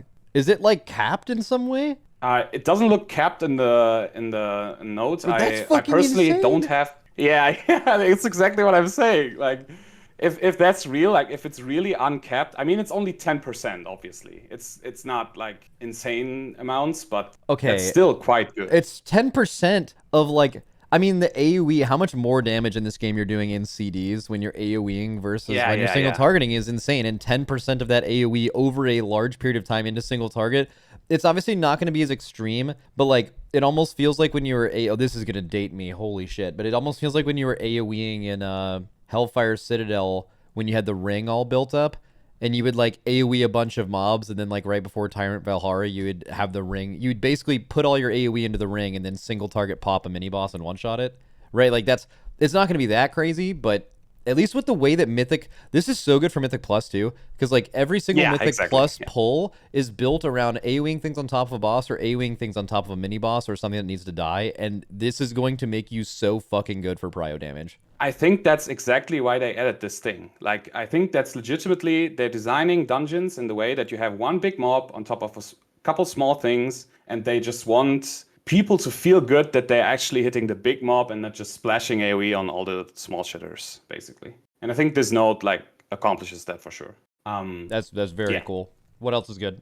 Yeah, Radiant Glory got nerfed. I already said that, and which is a good thing. Like, we've been playing Radiant Glory basically ever since it got introduced. It's an absurd node in every state it has been in, because you could proc wings on your spenders. So like, it was basically how I think Vision of Perfection is the thing that was in BFA called. So you just had perma wings like all the time. And yeah, we've been playing that for ages now. It's good that it's got nerfed because it's too good to make any other kind of cooldown relevant. So we've been basically never playing 2-minute Crusade or 1-minute wings ever. Like all the time, 30-second wings. And they also removed Crusading Strikes, which is our passive holy power on melee attacks, every second melee attack. Oh, and you would rate this as a positive thing. Yeah, for sure, because the thing is, it's extremely hard to track without a weak aura or a swing timer. And they want to remove that. So tracking that without a weak aura would be absolutely atrocious. Like, you'd have to watch your guy like hit and then count how many times you've already hit, and then like it's just awful. Like I think I personally think it's a good thing, but I also understand that people are skeptical that we're gonna be playing like the vanilla Crusader Strike or Templar Strike again. But yeah, I think... Well, I mean, they made it a little better, right? So they made it so the first hit of Crusader Strike is like 2 holy power, right? Instead of just like pressing that button multiple times. That at least to me sounded a little bit better, because like for me, like when I read that change, I was very dobby about it, because I was thinking of Havoc DH. It's like, imagine if they had a note for Havoc and it was like Demon's Blades no longer exist. You're pressing, I don't even remember the name of the button. I guess it's Demon's Bite. Like, you're pressing Demon's Bite in your rotation again. That would be fucking terrible, right? But like, obviously that's not the what's it's not the same thing. Yeah. Because it's very like 1-0 for holy power, and Fury is like small things. I remember Demon's Bite. I've started playing Havoc, and I was like, fuck Demon's Blades. I love pressing a generator that gives me Fury. Oh, what the fuck? Oh, wow. Yeah, that was so different. That was when I started playing the game. Like, when you had that Hellfire Citadel thing earlier, I was insanely... I felt like a baby. I started playing in Castle Natria, so I have no idea what you're talking about. God, you are new to this game. Okay. Well, I mean, not even really. That's 5 years ago. That's... Okay, never mind. Yeah. Okay, so on the context of wings, Crusade as a 2-minute cooldown has been removed. So Red has the choice between 1-minute wings and the currently played Radiant Glory build. And this basically like removed all the currently unused design space of Red, choosing between like 3 different cooldown timings, like I said earlier. But it's not really a loss, because the 2-minute and 1-minute wings just haven't been relevant, like, ever in PvE. They have been in PvP, I've heard people say, but like, it's not really been relevant in PvE. So the removal of 2-minute CDs and Radiant Glory just makes total sense, like in the current state the game is in. And obviously the choice that you could play 2 minutes would be nice, but like, it's not at all necessary that there is a choice like that, for example. Okay. The new Apex talent, I think it's called Light Within. It's on the left. Yeah. There's not really much to say about it. It's kind of sick. Like the third node especially, like, gives us a lot of cleave. But like, most of it is passive, and I don't think there's like insane things that you would play around. Like, the first node basically tells you that you should press your Blade of Justices before wings, and then you get a fresh one when you press it, and yeah. Yeah. But that's about it. But overall, like, these are good things, because the second node especially also buffs our spenders again. And this has been like one of the major pain points of the entire Door Within, that generators do the same damage as spenders for Red. Like, they're just a 50-50 split, and that's it. Yeah, and, I kind of understand why they do that, though, because as one of the specs that, I mean, I think Templar's Verdict versus Divine Storm is something that's often used as an example of when other classes have to make the choice between, do I want to spend all of the things I've built up on AoEing or single target, and there's nothing in between, where like a lot of the good classes in this game are kind of doing both, right? So I feel like them moving your Yeah. damage away from finishers is to kind of solve that problem, as they did with a lot of other classes. But it does feel bad when you're building towards something and then it isn't the thing that's owning, right? I get that. Yeah, exactly. Like you spend like 3 goldwoods building holy power, and then you slap something, and it does less damage than the 3 buttons you pressed before. Like That's pretty stupid. that's kind of annoying. The Hammer of Wrath change overall makes a lot of sense because Hammer of Wrath was just not a button in the War Within at all. Like it was basically the lowest of low priority things that you could press ever. Like we even spent on 3 holy power instantly if you had nothing else to press. But Hammer of Wrath, you would spend and then press Hammer of Wrath instead of like generating first, which is like going against the whole economy thing in the holy power, basically. That's how bad the button itself was. So them switching it up and basically making it a transformation of judgment is kind of a cool idea. Yeah. So let's see how that plays out. How do you feel about about your defensive change? I think the defensive change is actually fine because, like, personally, I'm a numbers chaser, so Shield of Vengeance is not a defensive cooldown for me. I press it and stand in lava and get damage from it. That's how you use the ability. So you basically only had 1 defensive cooldown before that anyway. Like, I mean, that's just how it works. Like, you're losing damage if you're not using Shield of Vengeance offensively. Yeah. And it being baked into DP now is fine. Like, it's not really much of a hassle or anything. I don't know. I'm totally fine with it. Yeah, like, you only have Ret like is 1 not... defensive outside of an immunity, but also your class is generally pretty tanky, so that's fine.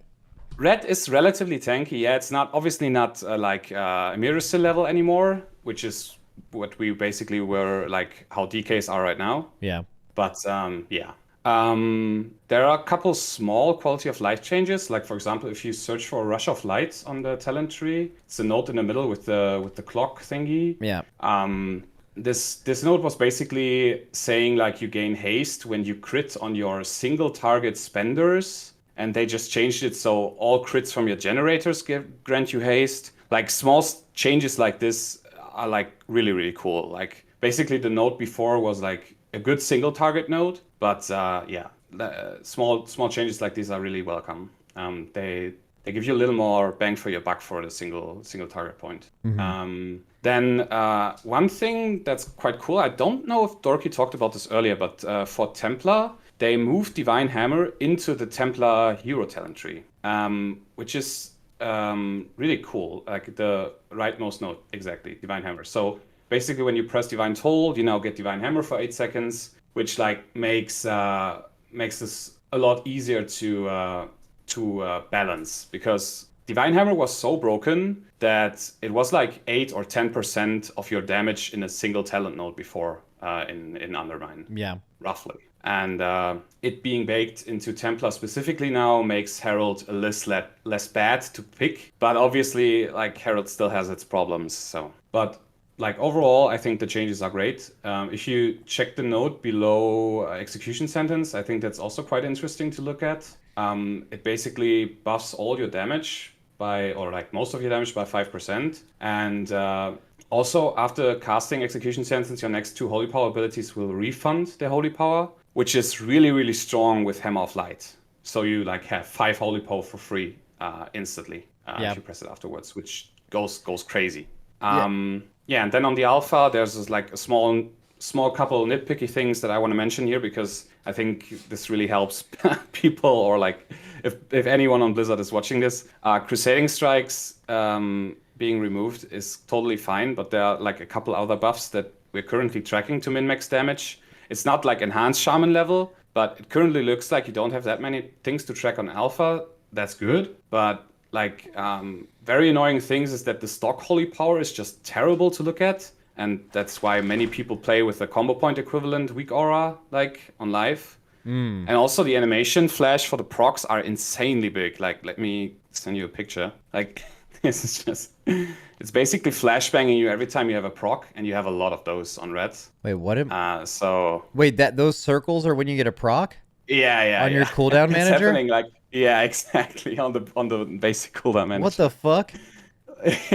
It's really really annoying. I mean, I'm sure that sounds like the kind of thing though, because we know that there are, and this is not to say that Blizzard shouldn't fix this in their game for sure, but I've already seen some skins of the cooldown manager that are like pretty clean. Yeah. So like it's possible you could download an add-on that makes your cooldown manager not do all this weird annoying Blizzard shit, but also it would be great if that was just how it was in the game or an option or something. Yeah, it should just be like resizable or just get some visual clarity option at least. Okay, I think that's all the time we have for Red. Yeah, that's good. Okay, but totally fine. Totally fine. Good. In the great changes thing, one of the for sure. We're looking up. All right, cool. All right, thanks for your time. All right, bye. Love you. Bye. Okay. We got a few more of these. I have Jedith. Let's do that. That guy was super passionate. Yeah, he loves Ret. Ret got a nice. Sounds like Ret's got nice changes. All right, he's probably here. I'm just calling him. Hello. What's up? Hey, are you good to talk about Havoc and Devourer? Oh, I don't have a Devourer icon. Fuck it. That doesn't matter. We'll just talk about it. Yeah, I can touch on both. Yeah, all right, let's start with Havoc. Okay, so I think Havoc right now is still mostly incomplete. That's kind of the vibe I'm getting. But they did kind of say what their plan is for it and what they want to address. So what they said they want to address is they want to fix like total button count for both offensive and defensive abilities, especially ones that are kind of doing the same thing or overlapping.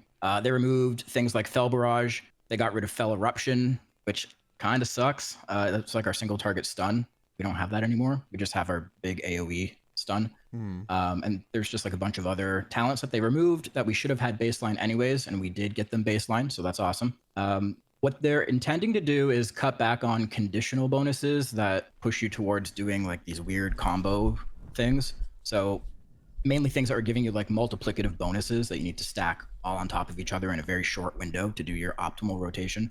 Yeah. But they didn't really do much to fix that yet. At least that's how it seems. Like they got rid of that interaction on Essence Break. So Essence Break doesn't buff Chaos Strike and Blade Dance by 80% anymore. It's just flat chaos damage added on to those abilities, which I'm super excited about because we've used Essence Break pretty much consistently since Shadowlands. So changing it up and potentially, having the opportunity to play something else is really exciting. But yeah, on that note, we still have a lot of those stacking buffs. We still have Initiative. We have Inertia or Exergy. We have Thrill of the Fight if you're playing AR. We still have Demonic and Furious Gaze if you want to count those. So I think there's still a little bit of work to be done if that's what their goal is. Havoc got a few abilities taken away from them. So Havoc no longer has Sigil of Flame or Sigil of Spite. Both of those removed to be Vengeance only. So that's going to affect how Eldrachi Reaver works for Havoc because we use those to generate souls. So without those, that hero talent tree is basically bricked. So they're going to either they're going to have to rework it. Else. Yeah, either we get a different ability that generates souls or they're just going to rework the entire tree. So not sure what their plan is there. Let's see. Glaive Tempest was removed. So Glaive Tempest is now a passive ability if you decide to take it. It's a capstone. Yeah, so anytime you Blade Dance on 4 or more targets, it drops a Glaive Tempest at your feet. The limitation of 4 targets is ridiculous. Like, even if you take that in Mythic Plus, there's going to be a good portion of the key where it's a dead talent. So that's a strange one for me. Either they just make it proc all the time, or like maybe you get 25% of its power on one target up to 4 to get 100%. I'm not sure, but I think that talent is basically dead on arrival with that limitation. Blur, there were some good changes to Blur. They got rid of the dodge bonus on Blur, but then we got 2 talents on a choice node that are affecting Blur in kind of unique ways now. So we have Desperate Instincts, where Blur reduces an additional 10%, and then when you're below 35% health, it's reduced by another 10%. So that is pretty powerful. And then the other cool thing is Netherwalk. So Netherwalk is a passive now instead of an active ability, and it basically just tacks on 2.5 seconds of immunity on Blur if you take that talent. So you have a 2.5 second immunity every 1 minute, which I think is really cool because that kind of opens up some possibilities of doing cool things in Mythic Plus where you're immuning a lot of mechanics, and because it's such a short window, 2.5 seconds, there's a little bit of skill expression there. Yeah, When I originally read that they were like baking Netherwalk into Blur and it was on a choice node with that, I was like, okay, Desperate Instincts just sounds like it's your only defensive now. So like you're probably gonna want Desperate Instincts, and people are gonna like anytime I'm gonna have to convince someone to play Netherwalk for a raid fight, they're gonna be like, okay, I will, but this is gonna kind of suck because now I'm having to use this purely to do this mechanic, and now I literally don't have a personal, right? So like that. Well, you still keep Blur. So you get 2.5 seconds of Netherwalk, and then you have. Yeah, I know, but you're duration of your using Blur. it. You're using it to cheese a mechanic, which is ideally not when you would actually want to be pressing. Like the time you have remaining of the damage reduction after you use it for the Netherwalk is not going to be in an ideal position, right? And you're saving it to do that thing, so you basically don't have a personal, right? So like, right. That part I find kind of bad. However, you are now the only. There are boss fights all the time where you just need someone with an immunity, and having one available every minute is something that no other class in the game can do. I guess Frost Mage can do in a short period of time, but can't do it over a long period of time. Like that is potentially very good. Yeah, it's kind of crazy. And it's interesting because you can still attack during the Netherwalk, which was not how it was previously. It made your character unable to press any abilities, but now you can still continue attacking through the 2.5 seconds. Yeah. Let's see, what else? Yeah, I mean, so the hero talent trees, they're both missing the additional row. Like Eldrazi Reaver doesn't have his extra row. Felskar doesn't have it yet. So it's hard to like No really Apex say talents what either, kind of yeah. state we're in. Yeah, no Apex talents. All right, we can keep it pretty basic at that, just based on what you know. That's pretty much it. So That's it what do you for, think of the Havoc. changes that you know? Are we still on Havoc or are we on? Yeah, Devourer? just Havoc. Yeah, ranking it. Just Havoc. Okay. We're gonna rank it as. I think they're on the right track. I'm gonna put it as okay for now, like high okay. Sure. Because I still think like there's gonna be more coming for us, and it is a little bit early to be judging at this point. But from what they've said, what they said their goal is with it, I think it's gonna be pretty good. Okay, now I'm going to be asking you to do something that's very, very hard. You're not rating the changes for Devourer because there are no changes. This is the original look at Devourer. I'm asking you to basically just rank what you think about the spec, which could maybe take a long time and might want to be done at some other point with a big group of people to kind of figure out. But 'cause I know how I feel about this thing, but I don't know. What do you think? Yeah, I've heard how you feel, and honestly, I'm not surprised because it is pretty basic at its core. But I think that's in its favor because this is a newer spec that they're using as an expansion selling feature. So they want it to be pretty simple. They want everyone who's buying the expansion to jump into this and have a good experience, whether you're a high-end player or a brand new player. I think that's exactly what they did with this. They kind of hit the nail on the head with the simplicity, and it's very clear in terms of builds. Like if you want to go down the left side, that's going to be your melee hybrid. If you go down the right side, that's your pure caster build. And then, you know, as we get enough points, we might be able to dip into both a little bit. But it's very clear in how it works. Felskar only works with the melee hybrid build. So the two abilities that proc your Demon Surges or Void Surges are in the left side of the tree. So those two go hand in hand.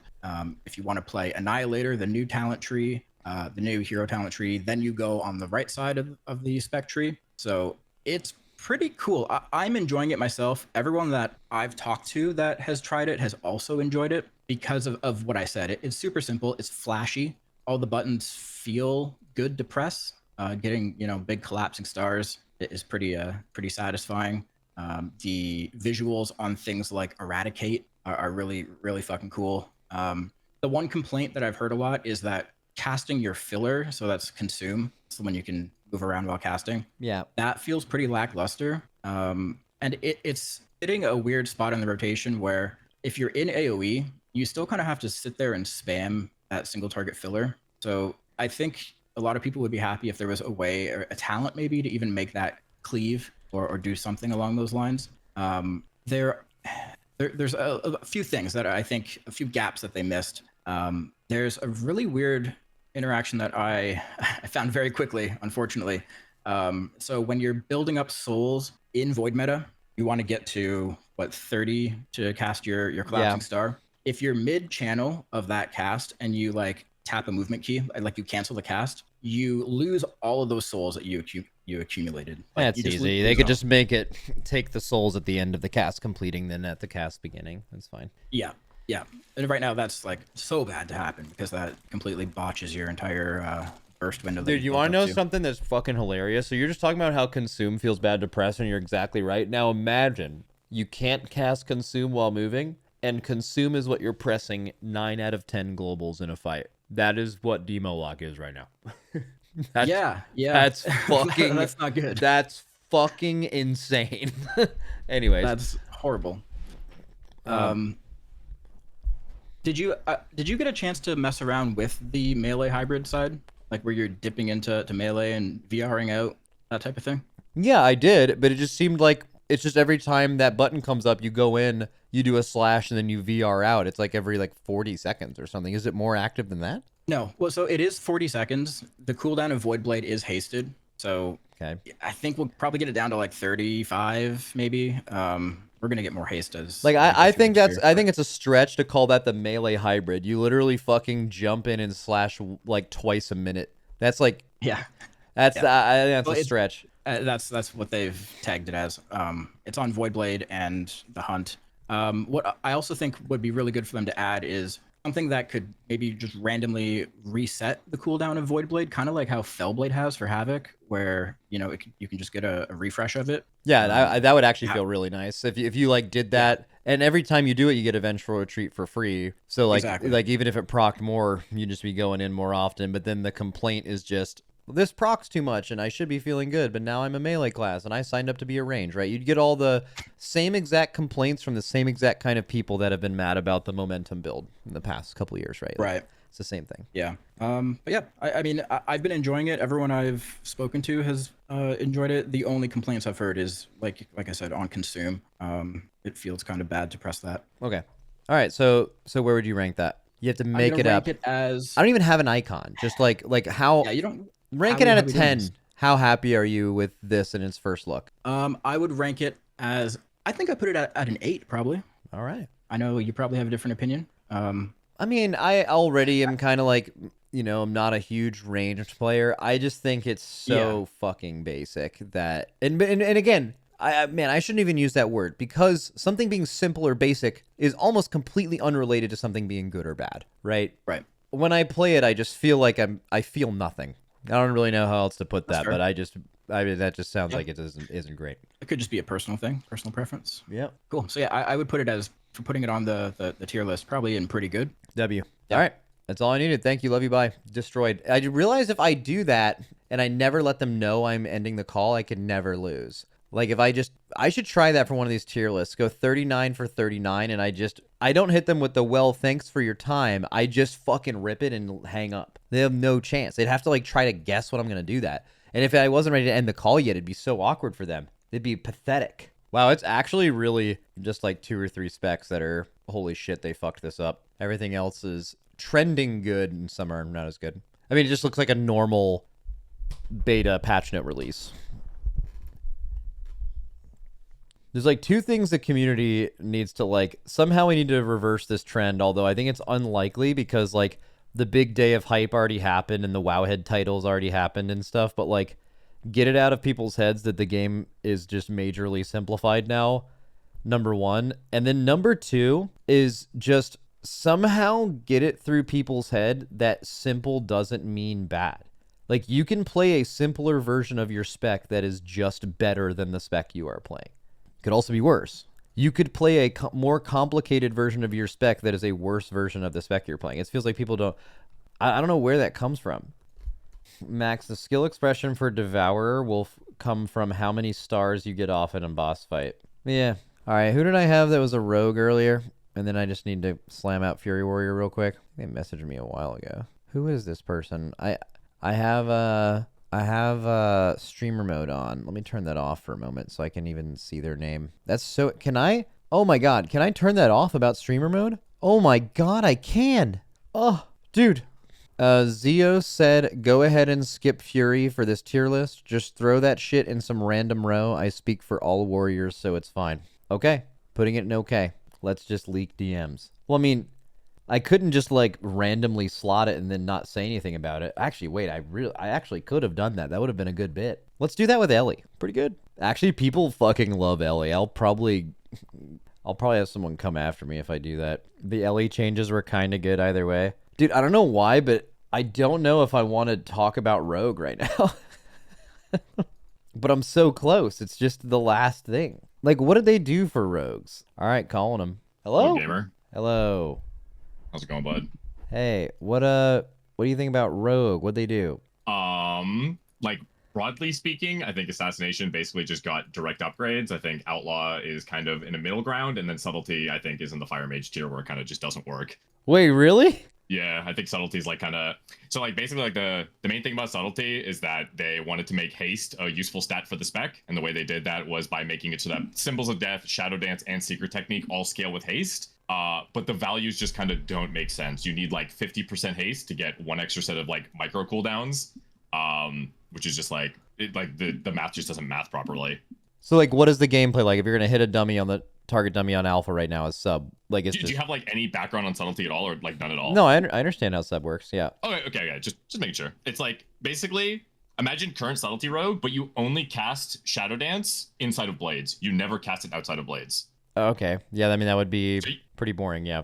Yeah, you do your big cooldown, and then like not an exaggeration, you're pressing backstab, eviscerate, backstab, rupture, backstab, eviscerate, and it's like that's the entire spec. It also doesn't have its apex talents, which is like, you know, that could give us a little bit more direction on like what they want the spec to do. But the whole like haste scaling thing, I think, kind of sucks, and then also doesn't, because like even in a world where it does work, where like it makes haste a valuable stat, it just turns it into a binary where it's like, let's say you're on a fight like you know, like Dimensius, for example, right? Where you want, like, you know, maybe you need a little bit more living mass damage, so you want to send an extra set of Shadow Dances on the living masses rather than Dimensius. Yeah. It's just like I need 24% haste on this fight, and then I want, like, you know, 30 on this fight or something. And, like, it just feels a little ugly. Okay. So sub is fucking terrible, and they haven't done its apex talents yet. And I see some other question marks on here with, like, hero talents. So time to see, but, like, currently doesn't seem good. So, like, yeah, I think there's like some cool stuff. Like they reworked Shuriken Tornado. I've always hated that talent. Now it's just like a passive where whenever you press Shuriken Storm, it just like does it again afterwards. I think that's kind of cool. They reworked Finality from being like a press Eviscerate, your next Eviscerate does bonus damage, to just like crit damage on all your finishers.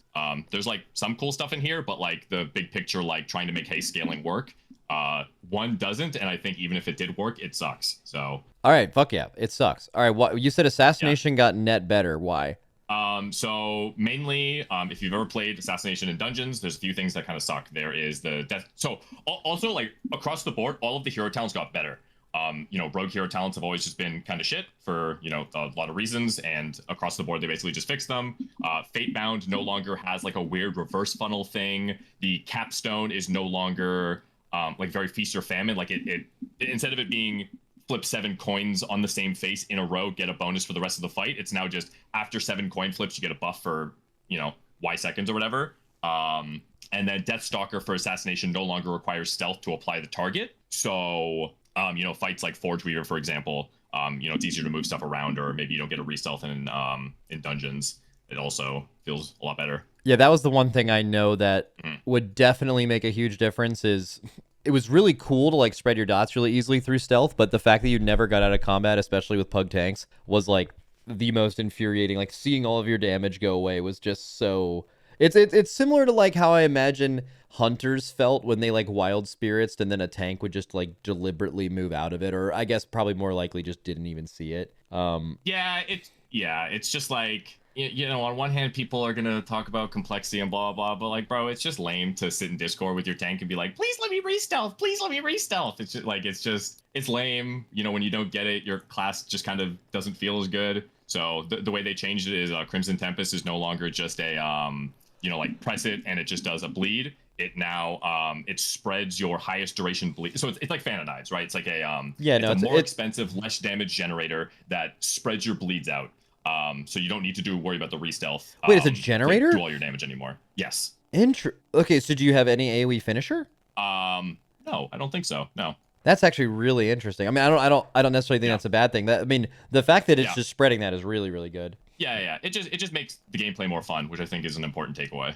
And then if you look at Caustic Spatter as well, it no longer requires a bleeding target to be mutilated. It's just on Envenom. So like you don't need to constantly in AoE like reapply your caustic spatter to the target, and then it's just a lot of the annoying parts of the spec have just been kind of cleaned up a little bit. And then other than that, the only thing that got removed is Shiv. So I mean, like, I don't know, there's really, I think there's like nothing to complain about Assassination other than, like the economy of like spending points is kind of awkward, where by the end of the second gate, like in the second bracket of like spending talent points, you're kind of spending a bunch of points on stuff that you maybe don't actually want, but the alternative is passive, like is just utility points that don't do anything. But like that's kind of whatever. And then I think the Apex talents cementing the whole like going back to caring about pooling it's basically the only way to make Assassination engaging on single target and making it powerful again. Okay, so you're for that. Okay, I am a fan of Assassination pooling for sure, because it's like it's one of the only classes that plays like that, and it doesn't feel bad when it's done right. So I was interested in hearing if the rogue community was like not really fucking with that, because there's a lot of people that like they just want to be spamming buttons, right? But I mean, I guess there's other specs for that. I'm a fan. Yeah, I'm generally a big fan, because it's like at the end, like I have played Assassination this tier where there's like no pooling, you're playing Fatebound. There's actually nothing going on with the spec. You're just pressing Mutilate until you're out of energy, and then you're pressing your finishers as soon as you're under the conditions. It's like really, really boring. So making pooling like really powerful, and it's the payoff is energy. It's not just like generic damage. So like it's gonna feel good to play with if you're like playing it properly. All right, cool. So where would you rank that then? Highest tier. It's badass. Oh, Assassination, fuck yeah. all upgrades. All right, what about Outlaw? The only thing that kind of sucks about Assassination is like if you're really big into like the bleed build where like you didn't play Kingsbane and you only did bleeds, but I mean like kind of get over it. Just Fucking get over it. All right, what about Outlaw? So like Outlaw's in like a weird middle ground where it has hold on, I wrote down notes because I didn't want to make sure I forgot anything. So like the main thing is the whole like looping, adrenaline rush, 100% uptime, crack shot, spamming between the eyes damage windows is completely gone. Between the eyes resetting its cooldown has just been baked into one of the talents. It's called Ace of Just Leaves on the right side. It's like the little playing card. So like you do still have these like windows of playing the game where it's like, between the eyes. I think that's like cool. I think they across the board kind of like nerfed all of our energy talents, and I think a lot of people were kind of worried about that. I think the energy is like a little bit lower than it should be, but it still manages to feel fine. I think the rework to Rollabones feels really, really good. To anybody that's played the spec back in like BFA Shadowlands, it feels kind of similar to that, less of the Dragonflight Season 3 rework era where it's like very, very spammy and demanding. It's like a lot more. I mean, people really liked it in BFA, right? Wasn't Outlaw in BFA like really, really enjoyed? Except for Rollabones are different. Yeah, it's like hard to say how much of that was it being the best spec in the game by far in Dungeons, like Turbo Thanos tier, but I mean, I loved it. I love the spec. So okay, what do the Apex talents do? It is is it Sepulcher? Yeah, it's Sepulcher of the first one's tier set, where it's every time you dispatch, you hide bullets, and then it's 6 bullets. Your next Between the Eyes is free, refunds the cooldown.